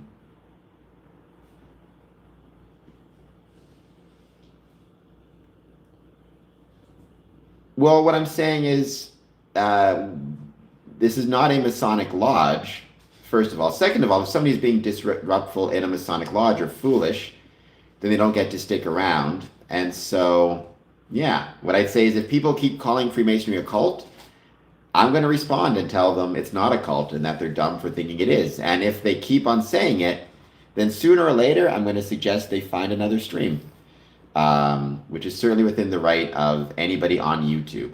If somebody was in a Masonic meeting, I don't know why they would join Freemasonry if they think it's a cult. They shouldn't. But if they were to join Freemasonry and then get up and keep saying it's a cult, sooner or later they're going to be asked to leave because it's being disruptive.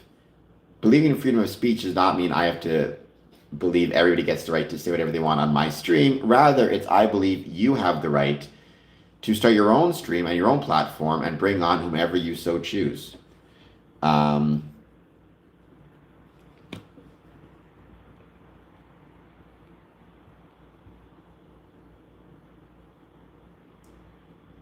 Freemasons are brainwashed to join a cult from an early age, hence you.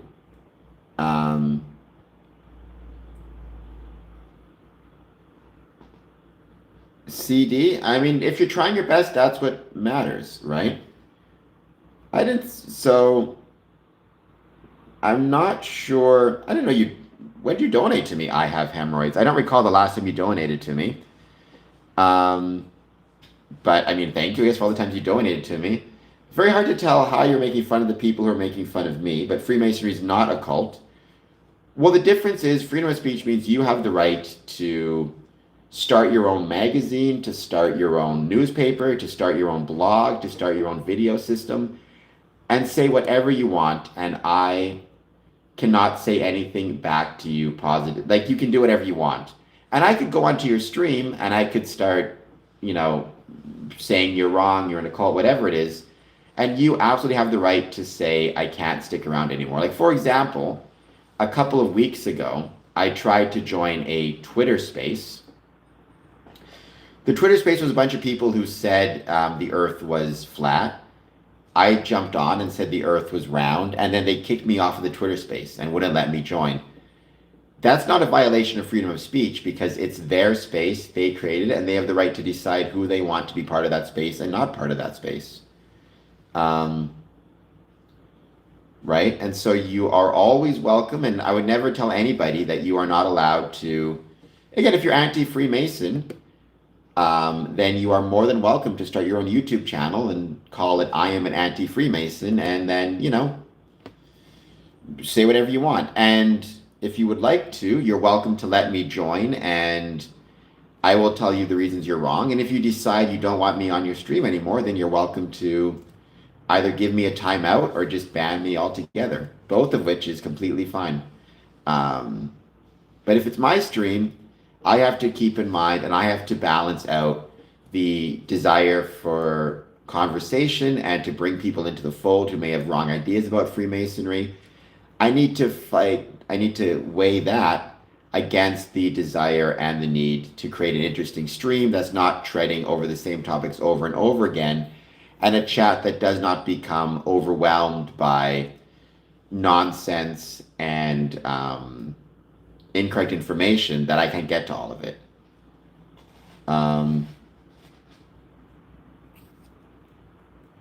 Many people do, unfortunately, think the world is flat. And when I went onto a group to try to tell them that the world is round, they responded to me by telling me, no, the world is flat, and then kicked me off of the stream, and I was not able to go back on. So there you go. I guess you take that for whatever it's worth. It's one of those things where, again, but it was their Twitter space.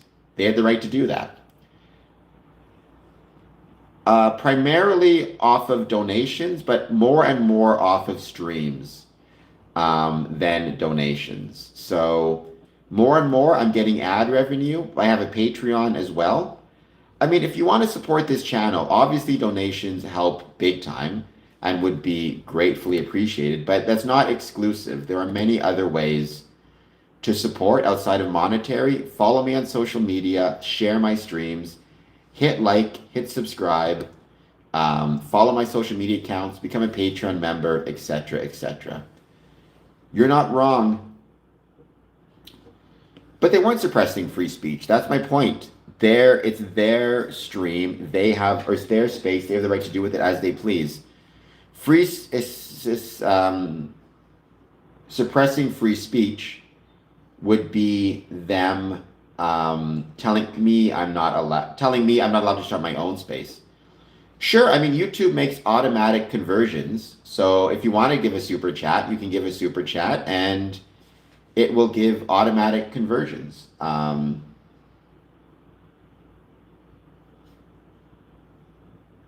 So whatever 20 pounds would be Canadian, it would just make the conversion for me. I wasn't trying to give you a hard time. I'm just really questioning. Well, so long as I think the questions are in good faith, it's not an issue. If I think the questions are in bad faith, or if I have to repeat myself over and over again, that's when the bans come out. So for example, if you ask me if Freemasonry is a cult once, and I tell you no, that's fine. If you say it 3 or 4 or 5 times, at a certain point, you're going to start to get banned.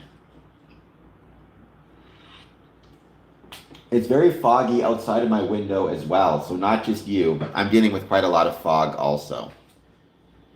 I have no idea what that is, Jim C, but I think it's gross. We're going to just keep hanging out, wait to see who joins, hit the like button, hit the subscribe button. Well, I don't think I'm going to ban you right now. Anyways, I've not seen any reason to ban you. But like I said, if my rule is if I think the questions are in bad faith or if they are constant and there's not anything new being provided, then that's when I start to look at either a timeout or a ban. Well, I don't want to have haters. I don't mind having fans, but I'd rather just have people who enjoy my content. You don't have to be the biggest fan of me, and I certainly don't want you to be the biggest hater of me, but you certainly are the two who say a lot of stuff on stream. I'll give you that, which does help engagement, so I suppose you're doing me a favor. Like Sonic and Knuckles. There you go, that's a reference. You say that you're younger than me, but Sonic and Knuckles, that's a pretty significant millennial reference right there. Unless you are... the movies, I guess, are pretty new. When I think of Sonic, I think of the games. Or Sonic and Shadow, indeed. Me too, CD. I hope you get to see them as well. I'll keep my fingers crossed for you. It's been a longer stream, 3 hours and 33 minutes. So we are absolutely at the 3 hour 30-minute mark. But don't forget, I do have a lot of things coming up, especially next week. Masonic the Hedgehog, that's pretty funny, where I'm going to be doing a lot less. Thank you, I have hemorrhoids. That's very kind of you. I've seen the first bit of it. I saw a clip of the first, I think it was like 5 minutes, where they're in the Airbnb, and it was really good. So I'm going to watch the rest of it. Are you kidding? Make a call online. It would be a nightmare. Oh my gosh. The people calling in just to give me grief about the way I look, it'd be crazy. I do plan to watch Scream 7, though, as soon as I can, and then I'll let you guys know what I think of it.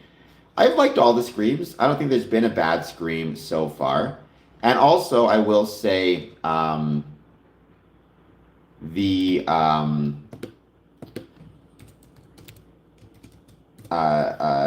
done movie watch-alongs in the past, so I may do them again in the future on my personal YouTube account, youtube.com/@CameronAdamson. So I'll let you guys know when I'm going to do another one of those, because I've been focusing so much on this channel, and its growth has been incredible. I haven't really been focusing on my other channels as much as I could, so I need to work on that. That is true. You haven't, Yakub, but many people have. Well, again, I have my Discord, I have my X space, I just use them so infrequently. But maybe I'll see about getting on there and doing more X spaces, setting up a standard time for them as well. What I found, at least with social media, here's my piece of advice for everybody who wants to get into this. When I started to see real growth is when I picked consistent times to stream. Before I was streaming and posting content at kind of random times. The problem with doing that is people didn't know when to find me. Even if I would stream in 1 week for longer hours than I'm doing now, I would start it at a different time every day, right? Which was not a good idea. Also, giving calls to action helps out big time. I know people get tired of hearing me constantly say, like, please hit like and subscribe and turn on the notification bell and follow me on social media. But you need, and super chat, you need those calls to action for people. At least that's what I found. The more I say it, the more people do it. So it sucks, but people aren't just going to subscribe. You need to ask them. At least those are my opinions based on my experiences and the growth I've seen. So you can take that for whatever it's worth.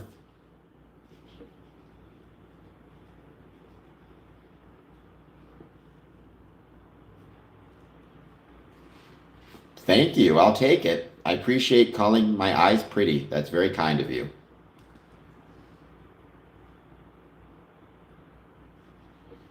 Well, you don't have to like my beliefs, although, keep in mind, uh, whether you like my beliefs or not, my advice is always going to be don't worry about some guy on the internet. That includes me. I'm not important. What's important is how you spend your days, how you treat the people around you, and if you're in a tough situation, what you are doing to try to get yourself out of it. That's way more important than me.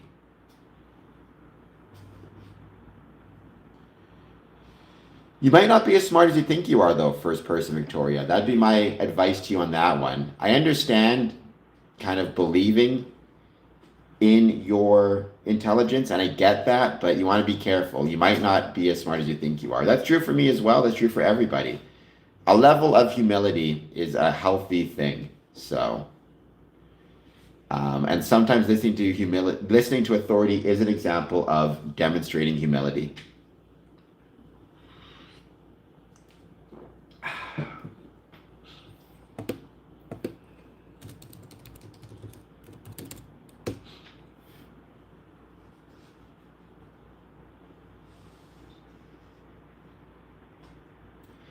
You might be light free. I'm definitely not the smartest person in this chat, I'm sure, but you might be, in fact, the smartest person in this chat.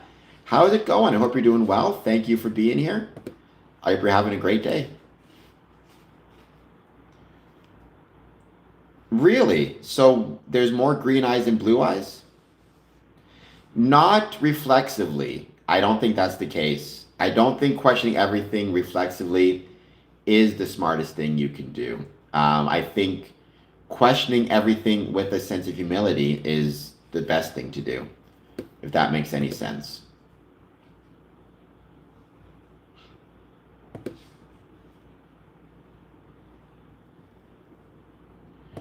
Yes, the man known as JR. I think that's a very valuable approach to start with.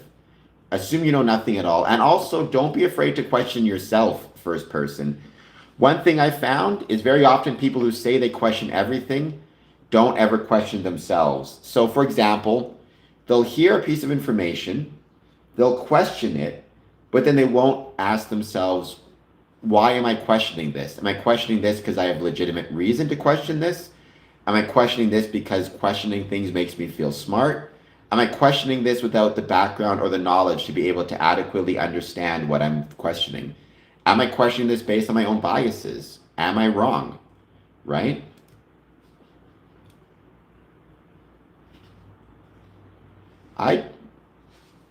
Um, so if you say you question everything, I hope what that means is you question yourself. And I hope by questioning yourself, you recognize that and are able to act in a manner that, you are better able to have discernment, I suppose. I think questioning oneself and humility are the most important things in the question of discernment. I worked in a jail. You're not wrong.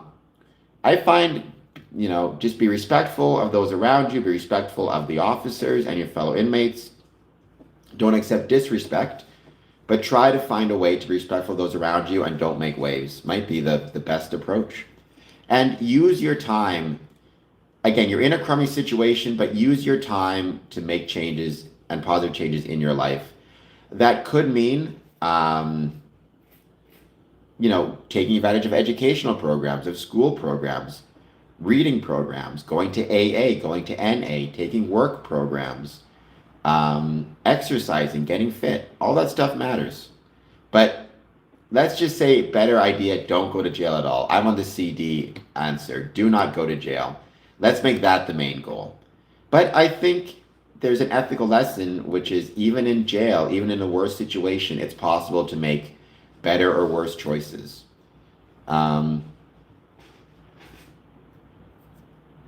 hope that might be the case. It feels that way. I wasn't a CO, I was a rehab officer. So I worked with people when they were getting out of jail, providing them with supports and assistance. For example, housing, educational programs, spiritual programs, things like that. Yeah, light free. The item may be new, but the desire it's fulfilling is not. I think that's the key thing to keep in mind, right? At the end of the day, whether you're using a sex robot or back in the day was using other things, you're still fulfilling the same desires in the same basic way. JG, I mean, what I would say is whatever the drug is or the substance is, just be careful. Be smart. Take your, talk to a doctor and just be careful. That would be my advice for whatever it's worth. And I think most people should understand that on some level, right? Being careful with substance, even if it's a legal substance, even if it's prescribed, even if it's done socially, even if something is seemingly harmless as caffeine. Be careful, be smart, be safe. That'd be my advice. My other pieces of advice, hit the like button, hit the subscribe button, and I'm grateful that you all are here.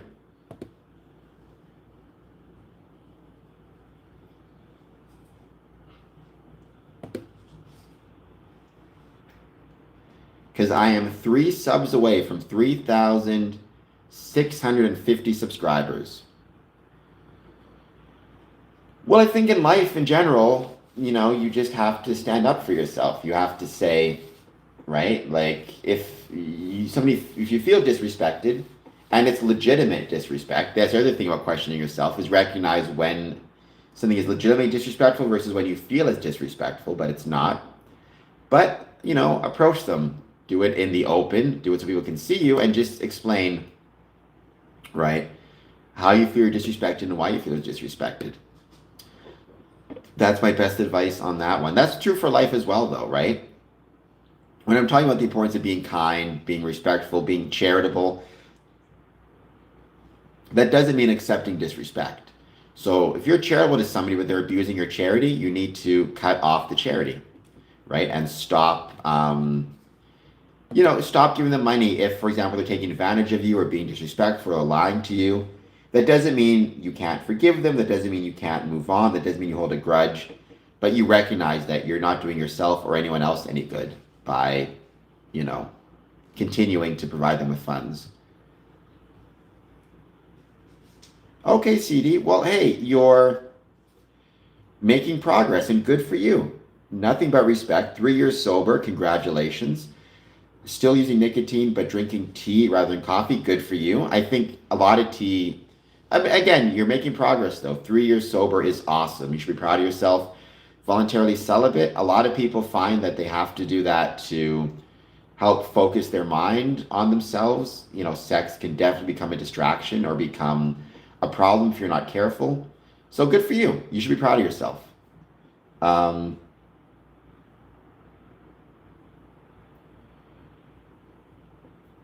Good for you, Mr. Keeps. I know you said you were having real trouble with cravings a couple weeks ago, or at least last week, I think it was. So keep up the good work. You should be proud of yourself. I can only imagine how difficult it is to quit smoking. Um, because for me personally, right, I smoked a little off and on, but a pack would last me like 2 weeks. So I never smoked enough for it to actually become an issue or for them there to be cravings. Um,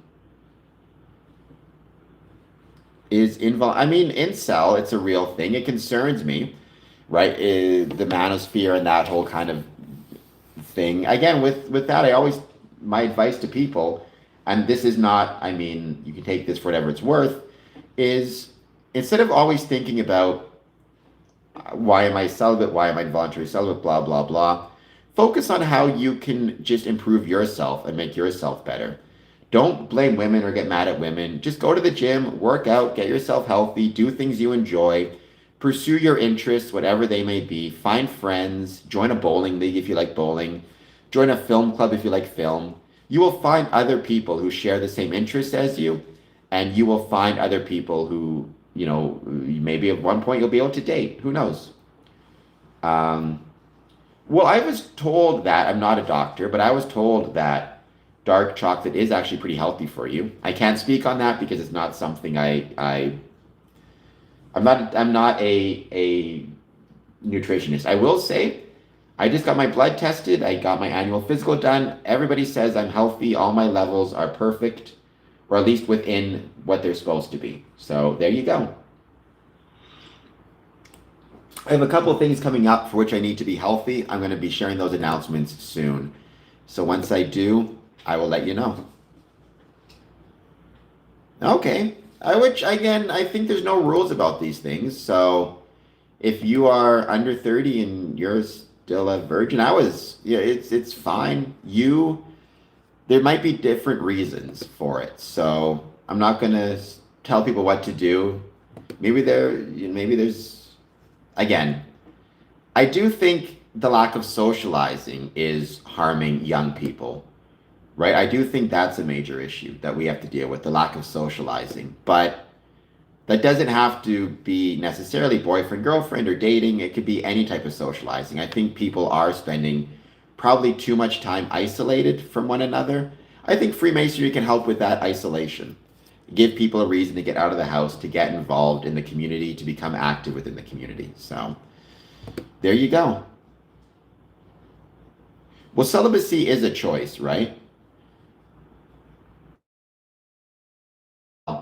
It's not that I didn't like True Detective first season, Mario Heat. It's that I have concerns with the lessons it was imparting, which is the idea that it seemed to me it's okay to judge,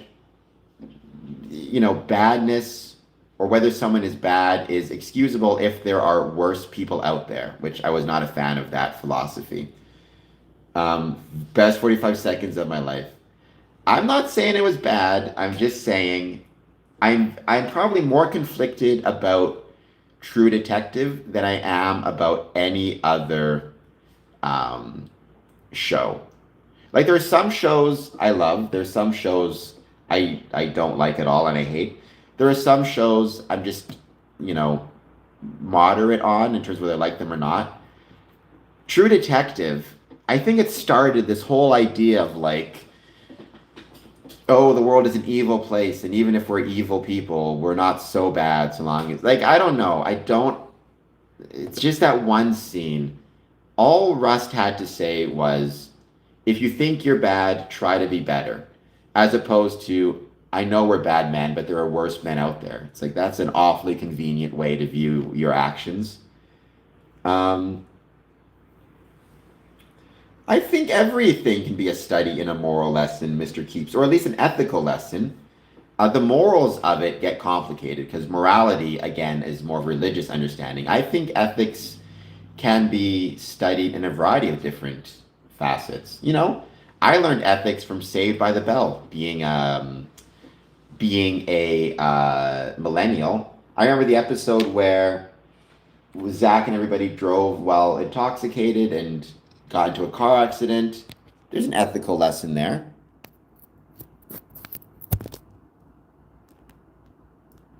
If I think I'm bad, I have no idea how truly bad I am. Well, I think it's this the Spider-Man quote, right? Which I really loved. Um, where who is it, Peter Parker, right? Trying to be better. That's what you should say. You can admit you're imperfect. We're all imperfect. Maybe in some ways we are all evil. I think from again a religious perspective, the argument would be we can all view ourselves as being evil in some ways, or at least fallen. But that doesn't mean that we cannot also try to be better, um, and not allow the badness of others to harm us. I actually have a friend of mine wrote a Masonic song, first person Victoria, Michelle Broussard. I have a episode about that. If you type in Square and Compass Masonic song onto YouTube, you should find his song. So yeah, and there's a couple artists, a rapper who wrote a Masonic song. I can't think of his name now. Apathy, I think that was his name, if I recall correctly. Hello, Darkness Night. Welcome back. Thank you for being here. I hope you're doing well. Flavonoids in chocolate increase blood flow to the brain and have neuroprotective effects.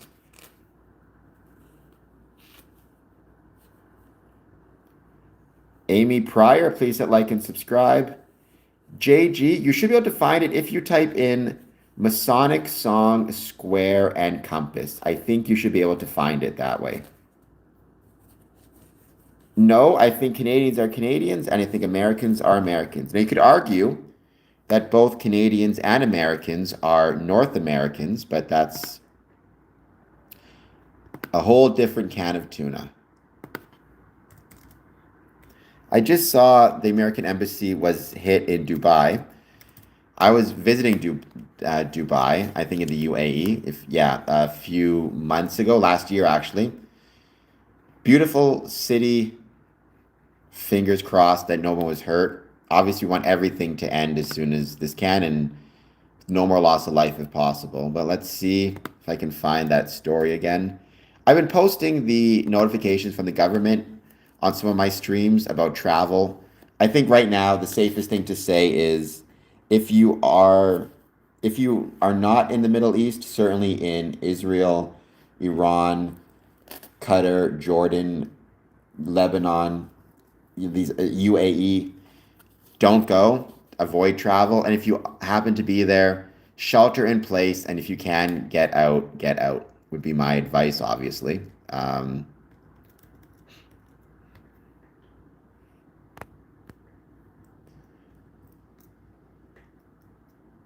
You're not wrong about that, and that's unfortunate. I think it's never healthy for any country to be tied at the hip with any other country. But Mark Carney did travel to Australia. I'm assuming it's with a desire to expand trade and political relations. So we shall see. Well, I'm a member of a Masonic lodge in Israel, Lodge Holy Land number 50 out of Tel Aviv. But I would say if you are not in Israel at the moment, you're Canadian, whatever it is, probably not a good idea to travel there. And it's not just me saying that, it's the government saying that. Maybe wait until things calm down a little bit. And shelter in place otherwise is the advice of the Canadian government.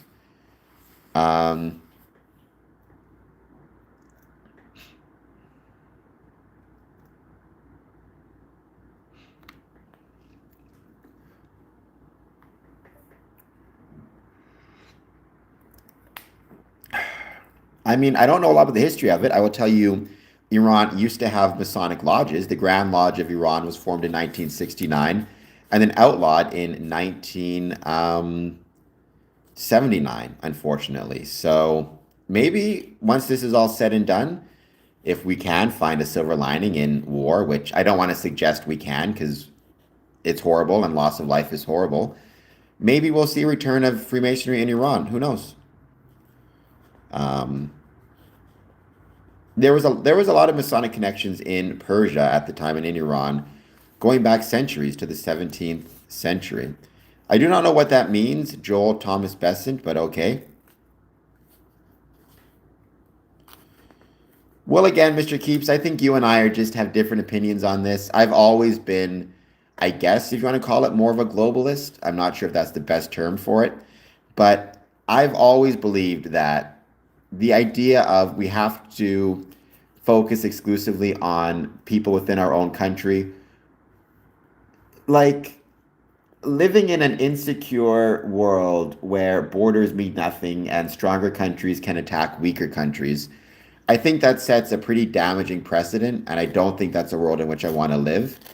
Even if we could somehow build a giant wall around Canada and somehow create a situation in which we are totally self sufficient and in which we do not require anything from the rest of the world in order to be successful, I would still be more comfortable living in a world in which Canada is trying to impose some sort of order on the rest of the world than allowing bigger countries to annex weaker countries. Because we don't want to see a situation where we've set the precedent that every, stronger country can take over weaker country, and therefore, if Canada's weaker than other countries, what's to stop them from taking us over, right?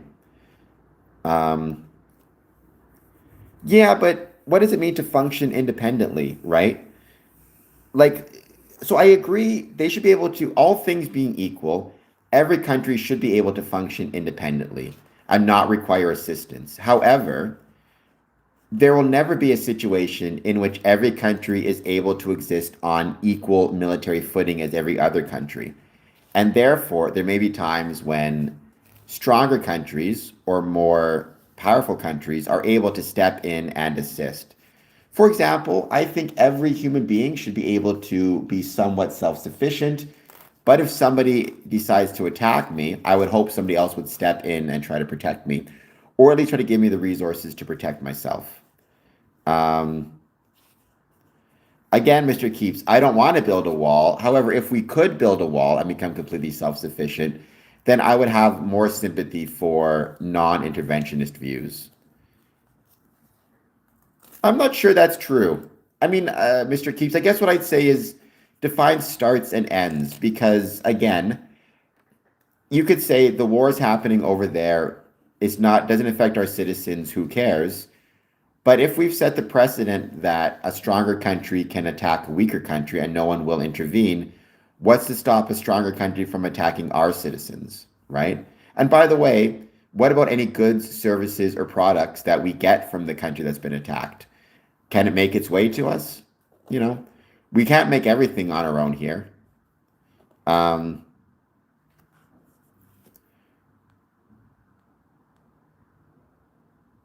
I mean, Joel, I can't. I'm a member of a Masonic lodge in Israel. I'm proud to be a member of a Masonic lodge in Israel. I'm not targeting Israel. I have concerns with the government of Israel, but not the people of the country. Um, I think you always have to separate the people of a country from the government therein. Well, I think there's a lot of different reasons for that, but part of that is if you're online and on the social media sphere, one of the things you notice is talking about Israel gets you views, gets you engagement. Um, Problems at one part of the world make their way to us, right? What I've said in the past, one of my favorite quotes is from a Freemason, Franklin Delano Roosevelt, who famously said, "When your neighbor's house is on fire, that's no time to argue about the cost of a fire hose." Which I think that's a pretty good, if I could describe it, a pretty decent um, quote.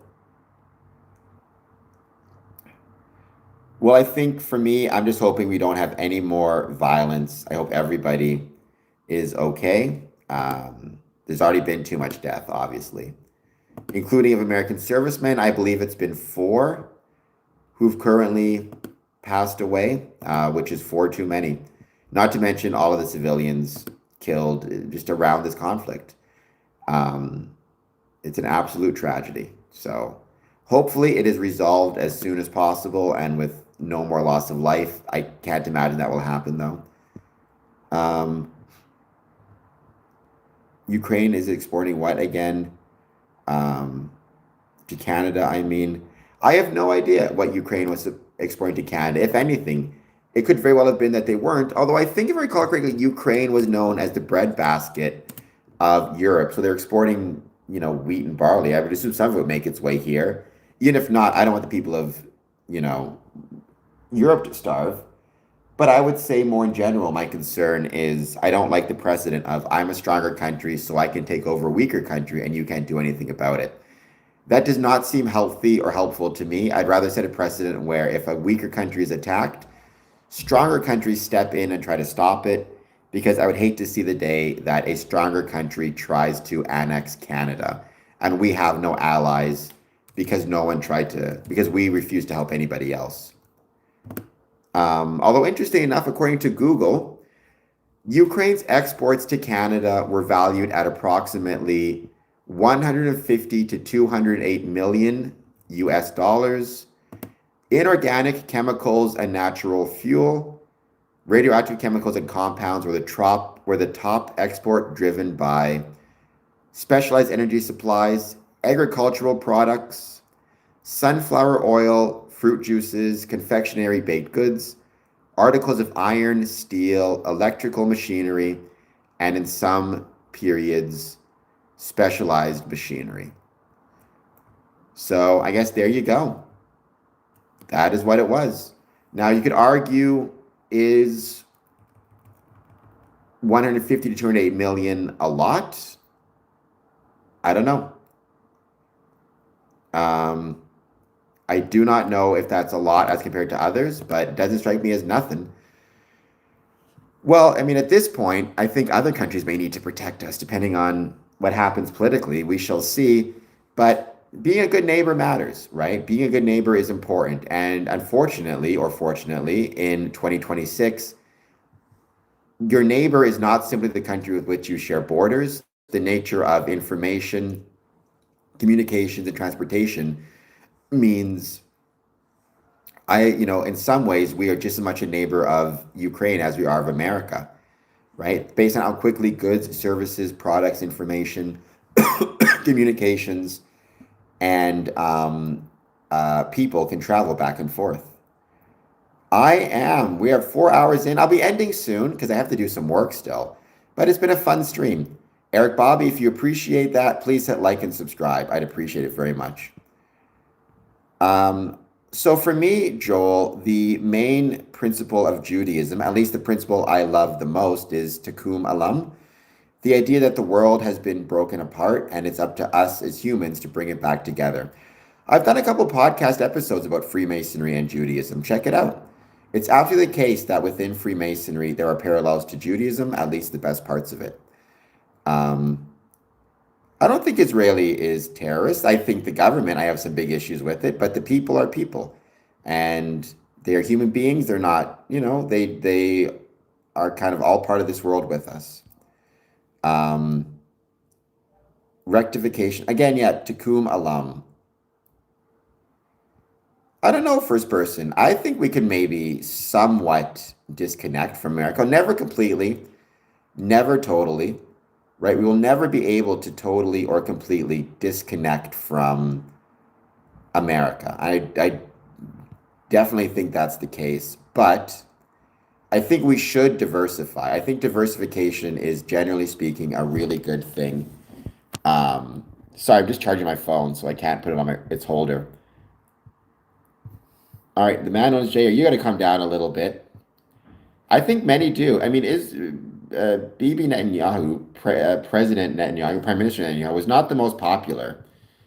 I think he became more popular since military action took place. Well, I first learned about Tikkun Olam from Zach and Miri's. I used to love this movie, Infinite Playlist. What was it called? Now I can't think of it. Something Infinite Playlist, starring Kat Dennings. And I talked to he was a Jewish Freemason about it. He had actually written books about the connection between Freemasonry and Nick and Nora. Nick and Nora's Infinite Playlist. I'm pretty sure that's what it's called. Let me double check. Oops. Nick and Nora's, yes, 2008 film, a great film.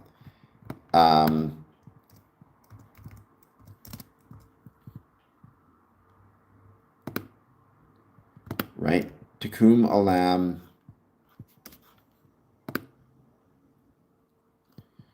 It's a Hebrew phrase meaning repairing the world, originating from Jewish mysticism and rabbinic literature to signify partnership, God, healing, fixing, improving the world.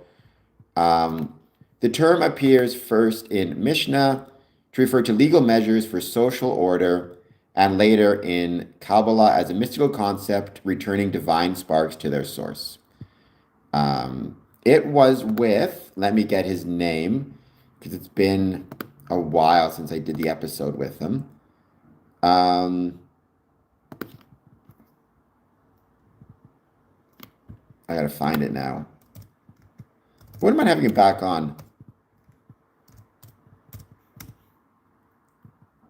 Matthew Parker. I did the episode with him June 14th, 2024. It's called Freemasonry, History, and Judaism, right? Brother Matthew Parker is a committed Masonic scholar and active member of several appendant and research bodies.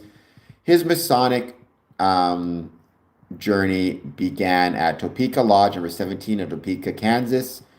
Raised in Nebraska Lodge number 1 in the Grand Lodge of Nebraska, currently serves as a worshipful master. Deeply passionate about Masonic education, Brother Parker is a frequent speaker on diverse topics within Freemasonry, particularly focusing on Judaism and Masonic history. His dedication to expanding the knowledge base within the fraternity is commendable. Kat Dennings, very, very nice looking lady. I don't disagree with that at all. I like a lot of her stuff. I like a lot of her work. But Nick and Nora's Infant Playlist is a great movie. I haven't seen it forever. It's so good. I gotta watch it again.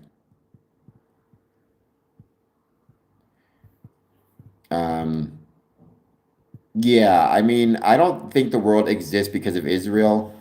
The world has existed for 3 billion years, 4 billion years. Samuel Restall, please hit like and subscribe. World Free Speech, please hit like and subscribe. Yes, let's get those likes up.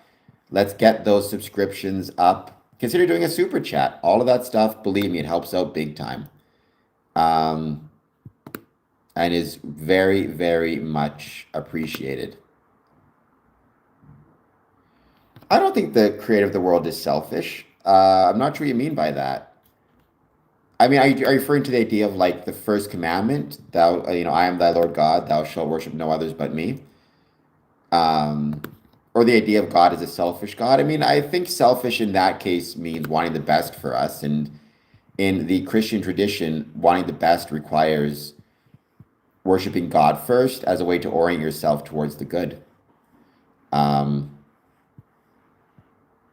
Well, Joel, that is not the case either, but you need to calm down a little bit. Well, we're real as well, I would say. We're getting very theological, and I am not the person to discuss theology with. Well, I'm a member of a Masonic Lodge in Israel, CBA. The Mystery, welcome back. I'm doing well. Thank you for being here. I hope you're doing well also. How is your day treating you? I hope you're having a good one. I hope it's going well. Thank you for joining. Please hit like. Please hit subscribe. And I appreciate you being here very much. First person, you are here on this planet to do whatever you so choose, so long as hopefully it's within ethical boundaries. But I agree. You are not in a position, like I would never tell anybody what they're put on earth to do. I think if anything, maybe you could argue you are put in earth to find your purpose and find your talent. Well, what part of Canada? In my part of Canada, it is 5:13 p.m.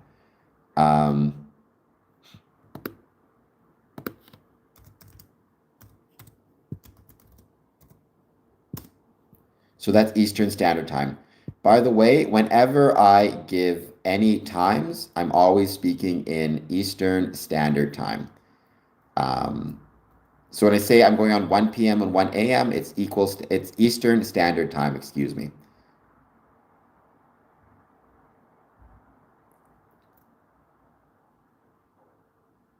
It's unfortunate, but I think hopefully what you can do is demand hard work of yourself. That's the most important thing, and that's the best thing you can do is look at yourself and demand the hard work of yourself. Yes, EST as God intended indeed.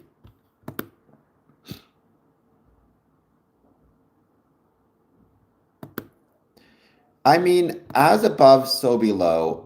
Here's what I'll say. To me, the way I understand that quote, because it does pop up in Masonry sometimes, I've heard it in a few different contexts, is so this is not a endorsement of the person because I'm not a fan of a lot of his stuff or most of his stuff or most of his ideas. But Michael Knowles from the Daily Wire on his Twitter feed, he his quote in the bio is, as often as this life's idol tries to charm you, or sorry, as often as this life's idol show tries to charm you, transport yourself in mind to paradise. Try to be now what you will be hereafter. That's another way of saying as above, so below. Try to act down here, at least in your mind and ethically, in such a way as you consider what you will be hereafter, what you will be when you pass on to the next life, at least from a Christian perspective, and think about paradise. There you go. So it's not exclusively a satanic teaching. It may be within Satanism as well. I don't know much about satanic teachings, but as above, so below is in multiple different religions, faiths, beliefs.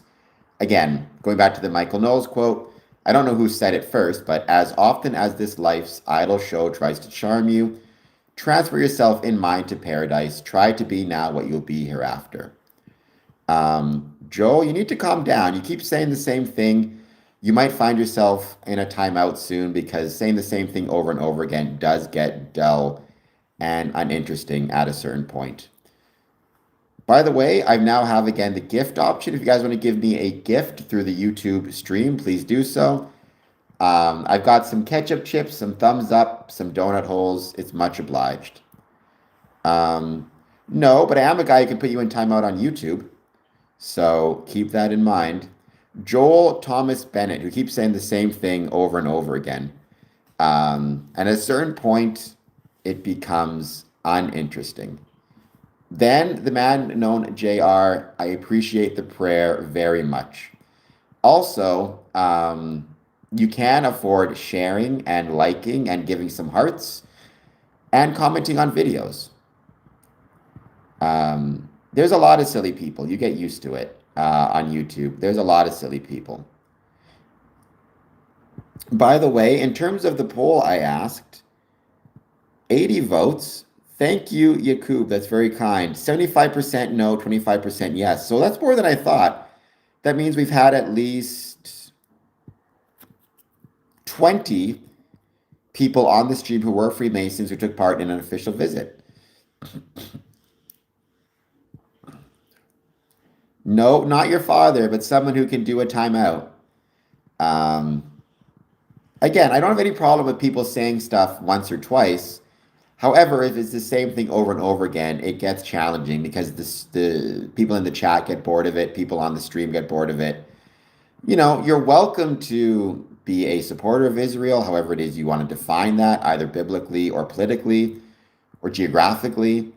I, again, would consider myself a Zionist. Personally, that's not a Masonic opinion. That's my opinion personally. But repeating the same thing over and over again, it starts to drag on the chat, shall we say. All right, Joel. There we go. We got some hearts. That might be Smokey. If that is you, Smokey the Clown, thank you for being here. Please hit, jump in the chat, say hello.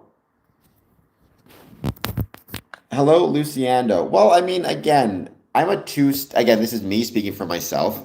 I'm a two-stater, which means I believe there should be an Israeli state and a Palestinian state. I think that's the best approach. I think, and I hope that Israel continues, right? Like if I were to see a map from 40 years in the future and Israel were to not exist, I would be very concerned about that. Having said that, I also have some pretty significant concerns with the Israeli government. So how you want to balance that out is up to you. But yeah.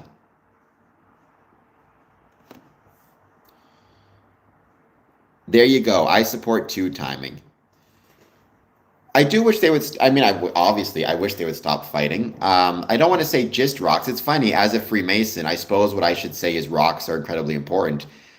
Honestly, when it comes to human history, stone and rock are incredibly important to our evolution and incredibly important to our history. It was stone tools that allowed us to continue our evolution and grow our diet. It was stone structures that allowed for permanent settlements and agriculture. It was stone tablets that allowed for the preservation of knowledge in written form and to have that knowledge passed down for millennia.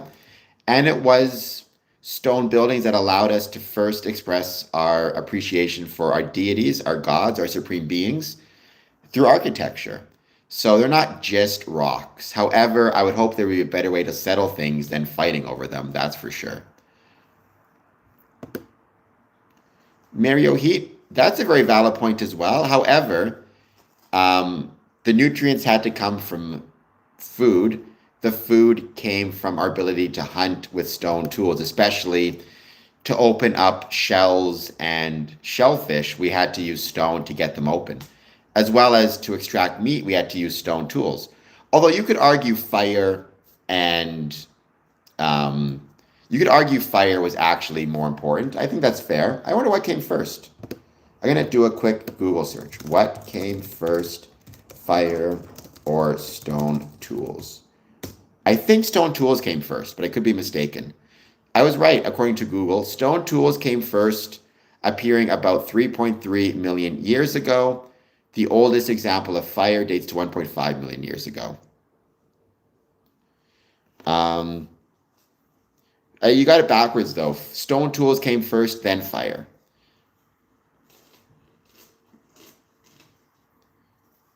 No, Michael Knight, the Earth and the universe is 14 billion years old. The Earth is about 4 billion years old.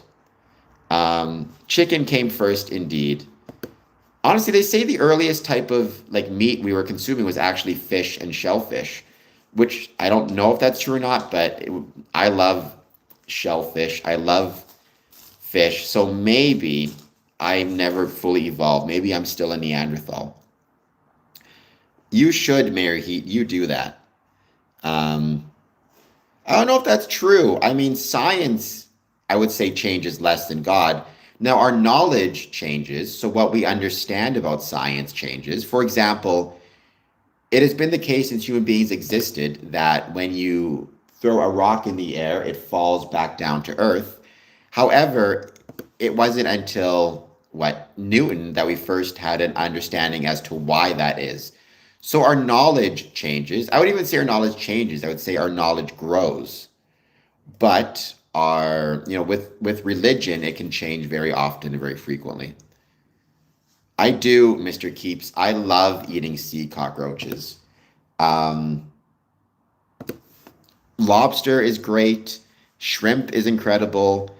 For me, though, I'd go shellfish first. So I'd go oysters, mussels, and then clams. And then shortly thereafter, I would go with shrimp. Gravity is a theory, density is facts. I mean, gravity is a theory, but I don't know any other theories that work as well to explain the universe and explain the Earth. So it's very hard for me to imagine that it's exclusively a theory as you describe it. You're not wrong, Yakub. As somebody who's taken all the vaccines and encourages everybody to take vaccines, the fact that we're now debating vaccine efficacy concerns me quite a bit. I've never heard of that first person. I'll check it out. I mean, Freemasonry, I've said it a million times, Freemasonry is a child of, excuse me just one sec, is a child of stone and water, which it absolutely is. However, I would argue within that context, language has been incredibly important to Freemasonry. The secrets of Freemasonry could not be transmitted from brother to brother without language. So I guess there you go. You kind of take that for whatever it is worth. Yes. Well, not we per se, but our ancestors were. So yes, I think we started off in the sea and then evolved onto land and then evolved into mammals and then evolved into primates and then evolved into humans. I am definitely not good enough for heaven, Michael Knight. Under the Christian theology, there's no way I'm good enough for heaven. I've done a lot of things I wish I hadn't done. I've been hypocritical. I've lied. I've never stolen, I don't think. Well, looking back, I probably have at times. Not that I can think of. Like, unless you count all the things I've taken from hotel rooms when I stay there. I'm one of those people who, every bar of soap and et cetera, I'm taking with me. Um, I've definitely, though, been hypocritical. I've definitely been lustful. I've definitely hated people. I've definitely been hypocritical. So yeah, I'm definitely not good enough for heaven, certainly within the Christian context. And one of the beautiful things about Christianity is nobody's good enough for heaven, right? We're all equal. We don't get to be self-righteous about that. It's through faith. Lucio, you're not completely wrong. Freemasonry is a child of the liberal arts and sciences. I would say Freemasonry at its core is a child of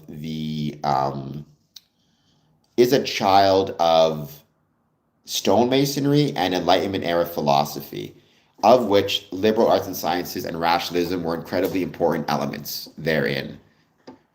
Um, there you go. Mr. Keep stole some food out of spite. We've all done things. I mean, I can't think. Actually, no, I did. Here's one example of a time I stole something. Now, it wasn't on purpose, but there's somebody out there who I owe $10 to. I was staying at, or I was staying overnight in the Pearson Airport Hotel. Sorry, Pearson Airport, not the hotel. I was just sleeping on the floor in the hotel in Toronto. They have these chairs where it's like a self-enclosed chair and it has a TV. And you can access streaming services on the television. And so I went on there and I was looking around because I was killing time. And I discovered that I could watch A Nightmare on Elm Street Part 4, The Dream Master. So I hit play thinking it would charge me, and it just started playing it. Turns out somebody had signed in to the television before me using their streaming services, and I basically rented a movie off of, like, I think it was Amazon or something, but it was with their information, not mine. I didn't realize it at the time. So I owe somebody $10. I think it was actually like $4.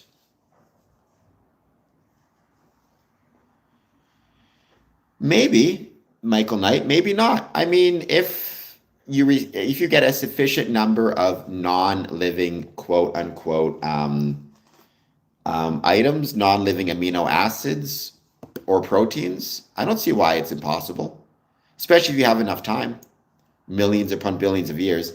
Hello, Alaska Critter Cam. Welcome back. Thank you for being here. Well, I would say most of the world is actually, most of the universe, Michael Knight, is actually relatively disordered. If you leave this planet, it's going to feel very disordered to you very quickly as you struggle to breathe. There you go, Mr. Keeps. It was their fault. So take that. I wonder how many people actually did that, along, not just me, before they figured it out and solved it. I don't even know how you would solve that problem. I suppose you'd have to just sign out of, hit the sign out of everything account and then sign back in. Mario Heat, that is definitely not the case. Fire was not used to make stone tools. Fire was used to make some stone tools later, but the initial stone tools were made by taking one big stone or rock and then a smaller stone and bashing it together to create a sharp edge, which would not require fire. It is not magic, it is nature. But it's a beautiful thing, and there's a good ethical and metaphorical lesson therein without question. Sorry, Michael Knight, I'm not a creationist. I don't buy that. I don't believe that humans or the universe necessarily requires a creator. It could. I'm not opposed to it, but I question it heavily. That is true, but also a lot of digitally illiterate Gen Zers. I would say we need to keep Let's not just go after the boomers here. It can be us as well.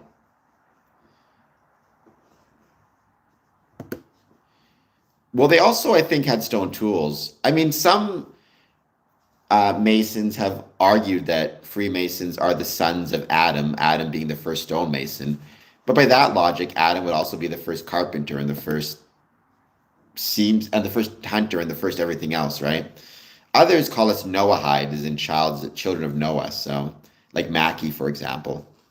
How's it going, Connor Sillas? Um, that is true. Humans do evolve based on environment. I mean, all creatures evolve based on environments, right? At least based on my understanding of it and evolution. Um,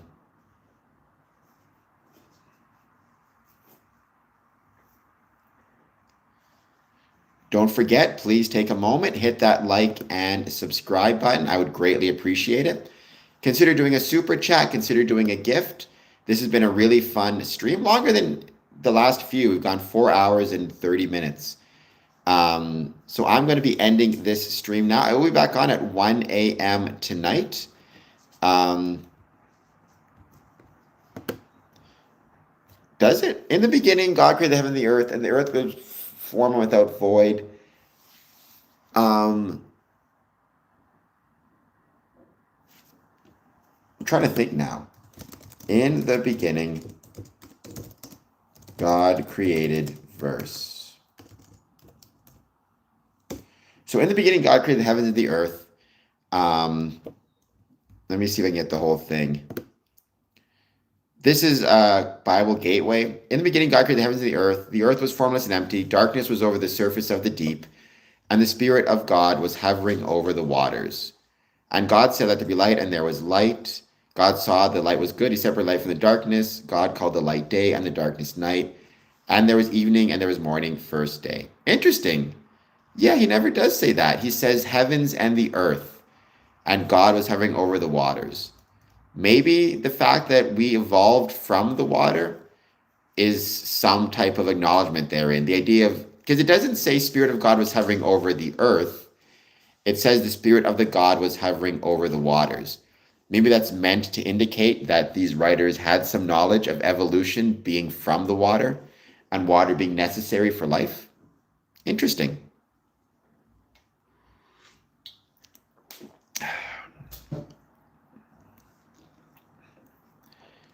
I'm pretty sure there's a lot of it, but okay.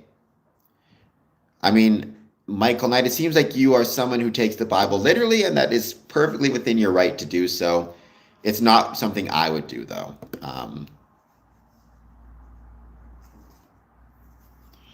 I have no idea, Mr. Keeps. I just find it interesting. Again, not an expert. I just find it very interesting that it says, according to this translation, again, Bible Gateway. And I understand every time we read the Bible in English, we're reading some type of what's the word? Some type of translation. But again, it says, in the beginning, God created the heavens and the earth. Earth was formless and empty, darkness over the surface of this deep, and the Spirit of God hovering over the waters. And God said, let there be light, and there was light. It's interesting.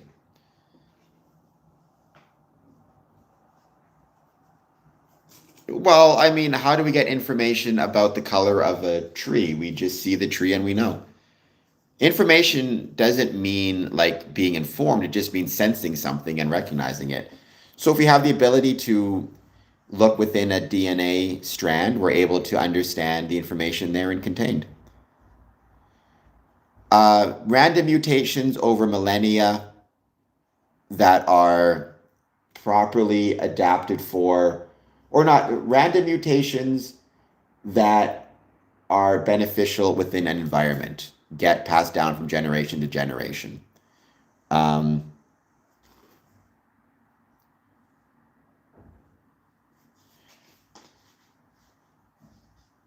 So it says here, and God said, let there be a vault between the waters to separate water from water.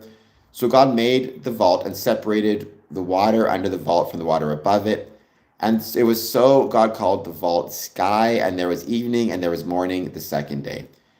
Let the water, but it's interesting. Yeah. Why is it that, I mean, people on the stream who understand the Bible jump in because I am way over my skis. Again, I've heard that quote a million times. In the beginning, God created the heavens and the earth. Why not heavens and earth and water? Is earth meant to represent the planet Earth and fully formed with earth and water? Or is earth meant to represent dirt and ground, and he did not create water at first? But if that's the case, why is it that in the next line it says the Spirit of God was hovering over the waters? Or is it, again, a recognition that water is necessary for life more so than earth? It seems like all the evidence indicates if you have a planet that is exclusively water, you may be able to have life. If you have a planet that is exclusively earth with no water, you're probably not going to have life.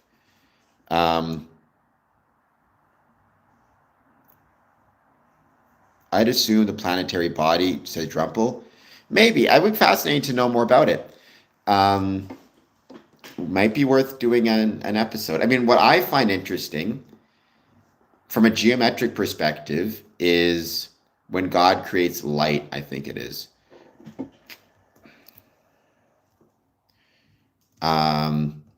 Right? And God said, let there be light, and there was light. As somebody who loves science and loves the fact that the study of light and light speed and what light is led to our modern understandings of relativity, things of that nature, I would be fascinated to learn more about what was meant by light in that passage. Is it literally just the light that we see? Is it all types of light, including infrared and X-rays and all types of kind of massless particles? Is it the wave of light? Is it the, I don't know, the particles of light, the quanta of light, if you will? It'd be really interesting to know.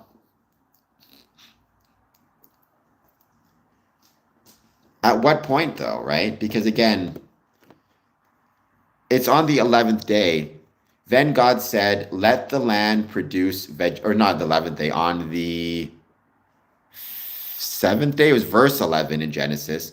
Then God said, let the land produce vegetation, seed-bearing plants and trees on the land that bear fruit with seed in it, according to their various kinds. And it was so. The land produced vegetation, plants bearing seeds according to their kinds, and trees bearing fruit with seeds in according to kinds. And God saw that it was good, and there was evening, and there was morning the third day. Okay, so I guess it was the third day. And then verse 12, verse 14. I can't tell the verses based on this. Oh, verse 14. And God said, let there be lights in the vault of the sky to separate the day from the night, and let them serve as signs to mark sacred times, days, and years.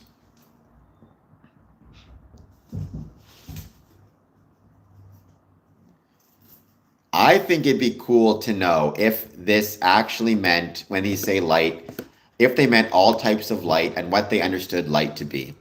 Because one of the cool things is it was the study of light that led us to our understandings of relativity and so many other, like, most of modern technology on some level, you could argue, is the result of our understanding of what light is. So it's an interesting little note.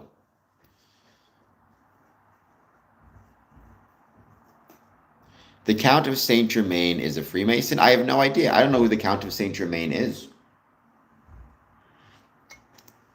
So maybe I'd have to look him up. God is light, and the Torah existed before creation. Isn't the Torah the holy book for Jewish people? Like the first 5 books of Genesis, or the first 5 books of the Bible? I'm not sure how it could exist before somebody had to write it down. We are going to be ending this. I keep saying that, but it's kind of fun hanging out. So we're going to end this stream shortly, though, because I do have to run to the washroom like crazy and get some food and do some work.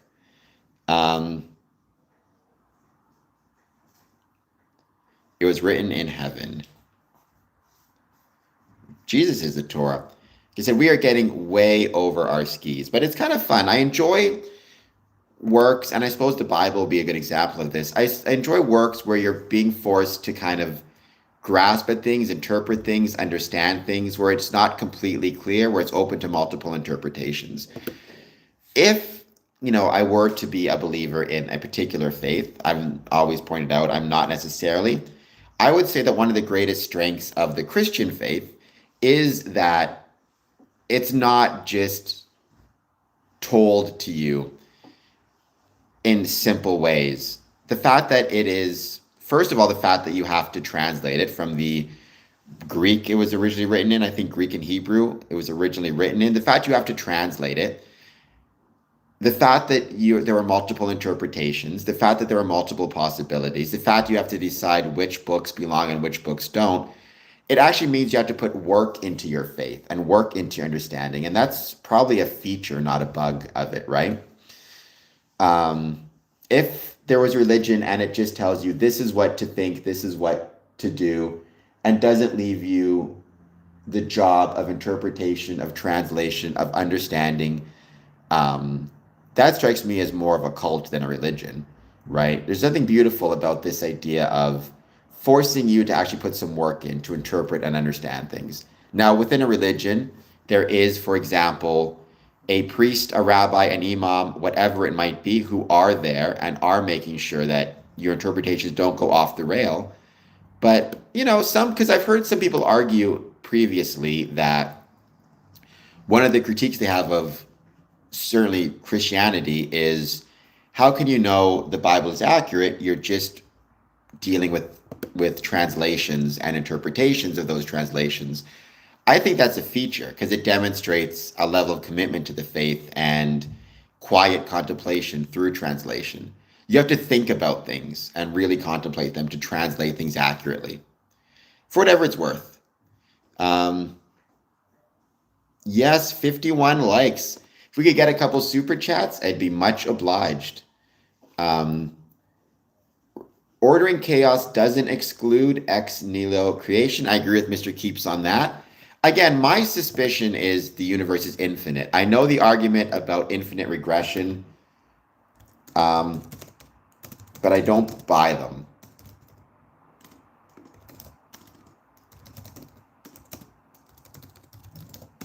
Right? I think it's possible to have an infinite universe.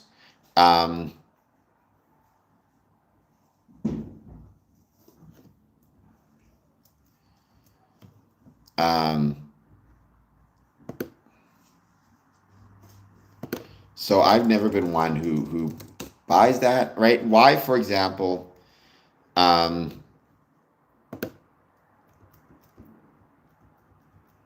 Mathematics, like why is infinite regression impossible? Mathematics allows for infinity. There's a symbol in mathematics, and mathematics does allow for infinities to exist. There's even such a thing as infinity plus one. So if you can have infinities mathematically, why can't you have infinities within a physical structure? All math is a representation of physical structures, right? Right. And also, why do you need a first connector? Why can't you just have an infinite number of connectors, right? Like within a universe, for example, you can have. So I started this stream 4 hours and 38 minutes ago. So that's not an infinite time period between when I started this stream to now. The Earth existed 3 billion years ago. Our universe, our pocket universe, was created 14 billion years ago. But that doesn't mean there cannot be an infinite framework in which a series of finite events take places. Right?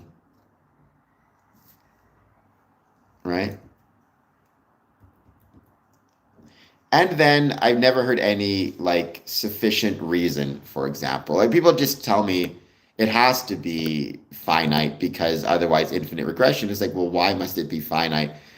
I've never understood that argument. It's like, it doesn't seem to me obvious, right? As they say here, I just looked up my arguments. It's making an assumption that for every event, there must be a preceding cause or justification. Right? If I reject the idea of an uncaused first cause, why? right? No one has ever been able to say it has to be that way. Just because it has to be that way within our day-to-day life doesn't mean the universe is required to exist in the same manner as our day-to-day life. Um, well, entropy exists, Drumpel, within our universe. Does that exist within reality itself? Right, I'm a believer in infinite Big Bangs, meaning I think you have an infinite framework, an infinite universe, which has gone on forever, has no starting point. But within that framework, you have multiple Big Bangs in which different universes with different orders and rules are created. So in ours, we have entropy, which will eventually cause the universe to end. But I don't think that necessarily exists for the framework in which our universe exists. Um, but why infinity in the future and not the past? Why can't infinity be going in both directions? You can have an infinite east and an infinite west, right? Um, Again, if we have infinity within math, and math is simply a reflection of physical reality, why can we not have an infinite physical reality? I do not know what the Kalam cosmological argument is, but okay. Well, that's Brian Greene argued that. It's basically a multiverse argument, or not Brian Greene. Sean Carroll, I think, has argued that, and I agree with Sean Carroll. No, but they're bound by space, and space and time are the same thing, according to Einstein's general theory of relativity. Space-time, right? Their directions in space and time are connected. So there you go. Boom. Take that, red glassy eyes. By the way, please hit like and subscribe. I'd very much appreciate it. And consider giving me a gift. You can do so through this channel. It'd be much obliged. We're going to be ending this stream shortly because we got 2 whole people watching. But I appreciate everybody who's joined me thus far. It's been a great stream. 51 likes.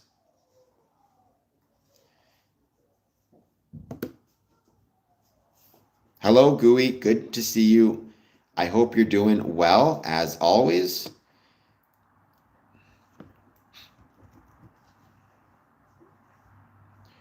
Well, I mean, you could argue the human mind cannot contemplate infinity, which is true. I don't think the human mind could ever fully contemplate infinity, although Hilbert's Hotel gives us a pretty decent example of what that might look like. So who's to say?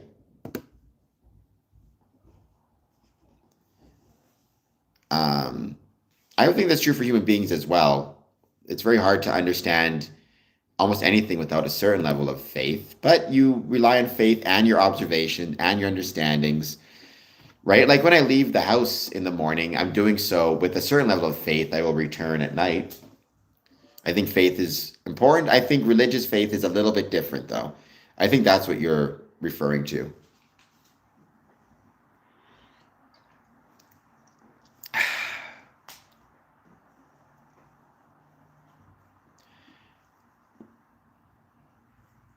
Well, luckily, Mr. Keeps, I'm not a human being, so there you go.